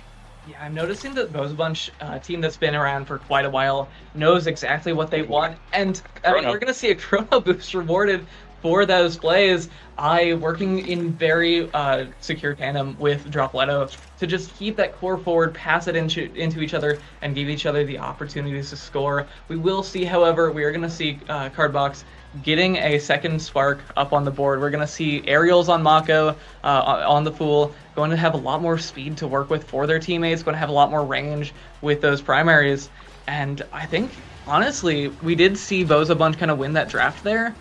Win the first draft, win that set, but I think we saw a lot of really good awakenings coming out for the side of Iron Blooded Orphans too, and I mean, this start kind of shows it off quite well. Yeah, Iron Blooded Orphans taking a quick 9-second point there right as we get started here. 2 sparks now for the Kai, going to be helping a lot. I'd say the 2 most important ones, that agility and that cooldown spark as well. Leo Leon having a lot of damage. Not really sure how useful that is, but hey, I mean, when it works, it works. I think the biggest thing here actually is the aerials for the Mako that brings that extra speed boost to this already incredibly fast team. Speaking of fast, the Octavia trying to come back, but does not have any speed actually to even get back. I mean, the Iron Blooded Orphans are just kind of steamrolling them right now. Yeah, definitely. You said it earlier that they're just kind of waiting for that Mako speed, but I mean, even so, they don't even need that Mako speed. The Kai and the Rasmus are just super fast characters. They're meant to run laps around you. And whenever I doesn't have that flow state up with the Octavia, I mean, we're seeing them just dismantle this defensive side coming out from Bozo Bunch. And they've just been able to provide so much offensive pressure with all that speed, with that aerials. I mean, we've seen just super quick goals throughout the set. And, I mean, we're seeing Iron Blooded Orphans just trying to get this going again. Yeah, Iron Blooded Orphans making a great offensive play there, but 2 flips on the side of Bozo Bunch is going to be denying that right away from their barrier. Still 1 barrier to 0. Bozo Bunch in the lead. Cardbox now staggered. Dropletto can't quite find the rest of the kill there. And a great Giga Blast, and maybe a flip possibly coming in for Cardbox here, trying to get something, but not quite. I think the defense from Bozo Bunch is starting to tighten up a little bit here. They're starting to be aware of the explosiveness on this Iron Blooded Orphans roster. Leo Leon now having to play the midfield for Cardbox while he heals up, but he's just not healing up in time. The Juliet tries to take him out, but is not going to be getting it in time. The Octavia finally running out of the flow state, but has the Twin Drive, so should have another one up here soon. Has these strikes, keeping it in the corner. The Fool and Leo are doing everything to keep it out. Cardbox finally fully healed back up. The flip now coming in from Octavia, but gets denied from Leo Leon, who puts it right back into the barrier. Now there's nothing here. Iron Blooded Orphans looking for a goal. They're hunting for something. Dropletto trying to find a kill, but not quite able to find it again. Cardbox living on a sliver each time, no matter what. But finally, Dropletto finds the strike war against Cardbox to get it into the top side there. Bozo Bunch on the board. Yeah, and that offensive pressure, just Dropletto and I did an incredible job of making sure the Cardbox wasn't really a part of that play there. Cardbox was staggered basically the entire time, made Leo Leon head back quite a bit, and even with that speed, it was more or less just Cardbox and Leo Leon just trying to stay alive, and incredible play, a 10-second goal in response from that first 2-0 from Iron Blooded Orphans, and now Bozo Bunch has tied it up in the set, and now it's looking to like a 0.5. Yeah, 0.5 here on the set 3. Pretty close Oni Village so far. Both sides finding, I guess, some success on both sides of the pitch here. Both top barriers going down for either team. Getting in 15 seconds early on in this game. I would say Iron Blooded Orphans, I'd say maybe posturing a little bit better right now in that offensive side, but there's going to be flips for both teams. They're about the same energy economy, so it's about to get explosive, ladies and gentlemen. Keep your eyes on these midfielders especially, who are going to be starting these plays. Leo Leon and Dropletto just waiting for the core to get over to them. Dropletto trying to come back and take the core actually into his own hands. Flip now coming in from Octavia, going to be denied from the Fool. The Mako is not getting beat here. The flip coming in through, pass up the card box, going to be denying everything. Now there's almost no flips on the side of Bozo Bunch except for the goalie, whereas Cardbox and Leo Leon have both of their flips for this offense at some point here very, very soon. Now we can see if they can do anything with the Cardbox, using that barrage, using everything to get it through, but 3 members back down from Bozo Bunch are going to be able to defend this just fine. Now slowing it down just a little bit, gives us time to think a little bit. What do the Iron Blooded Orphans need to do to get it past this now, Pat? I mean, I think what they need to do is just make sure they stay alive, but also just nurture that energy that they have gained so far, and just maybe get Obscure Breads to maybe waste that flip a little bit, use that energy on the side of Bozo Bunch, and right now we are seeing, though, Cardbox and Leo Leon are just holding on to that energy, just trying to find a good opportunity, which I think is a good idea. They're just keeping that energy alive, getting ready to use it in a great spot for themselves, but it might be too little too late, as there's just not enough energy coming out from the side of Iron Blooded Orphans. Bozo Bunch using that energy as soon as they're getting it, and we saw I just using that flip, getting it right up to Dropletto, who is able to push that right through the net, and now we're going to see some pretty cool awakenings here. I mean, do you think I on that Octavia really loses any big opportunities here? Yeah, Cast is going to be denied here. The Spark getting denied from the Kai anyway. So Octavia, I mean, probably going to go. Okay, actually taking the Rapid Fire. I was saying Super Surge might help, but feels like they're already fast enough. Might as well go and deny the Rapid Fire, possibly from the Mako. Rasmus finally getting that Asai's Awakening, so incredibly important. This game can finally use actually the Deadeye Awakening that has been dead this entire time, except for, I guess, Hook, but pretty irrelevant in terms of Hook damage early on in this game. But other than that, pretty standard draft. I would say Cardbox looking incredibly strong with the Double Spark and the Cast to last. And I would say Obscure Breads now with that Among Titans going to be making their forwards a little bit more useful, but at the cost of their own size, right? And maybe the Rasmus and Kai can take advantage of that. We'll have to see. Yeah, I think with Leo Leon getting even bigger through that draft and Obscure Breads losing a lot of that size, it's going to be really up to I and Dropletto to just keep that core forward, keep rotating the core around these this forward duo of Iron Blooded Orphans. And if they're able to do that, Obscure Breads doesn't even need that size because the core's not going to get to him. And as we're seeing there, I mean, already just some incredible offensive pressure. Dropletto and I just working together, taking down both of those barriers, and if they're able to just keep these barriers down, keep the speed going, we're going to see goals like that where it just looked like Iron Blooded Orphans just didn't have the speed, they didn't have the abilities up to just keep that core away just because of that pressure from Dropletto and I. Yeah, they need to pressure the Octavia. If anything here, the Octavia with that flow state up is a force to be reckoned with, and incredibly hard to do anything. You know, working the core around does not work out when the Octavia is running around at 700 minimum movement speed, as using a lot of resources to keep that flow state up as well, using the primary, using all the strikes you can, using the core flip, but nothing is going to be needed there as Dropletto puts it in completely. The Juliet versus Mako matchup is looking incredibly Julie favored this time around, as Dropletto incredibly happy. They want to end this game now. Bozo Bunch are not playing around. Yeah, Bozo Bunch dropped that one set, but now they do not want to drop another. They know what their win condition is, and that's just keeping the core forward, as I keep saying. They have to make sure that the Iron Blooded Orphans aren't having the energy, aren't having any of these abilities up, and they're just able to run circles around it like we're seeing here. Just Dropletto using those strikes very well and just able to get it through, and now we see 2 flips up for the side of Bozo Bunch, and I mean, that's just in some incredible offensive pressure. I and Dropletto using that energy when they get it, but also using it very effectively to just get that core to each other through the defensive side of Iron Blooded Orphans and just secure that first game for themselves. Hey, they've been playing together since the dawn of Omega Strikers, basically, at least released. Dropletto and I feeling incredibly good about their performance in that game. Look at those redirects. Cardbox a little bit behind, but still pretty close against the Octavia.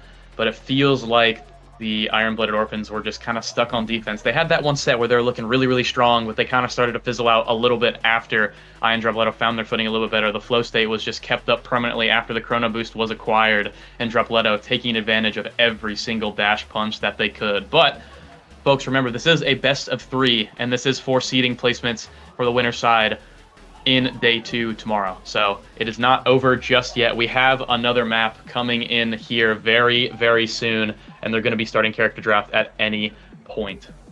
Yeah, I mean, that was a pretty rough first game from Iron Blooded Orphans, but we did see a lot of things that if they're able to capitalize on maybe in the next game, they're going to be able to just take that forward, win the game, and maybe the series, take it to a game 3 if possible. And I mean, we saw Zoro had some incredible, like, just defensive sides, was able to use a lot of those abilities to just keep that core out of the net. And then we also saw Leo Leon and Cardbox working really well, just timing their abilities, timing their rushes with that secondary from Zoro, and just keeping the core forward, keeping themselves forward, and using those abilities effectively to just put the core into Breads' net. And I mean, that's what they're going to be able to have to do maybe in the next one to figure out how to win. Yeah, next one might be a little bit more KO friendly, a little bit more let's say explosive playstyle friendly. We're getting Night Market, so a little bit more chance for some close range action, I would say. And then if it does go to a game 3, we will be getting an Atlas Lab.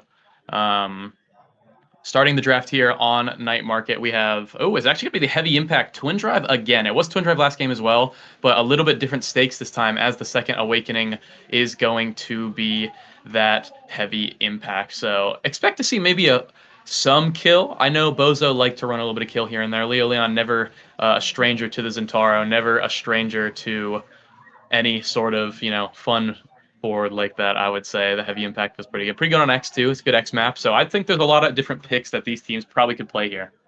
Yeah, definitely. I think with that Twin Drive, we might see a bit more defensive goalies. Like we saw the Mako there from Zoro, or the Fool, just with those constant secondaries, you saw them able to keep their teammates alive and forward. But then with the Heavy Impact, I can see a lot more damage maybe coming out from these teams, because I know that Leo Leon, I know that Zoro, they're all, and I know that Cardbox all have very deep character pools. So we might see maybe potentially a Vice. We could see that Zentaro. We could see maybe even X or Kazan coming out from Leo Leon. But ultimately, I could see just a whole lot more damage in the last game. I think we had, what was it, I think it was a Spark in the last game. So that's one less scaling, but there's also, damage on the board. Yeah, I mean, the biggest thing is, like, Oni Village, unless you're getting, like, actually, it was a Deadeye start, now that I think about it. It was a Deadeye Twin Drive start, so, Oni Village can be KO if you make it. It's not the best KO map. I wouldn't recommend it. It's, everyone kind of just plays core control, blink characters, stuff like that, or speed characters. It's one of those type of things with draft. Finally getting underway here on Night Market. We're going to see an Asher and a Kazan ban. Technically, both brawler bans, Asher being a little bit of that goalie ban as well. I guess Kazan technically too. I'm definitely see some Kazan goalies. Nothing at the tournament yet so far, but Octavia gonna be picked first yet again for the Bozo Bunch, for the Bozo Bunch actually. I think. No, it's actually not. Yeah, it is Iron Blooded Orphans. So it is going to be a Cardbox Octavia, who's definitely not a stranger, especially in this last Nassau season. Loved the Octavia pick on Cosmic Calamities, and we're going to be seeing that now X. And then, okay, interesting. So we're going to be seeing a Dubu with a Zentaro and an Octavia. A little bit of a obscure comp. I'm expecting to see a Mako maybe here, or I don't know, maybe it's a now goalie and they're going to run like Amy or something on the side of Bozo Bunch here. We'll see in just a second, but what are your thoughts on these picks so far? It's actually going to be Estelle. So I think this could be interesting drafting. I know Brad's actually plays both Estelle and now, so I'm interested in seeing what kind of it gets picked up there. But I know I'm in the B&B with Zoro and Cardbox, and I know that they were talking about that Octavia. They were planning all day today for these matches that they have, and I'm pretty sure that planning's worked out in the past. And now with that Octavia on the board, and also that I think Zentaro and Dubu just going to be able to maybe play a lot more defensive, but also have some damage to back that up. I mean, Zentaro with heavy impact, which I'd imagine is probably going to be the pick, is just going to add so much more damage to your side. But also on the other side, I know Dropletto has so many hours on that X. So with some of that damage coming out, with just all of that, I'm interested in seeing how this is going to turn out, because there's not a crazy amount of damage, but there's also, I think it's going to be, if you see the kill, you take it. But yeah. There's a lot of chip damage, but the problem is one side has healing, the other side doesn't, right? And as a character, for some reason, does one of the highest damage in the game, in terms of chip damage at least, because they can heal and they can just keep trading over and over and over and over again. Taking a look at the Awakening, it's going to be everybody with the heavy impact, except for Cardbox and the Fool, going to be both going twin drive there, so it's going to be heavy impact versus impact as well, side of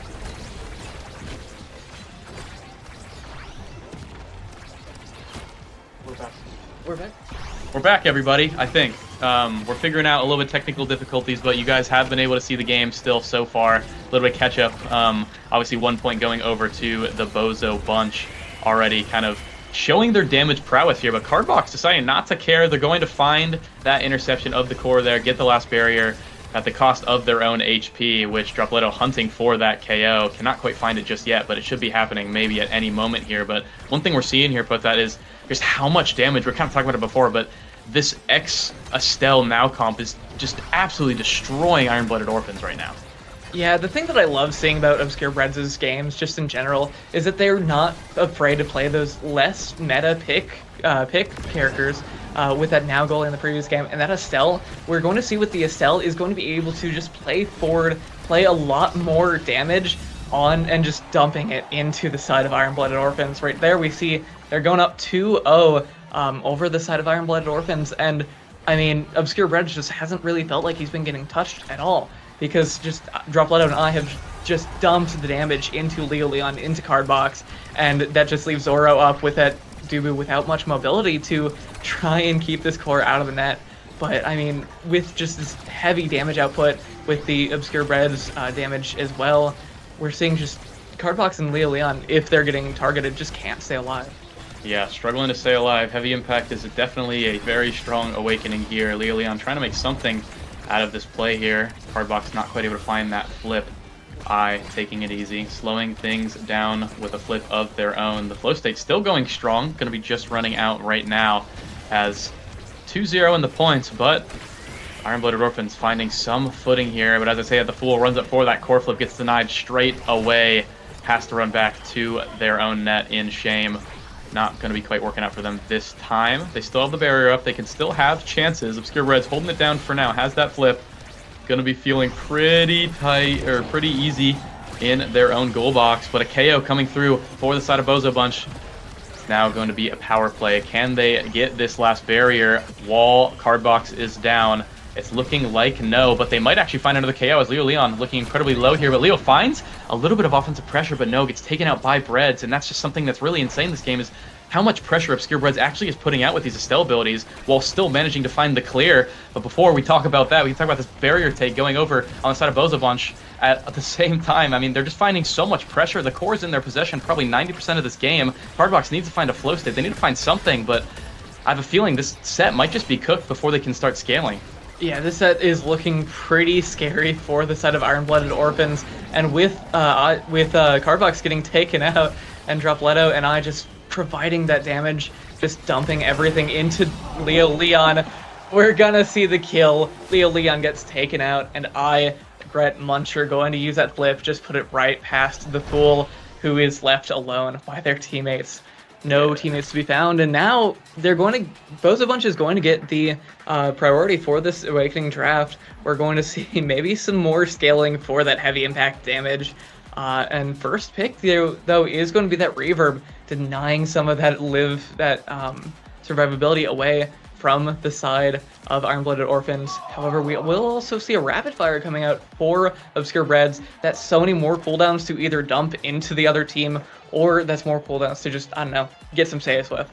But either way, we are going to see just a lot of damage, a lot of denying for some of that survivability as well from the side of Bozo Bunch from that draft. Yeah, definitely a lot more stats, I would say, for Bozo Bunch here, getting that cooldown on both the Now and the Estelle and the X, getting that Spark of Strength, starting up the scaling as quick as possible, but some new tools to play with, I'd say, for the Iron-Blooded Orphans. They have a lot more in their toolkit this time around with that Missile Prop Doobie, with the Super Surge on the Octavia, right? And if they do end up getting a KO, somehow Leo Leon finds something. They have that Adrenaline Rush to take advantage of, but still the same difficulties. I'd say they're still going to get damaged. They don't have any really new survivability. They have nothing that's going to help them with that.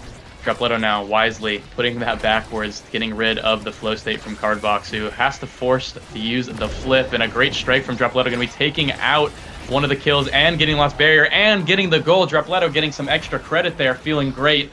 1-0 to Bozo Bunch this early on in the game.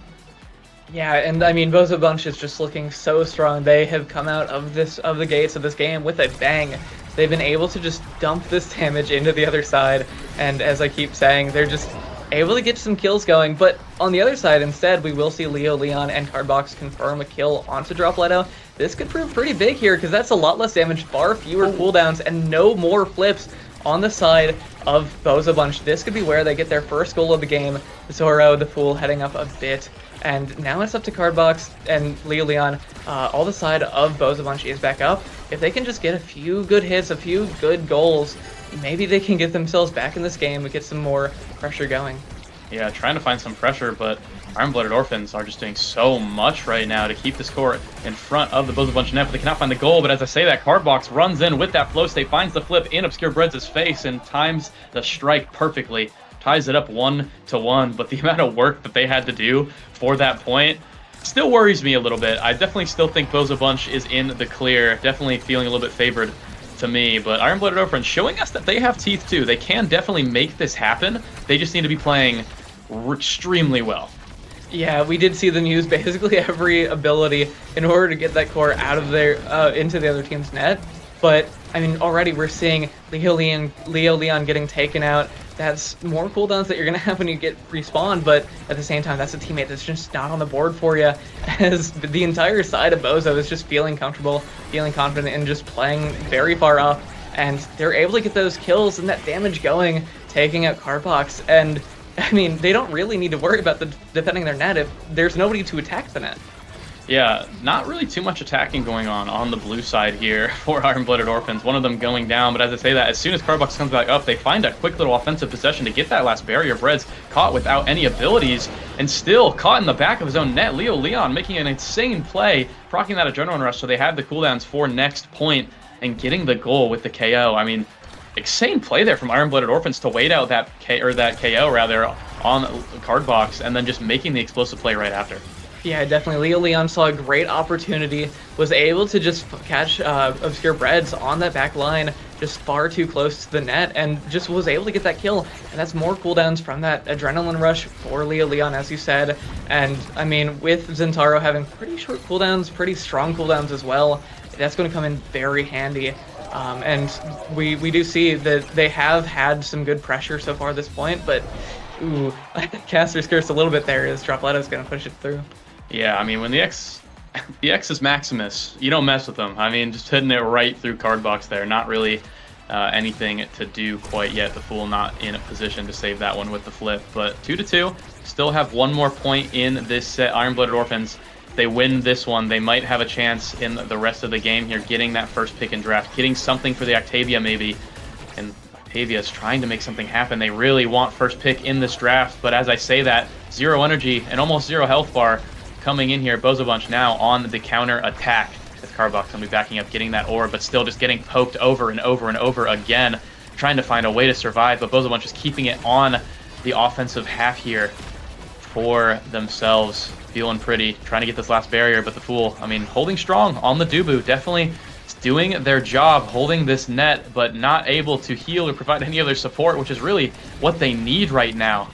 But all you can hope for is that you just don't get KO'd. And right now they're doing a great job of it. Cardbox managing to stay alive for now, but Droplето soon to have that X Maximus. But no, it doesn't even need it. The Bell Ringer is going to be enough to take out Cardbox. And now it's a power play for the Bozo Bunch. Droplето getting that last barrier with that dash, trying to get the goal here. Going to be staggering everybody. Leo Leon about to go down. The goalie going down. Dubu has already gone down. Cardbox finally respawn. Can they make this 2v3 happen? No, Cardbox not there in time. Droplето with a great angled shot on the top side. Bozo Bunch keep their lead in this game. The pressure from Bozo Bunch there was just crazy. We almost saw an ace coming out. We saw at least everybody staggered or taken out on that side. But now, ooh, there's a Chrono Boost on the board. Cast and Chrono. And Spark of Retail. Oh, I didn't even see that. This is a big draft for Cardbox. I mean, that's not fair, guys. So, Cardbox getting something, has the Chrono, has the Super Surge as well, but one thing to note is Droplето has 2 Sparks now with the Spark of Power, so not going to be getting poked down anytime soon with that Spark Resilience. But the Spark of Power, that's like 44 extra power or something crazy, going back over in the favor of the X, who is going to be rocking with a lot of power. Another thing to note here is with that stacks on stacks, going to be feeling really, really pretty in the midfield. I definitely feel like Bozo Bunch won that draft, but Cardbox with that Chrono Boost, going to be able to do something, but not while they're dead. Yeah, but we did see some more survivability coming out for Leo Leon with that big fish, but it might not matter if Droplето and I are just able to get the kills flowing. And I mean, Droplето with that double spark kind of prevented any Spark of Resil scaling for the future. And Cardbox, though, has that Chrono Boost, though, from that draft, which they're going to be able to put to good use. And I mean, we are seeing Bozo Bunch kind of dumping all of their abilities into the side of Iron-Blooded Orphans, so if Cardbox and Leo Leon can maybe catch a few of those situations where there's just no abilities for the side of Bozo Bunch, they might be able to get a couple good goals like that. Yeah, they're trying to look for any sort of 1v1. Cardbox managing to find it, but going down pretty much immediately in this next point now. Bozo Bunch, yet again, with another power play. I'm curious to see how many KOs they've had so far, but we'll see at the end of the game here. Dubuwal going to be holding things for now, but that's just giving Bozo Bunch more time to do even more damage. The flow state going to stay up for now. Cardbox doing everything in their power to not lose this flow state, but as I say that, the Dex just absolutely takes them to Pound Town, staggering this Octavia.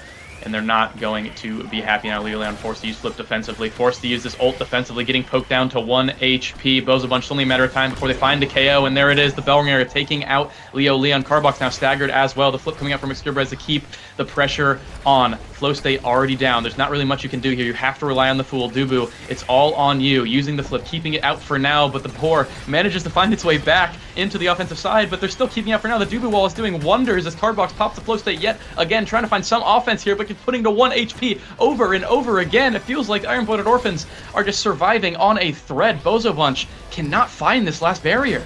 Yeah, we've seen some incredible defense from Zoro, from the Fool, but they're able to keep it up for now.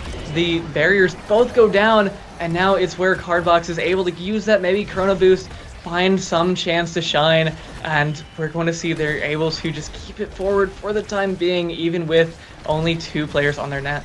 Yeah, 2 players, now 3, but it might be 2 again as Cardbox looking incredibly low. Has some evades though, but might try to save up for the flip. Leo Leon trying to do something with the Oni's Blade, but not going to be getting much. Flow state back online with the core flip on to this Octavia, but needs to be careful as the Octavia is incredibly low. Could be the target of an X combo soon, but it doesn't matter because I finds Dropletto in the perfect spot yet again. Cardbox wasn't even in range for the strike as Dropletto puts it in the bottom corner. Bozo Bunch now tying it up 1-1. Yeah, and if they're able to keep this pressure on that we've seen from them the entire game, they're just maybe going to be able to close it out here. They want to finish this game, finish this series, and guarantee themselves a winner's side day 2. And, I mean, they're looking pretty confident so far. We see Cardbox almost gone, no flip, no evade available, and that's exactly what Bozo Bunch wants to see. They're able to just keep dumping that damage into him. Leo Leon also has a flip up and no longer has any evade for maybe a Dropletto or I to come in and just deal so much damage. So much damage and a KO with that Estelle. I mean, the Estelle. I love seeing Estelle back in the meta now. I missed Estelle, but when I see this, I'm so glad I'm not Leo Leon right now, having to play against this Estelle goalie. Cardbox now as well going down as Leo spawns back online. It's still permanent, a 2v3 as X just putting so much damage in. Yet again, Leo Leon might go down again. But first, the barrier gets put away, and now Leo Leon goes down. It's going to be a power play in the open net. Can Dubu do some heroics? No, he cannot. Dropletto put them at match point, winner's side point. They might go undefeated here. Yeah, there is no more energy, though, on the side of Bozo Bunch or on the side of Iron-Blooded Orphans either. Now it's up to just who can deal, who can just get the core past the other team and get this core into the net. And, I mean, right now, though, we are seeing so much damage coming out from the gates. Already, the first barrier goes down, the second barrier goes down, and, I mean, Dropletto and I are working so well to just keep this core on the side of Iron-Blooded Orphans, and just, I mean, we've seen it so many times, just the damage keeps coming out. They're able to just provide this pressure. The Fool has to do something, and they're the only one really with enough health to do a whole lot. Yeah, definitely struggling here. The Dubu defending as long as possible, but it's hard when you're the only member on your team for half the game as Bozo Bunch. Definitely struggling a little bit more in this point. They're getting a lot of damage, but they're not quite able to find the KOs, and Breads losing both their barriers now. It's an open game as Cardbox finally gets staggered, but still not going to be able to find it. Leo Leon now almost staggered, but they just cannot find these KOs. Like I'm saying, Bozo Bunch need to find it, and Breads with that Estelle beam finally gets the first KO. Will this open up the game? Will this end it for the Bozo Bunch? And it does. They go undefeated here at For the Crown, going into day 2, comfortable on winner's side. Going to be playing the Soon Dubu Strikers tomorrow. Make sure you stay tuned tomorrow because it's going to be a banger. Yeah, I mean, that was just some incredible plays from the Bozo Bunch throughout that entire series. We just saw in that first game, they were able, Dropletto and I did an amazing job of just passing, keeping the core between that Octavia and that Juliet, and just keeping the core around, passing it around, making sure Zoro, the Fool, just couldn't get those saves. And then also on the other side, we saw, in the other game, we saw just that damage. I mean, that's 23 KOs across the board, 11 from Dropletto, 6 from both of his teammates. I mean, those damage numbers were pretty low for a regular Omega Strikers game, but the kill numbers were crazy. I mean, if you consider that all of them have about 30k, Dropletto almost having 40k for a 3-0 in sets, that's a lot of damage. This wasn't a 4-set, this wasn't a 5-set game. This was a 3-set, basically a stomp. It was some long points. Cardbox and Leo Leon doing their darndest, even though they were getting staggered over and over again. And the Fool, I mean, holding it down as long as you can. Dubu can only do so much, right? It's not like an Atlas where you can keep healing your teammates as well. I mean, hey, Bozo Bunch looking incredibly strong this tournament, and I'm excited to see them in day 2. Well, keep in mind, we'll still be seeing Iron-Blooded Orphans in day 2 as well. They'll just be starting in the losers side with the 3rd place team that will be casting up here next very shortly after a quick break. So stick around. Thanks for watching this one, and we'll be right back.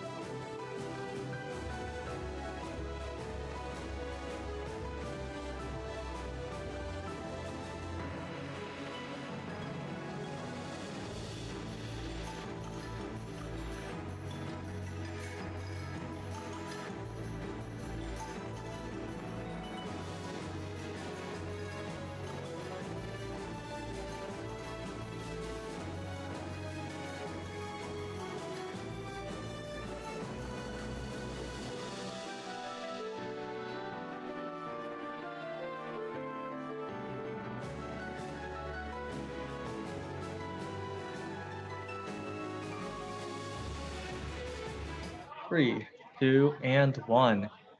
Hello, everyone, and welcome back to the Cali Land. We're here at Border Crown, the last match of the day, and it's the Sad Boys who have been sent to the loser side, facing off against the Colorin' Colorers, who took down Bang Bang. Yes, I mean, look, this entire tournament so far has been upset central. Some real March Madness going on here in Berkeley. This Colorers, try to say that as fast. This Colorin' Colorers team is a pretty good one. I'm not gonna lie. You know, Big Anime Milky's, Color Craze, and Dr. Bebop facing off against the legendary Sad Boys side. It's gonna be a very fun one indeed. Loading into this match right here on Taiko Temple. Again, best of one, so only one shot, one opportunity to get in top 6. If you don't, you're in 7th place. Yeah, and you don't want to finish 7th place at a land. You don't want to miss out on day 2, an entire new opportunity in the best of 3s here. Taking a look at the draft, though, we're seeing a lot of damage. The signature Vice coming out of Color Craze from the Colorin' Colorers, and I think that's going to be a lot of balance with the start. Be very interesting to see, especially how Vaughn works with this now. I mean, he's very versatile. It's very fun to see him always play all these different characters and all these different strikers. Up onto the kickoff, and we already have one goal barrier down. Color Craze doing a strike battle right here with Vaughn, and you already lose on those Mako drums. Color Craze working on getting it out, and Bell's bringing it on over, but the defensive side from the Coloring Colorers coloring in a perfect defensive mindset so far in this first half of the match. However, one goal barrier goes down. Vaughn's looking super low though, and Brawler is gonna take advantage. Vaughn has to survive off of an orb and teleport back into enemy territory. Yeah, and so far we're seeing the melee goalies, they're back, right? Yes, they are so back. The patch has changed, but one thing remains the same, and it's that melee goalies make the game a lot easier to play, and you already lose just doing so much damage back to the Brawler here. The Mako can fight back quite a bit here with a lot of the abilities, and as the barriers go down, the Brawler's almost dead. Brawler is almost dead. Vaughn has this flip, can use it for defense, but there goes the Zentaro. The Colorers have a chance to paint between the lines. A big goal from Color Craze here. They're up 1-0 over the Sad Boys. Really, really well played. They capitalized off of the completely random KO onto Bells, caught near the edge on Taiko Temple, and that's why it is a bit of a damage map. As much as the core control is a factor, Vaughn really standing still, and a little bit of technical difficulties, perhaps. A little bit of technical difficulties, indeed. I think this happened in their last series, but it looks like everything's back up and running, and immediately Vaughn gets KO'd, sent to the Shadow Realm for the next 9 seconds.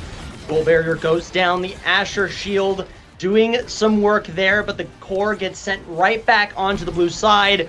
Bells is sending it back, trying to get some offense going. This Coloring Colorers team is going ham at the moment. Vaughn trying to make it back, but Brawler super low. Probably get KO'd here at any second. Look, if you already lose is bloodthirsty, he can immediately grab something here. Goal is open for the Colorers, and they will do it with a Brawler shift.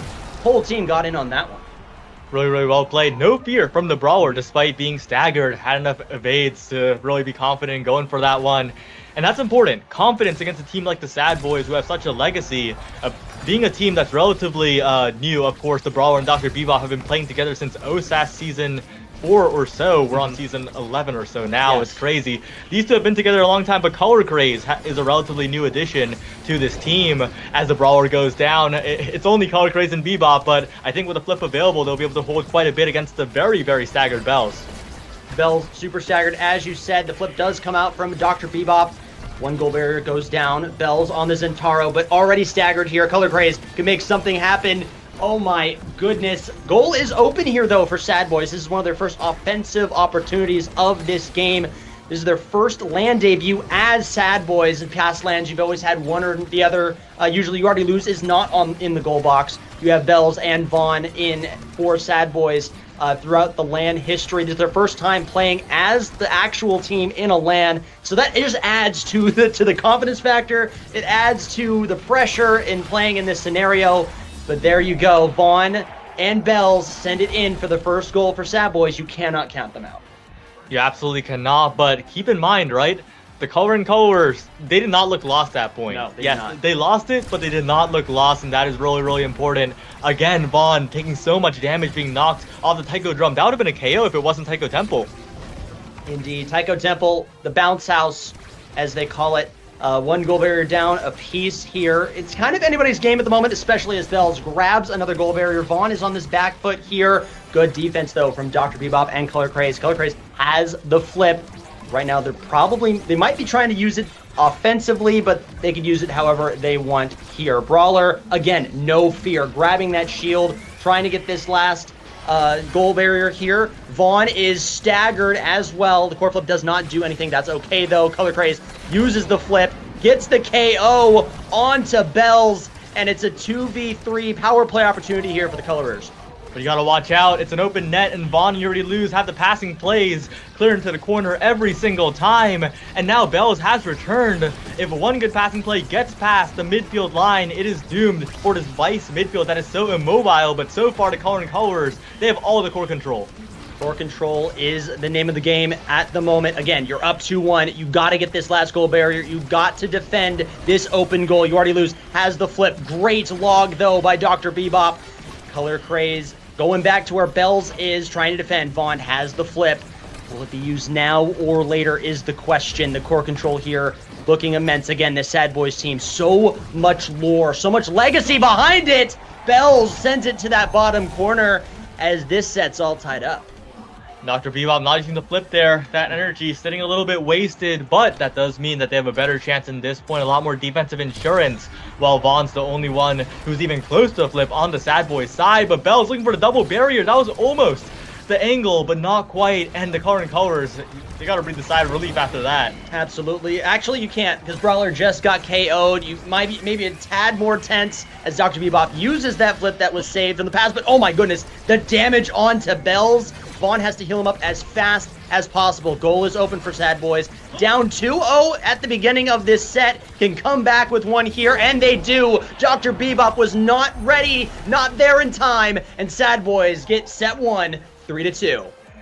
Very, very well done. I think a lot of people were confused, right? Is this really the Sad Boys going down 0-2 like that? But now as we head into the draft, this is a really, really different game because Stagger Swagger is going to be a premier pickup. Not having to worry nearly as much, getting that extra speed.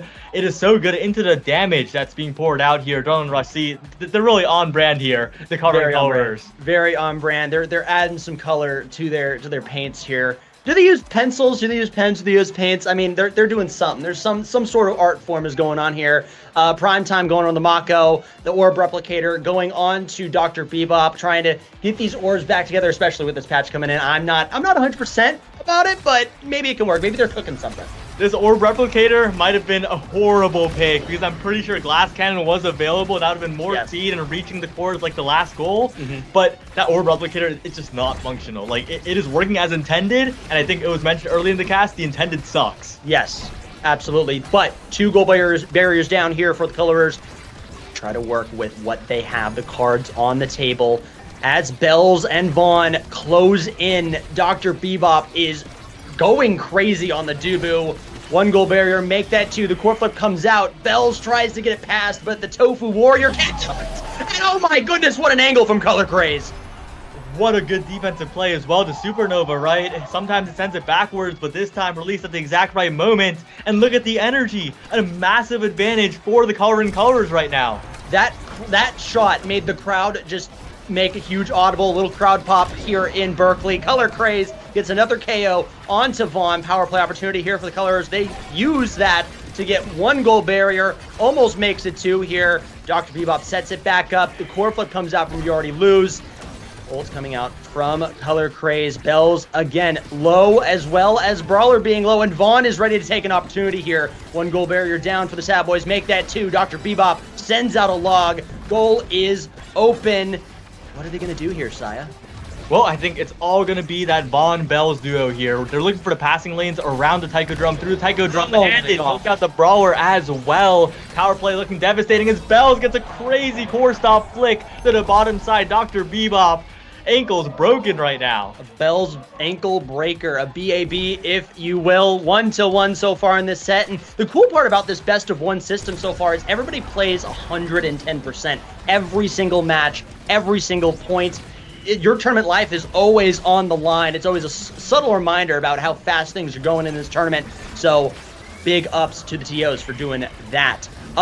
Here we go, though. A little bit of slowness coming in here. Bell's super low. Color Craze hitting that snipe with the Rift in the back of his pocket. You already lose defending this goal. One goal barrier goes down. Good defense there from the Sad Boys. Bells with the slashes, and the Tofu Wall comes out from Dr. Bebop. It's a little bit of back and forth. This is slower than we've seen in the past. It definitely is, but it's because Vaughn is looking carefully for a pass to Bells. And there's the flip burn. There's the barrier kept alive by Dr. Bebop in the corner, and Color Craze healing up as well. The Color and Colors, they stayed alive through all of that. They are staying alive indeed, and we are going into overtime. Again, this core will be moving very, very fast. You've got one flip on the side of You Already Lose. Color Craze has one too, but is very low. Could get knocked out any second here. And oh my gosh, they just got sent around the world, but they do not get KO'd. Again, thank you, Taiko Temple, for having that happen. The core flip comes out, but it goes back into the hands of Vaughn. You Already Lose has the flip here too. Maybe the Brawler can get something done. Maybe Color Craze. More hacking and slashing from Bells. The Brawler has the flip. Let's see if they can use it here. Oh, no. Bells, do not do another ankle breaker. I swear we're going to lose it here in the studio. And as was called, 2-1 here, set point for Sad Boys.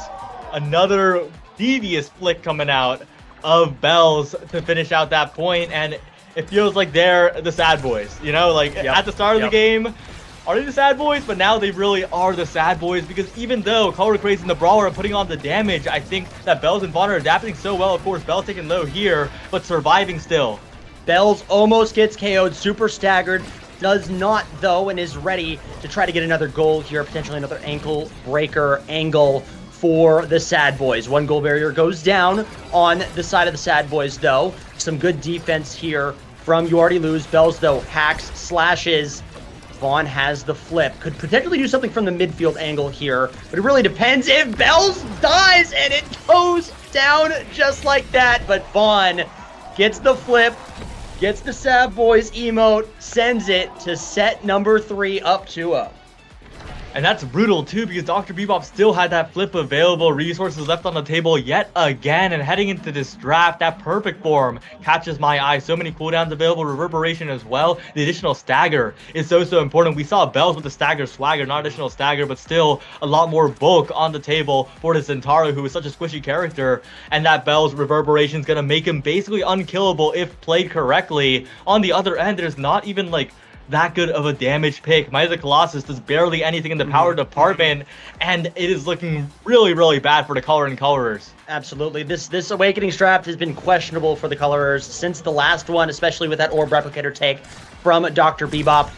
I think they're trying to use what they can to the best of their ability. Let's see if they can make anything work with this, especially now with their fast offense. They could try to make a goal happen super fast, and hopefully they catch the Sad Boys off guard. They immediately got one goal barrier out here as Vaughn and Bells are in the other net. They're working to get this other, maybe even a double hit there at the moment. Brawler's asking for a pass and gets the other goal barrier there. Brawler has enough energy, potentially in a few seconds, to get a flip, but Bells grabs a consolation prize here, another goal barrier. Dr. Bebop sends out the Tofu Fortress. Bells is looking to try to do some more ankle breaking, but it's not going to work as he gets KO'd. Color Craze has the flip, as does the Brawler. This could be a goal for the Color and Colorers. We just have to wait. Bang! There it is. Brawler, Color Craze. Dr. Bebop grabs the first one of this set. That's what we would like to see, but they have to spend so much to get it. Of course, I can't be hypocritical, right? I told them that they needed to spend the cash, spend the flips, and they did. They cashed out 1-0 on the scoreboard, but now that the meter is low, the Sad Boys are the ones who are pushing up into the corner, but the corner's a bit dangerous here. Bells and Vaughn, the one awakening that could have turned the tables here is that specialized training on Color Craze. The Supernova going to be crazy, but the Brawler already taken down. The Brawler is down. Power play goes to Sad Boys. If you're part of the Colorers right now, you're fighting for your entire tournament life. 3 goals from the Sad Boys means you're done out. No way you're coming to Sunday here in Berkeley. There goes the Vice as well as power play again onto the Sad Boys. The 1 goal barrier goes down as the KO rings out. Dr. Bebop gets the roll, gets the flip. Bells gets the goal barrier here, and Vaughn and Bells are looking like 2 very angry Hornets after you kick its nest. They're coming for that goal. And importantly, right, Bells, unless he gets surprise knockback off the map, is so bulky with that Reverberation Stagger Swagger. The Brawler, though, fighting through everything. Doesn't matter if you're less tanky. If you find a perfect pass, Color Craze off the bounce. Vaughn and Yuri lose. We're not ready for that core speed. Not at all. The entire crowd out here in Berkeley reacting to that goal. My goodness, what a hit there. Color and Colorers looking a lot like they did in set number 1. See if Sad Boys can recover. Maybe Color and Colorers can get a set in their back pocket. Bells gets the first goal barrier of this set. Sorry, not today. Of course, there's been too many goal barriers gone today. And we're looking and seeing here, again, a little bit more slow play going on as Color Craze grabs another goal barrier here. Color Craze looking to set some tempo here, especially with the Brawler hitting back there too. The goal is open. At least if Sad Boys loses this, they can breathe a little bit, but look at that. Bells goes in on his own, grabs another goal barrier. Both goals are open. Color Craze gets the flip. You already lose. Has to be defensively minded here to get things done. Bells and Vaughn storming up. You can already see it happening, but Color Craze threads the needle and they finally get on the board. 1-2. Looks like the crowd's loving it.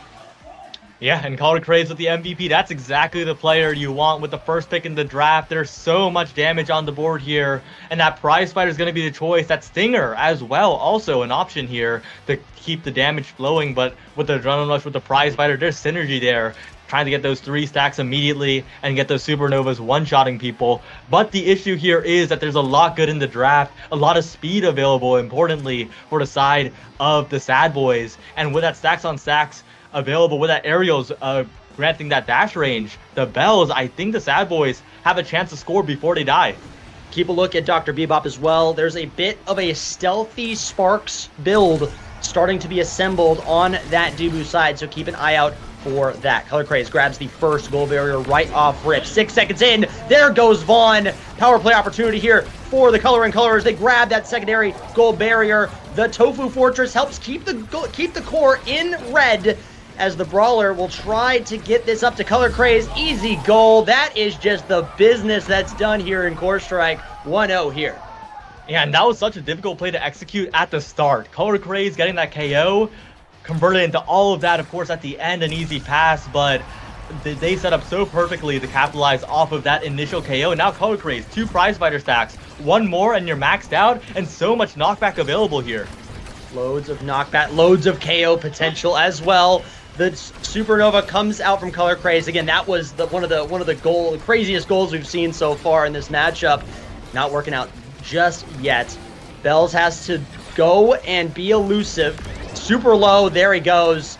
Another power play opportunity here for the Color and Colorers.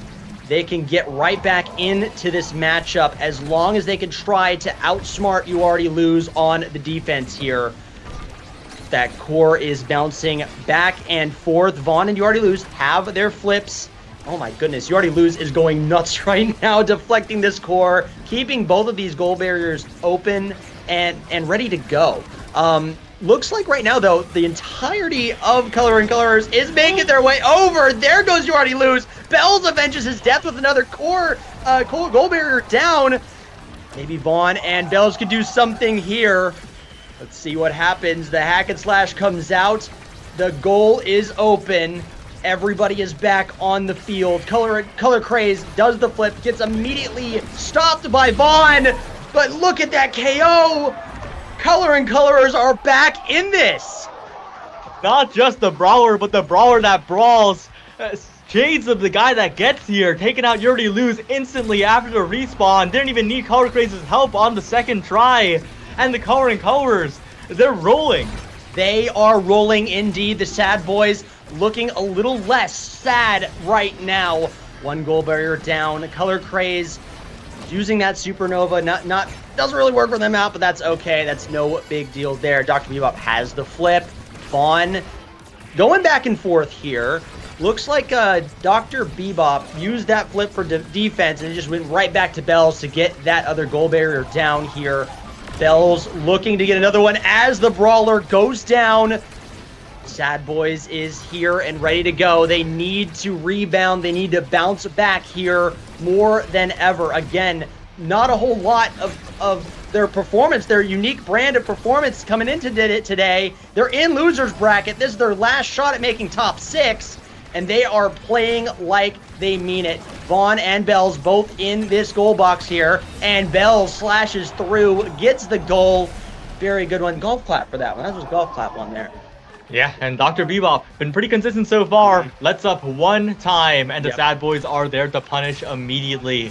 And, you know, they can't let this lead slip away from them. 2-1 now, but it could disappear in an instant. But the Brawler, the Asher pushing up in the corner, forcing out evades. And those evade timers are so important because they mean guaranteed damage when the opposing team is locked out of that button.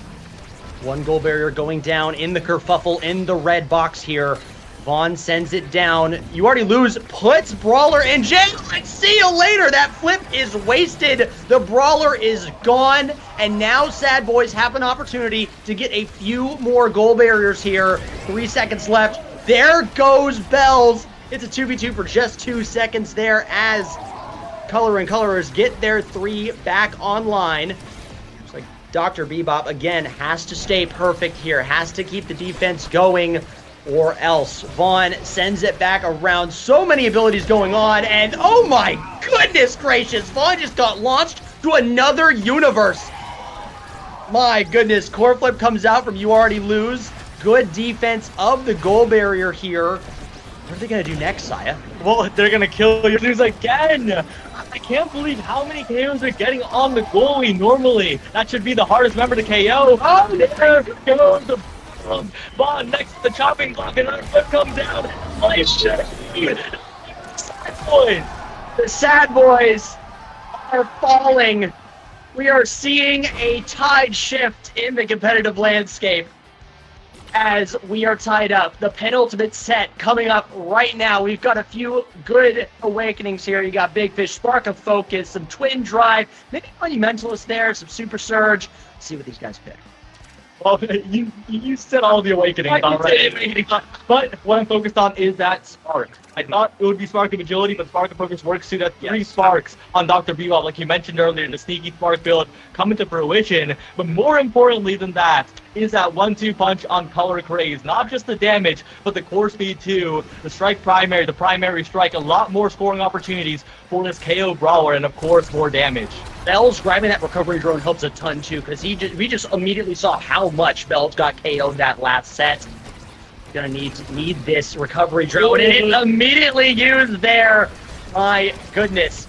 Here comes Supernova. It's gonna try to bounce around, but You Already Lose is there to recover. Bells looking to find an angle here with both the midfielder and the goalie. It's gonna be a little rough. One goal barrier goes down, make that 2 with a very nifty bounce. Vaughn sends it back to Bells. Color Craze is there at the midfield. There goes the Brawler. And Vaughn has flipped to be able to send it through. Stop. Dr. Bebop. Stop it for now. Color Craze with the flip here. They need to find these next 2 goal barriers here. Let's see if Sad Boys can get this done. Oh, of an early pop on the Supernova by Color Craze. That means Vaughn has taken no damage from the current ability rotation of the Color and Colorers. And the goalie is falling. Dr. Bebop a little bit too close to the net in that instant. And the Sad Boys, they still have the lead. Sad Boys still alive here. 2 goals means that they move on to top 6. Color and Colorers need probably thinking right now. They're probably thinking how much it's taken in this pool, fighting and clawing their way to this moment. To have a privilege to be playing the Sad Boys right now is just something that's probably not lost on them as we get some strike wars going in this set. Dr. Bebop will lead into the box for a little bit. The bounce helps there as well. There goes Bells again. There's a bit of a KO problem here. If you're a Sad Boys fan, Color Craze looking to set this up back and past. You already lose. Both of the members of Sad Boys have their flips as Bells is looking to get another goal barrier here. Yeah, but we're seeing a consistent problem here. And the consistent problem is that they're not getting enough damage on Vaughn. The Brawler goes down again, and look at Vaughn, so incredibly healthy. Of course, has to burn the flip, but, you know, you'll take that if you're the Sad Boys. You're dying already, might as well stay alive, even if you have to spend all of your meter. All of your meter down. Your Vice is also down. Sad Boys looks to grab a second goal at the moment. Dr. Bebop has the flip. He just needs to be at the right place at the right time. Bells misses the flip. Bebop sends it back there. Gets it over to midfield. Everybody's back online. Everybody's making it work. Brawler doing a good set of defense here. You already lose. Sending it back to Bells. Look, Vaughn, you were saying about Vaughn, you need to keep him alive and defended here, especially with all this damage that's being rained out, especially on Bells. Bells gets a slash in, but it is easily defended here by Dr. Bebop. But look, You Already Lose does not have a goal barrier down just yet. You Already Lose has not to play goalie just yet in this point. It's been only the Sad Boys on the offense here, and once again, Dr. Bebop in a lot of trouble. Bell's in position, but importantly, Color Craze has been winning a lot of strike wars, making it very, very possible, but it's still looking so impossibly difficult. Just barely going down is Dr. Bebop. The Sad Boys 1 point away from ending the dream here. 1 point away, ending the Cinderella run. Let's see what happens. Vaughn has the flip, can get something working here, as does Bells. One goal barrier goes down. The winning condition is being spelled out. Brawler sends out the barrier, and the flip comes out as well. And oh no, the bounce. The goal is open. The winning condition is there. Oh my goodness! It's the flip. Dr. Bebop rolled, and they're alive still for now. Vaughn looking to go around, but the Tofu Fortress stops it for now. Everybody's back online. You Already Lose has the core flip. What's going to happen? The flip comes out from You Already Lose, Color Craze, and Brawler trying to make a crack in You Already Lose, and this aggressive offense from Sad Boys, but I don't think it's enough. Vaughn has to pop the elusive. The core is over here on the left-hand side of your screen. And there goes the Vice. It's being spelled out. Can the Color and Colorers keep it alive? It's looking so difficult. Sniped by You Already Lose. The core speed is picking up so much. A passing play to the bottom side. And finally, You Already Lose. We'll tap it in. A valiant effort by the Color and Colorers. But this day was not their day. The Sad Boys will stay alive. Sad Boys stayed alive, making top 6. Their storied run in the game continues. This is such a big win for them, especially after being knocked into the loser's bracket earlier today. Good job from both teams. Every single point was played with passion and commitment. Yeah, and now they're out of the real danger, right? The best of ones, the time constraints in a LAN event. Yes. And now we're finally to day 2 for the Sad Boys. Demons Raw, they drowned in pool. Down? Oh my goodness. Demons Raw was my #1 team, and they did not do very well. I was walking out of the venue, and Gumi comes up, and he's like, "We're out." I'm like, "What? You're out?" So many upsets happened today. A lot of different matchups, a lot of different teams going further than many thought. Will we see that tomorrow, though, Saya? Well, there's one team that is still in tomorrow, and that is Woe Chills, the team Chills. They took down Demons Raw. First seed versus 16th seed, they didn't care.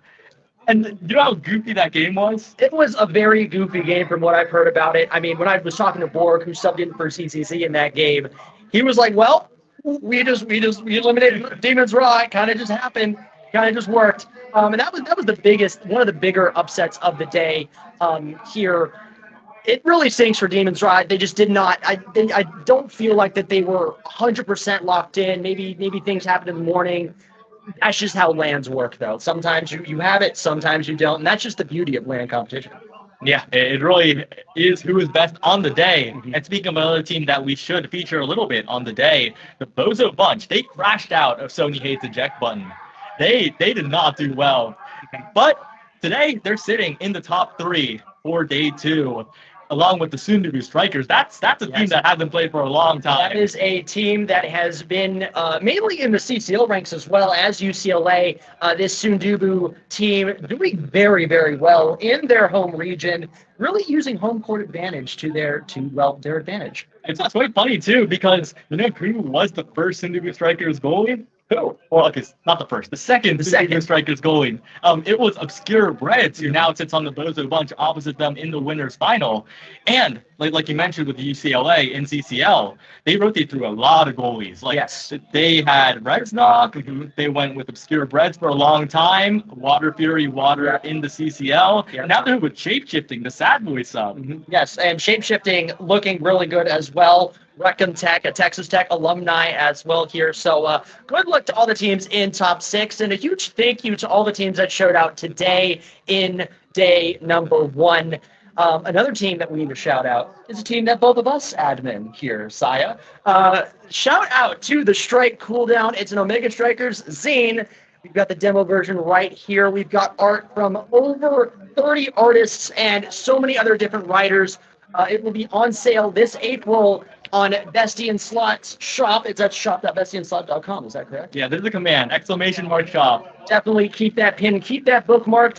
Brickbat even wrote a little story for us. Well, let's get a close-up. Let's get a little close-up there. Story written by Brickbat, a brief appraisal. That'll take that or Wagyu steak. Well, you'll have to buy the zine to find out. You need to buy the zine. We will have physical and digital versions, as well as a ton of merch coming as well. It's a celebration of the entire community, not just competitive, that we will be supporting here as well. So if you're here at the land, if you're here in San Francisco, come by, check it out, see what's in store later in the year. That'll do it here for us. Is that right, Saya? Yeah. Well, that was a crazy segue. Crazy segue. I mean, I'm a little rusty here, Saya. Yeah. Thank you for having me. Well, that was good. That's the end of the day, I think. We're a little bit over time, but, we made it. We made it indeed. We'll see you tomorrow for day 2. Adios.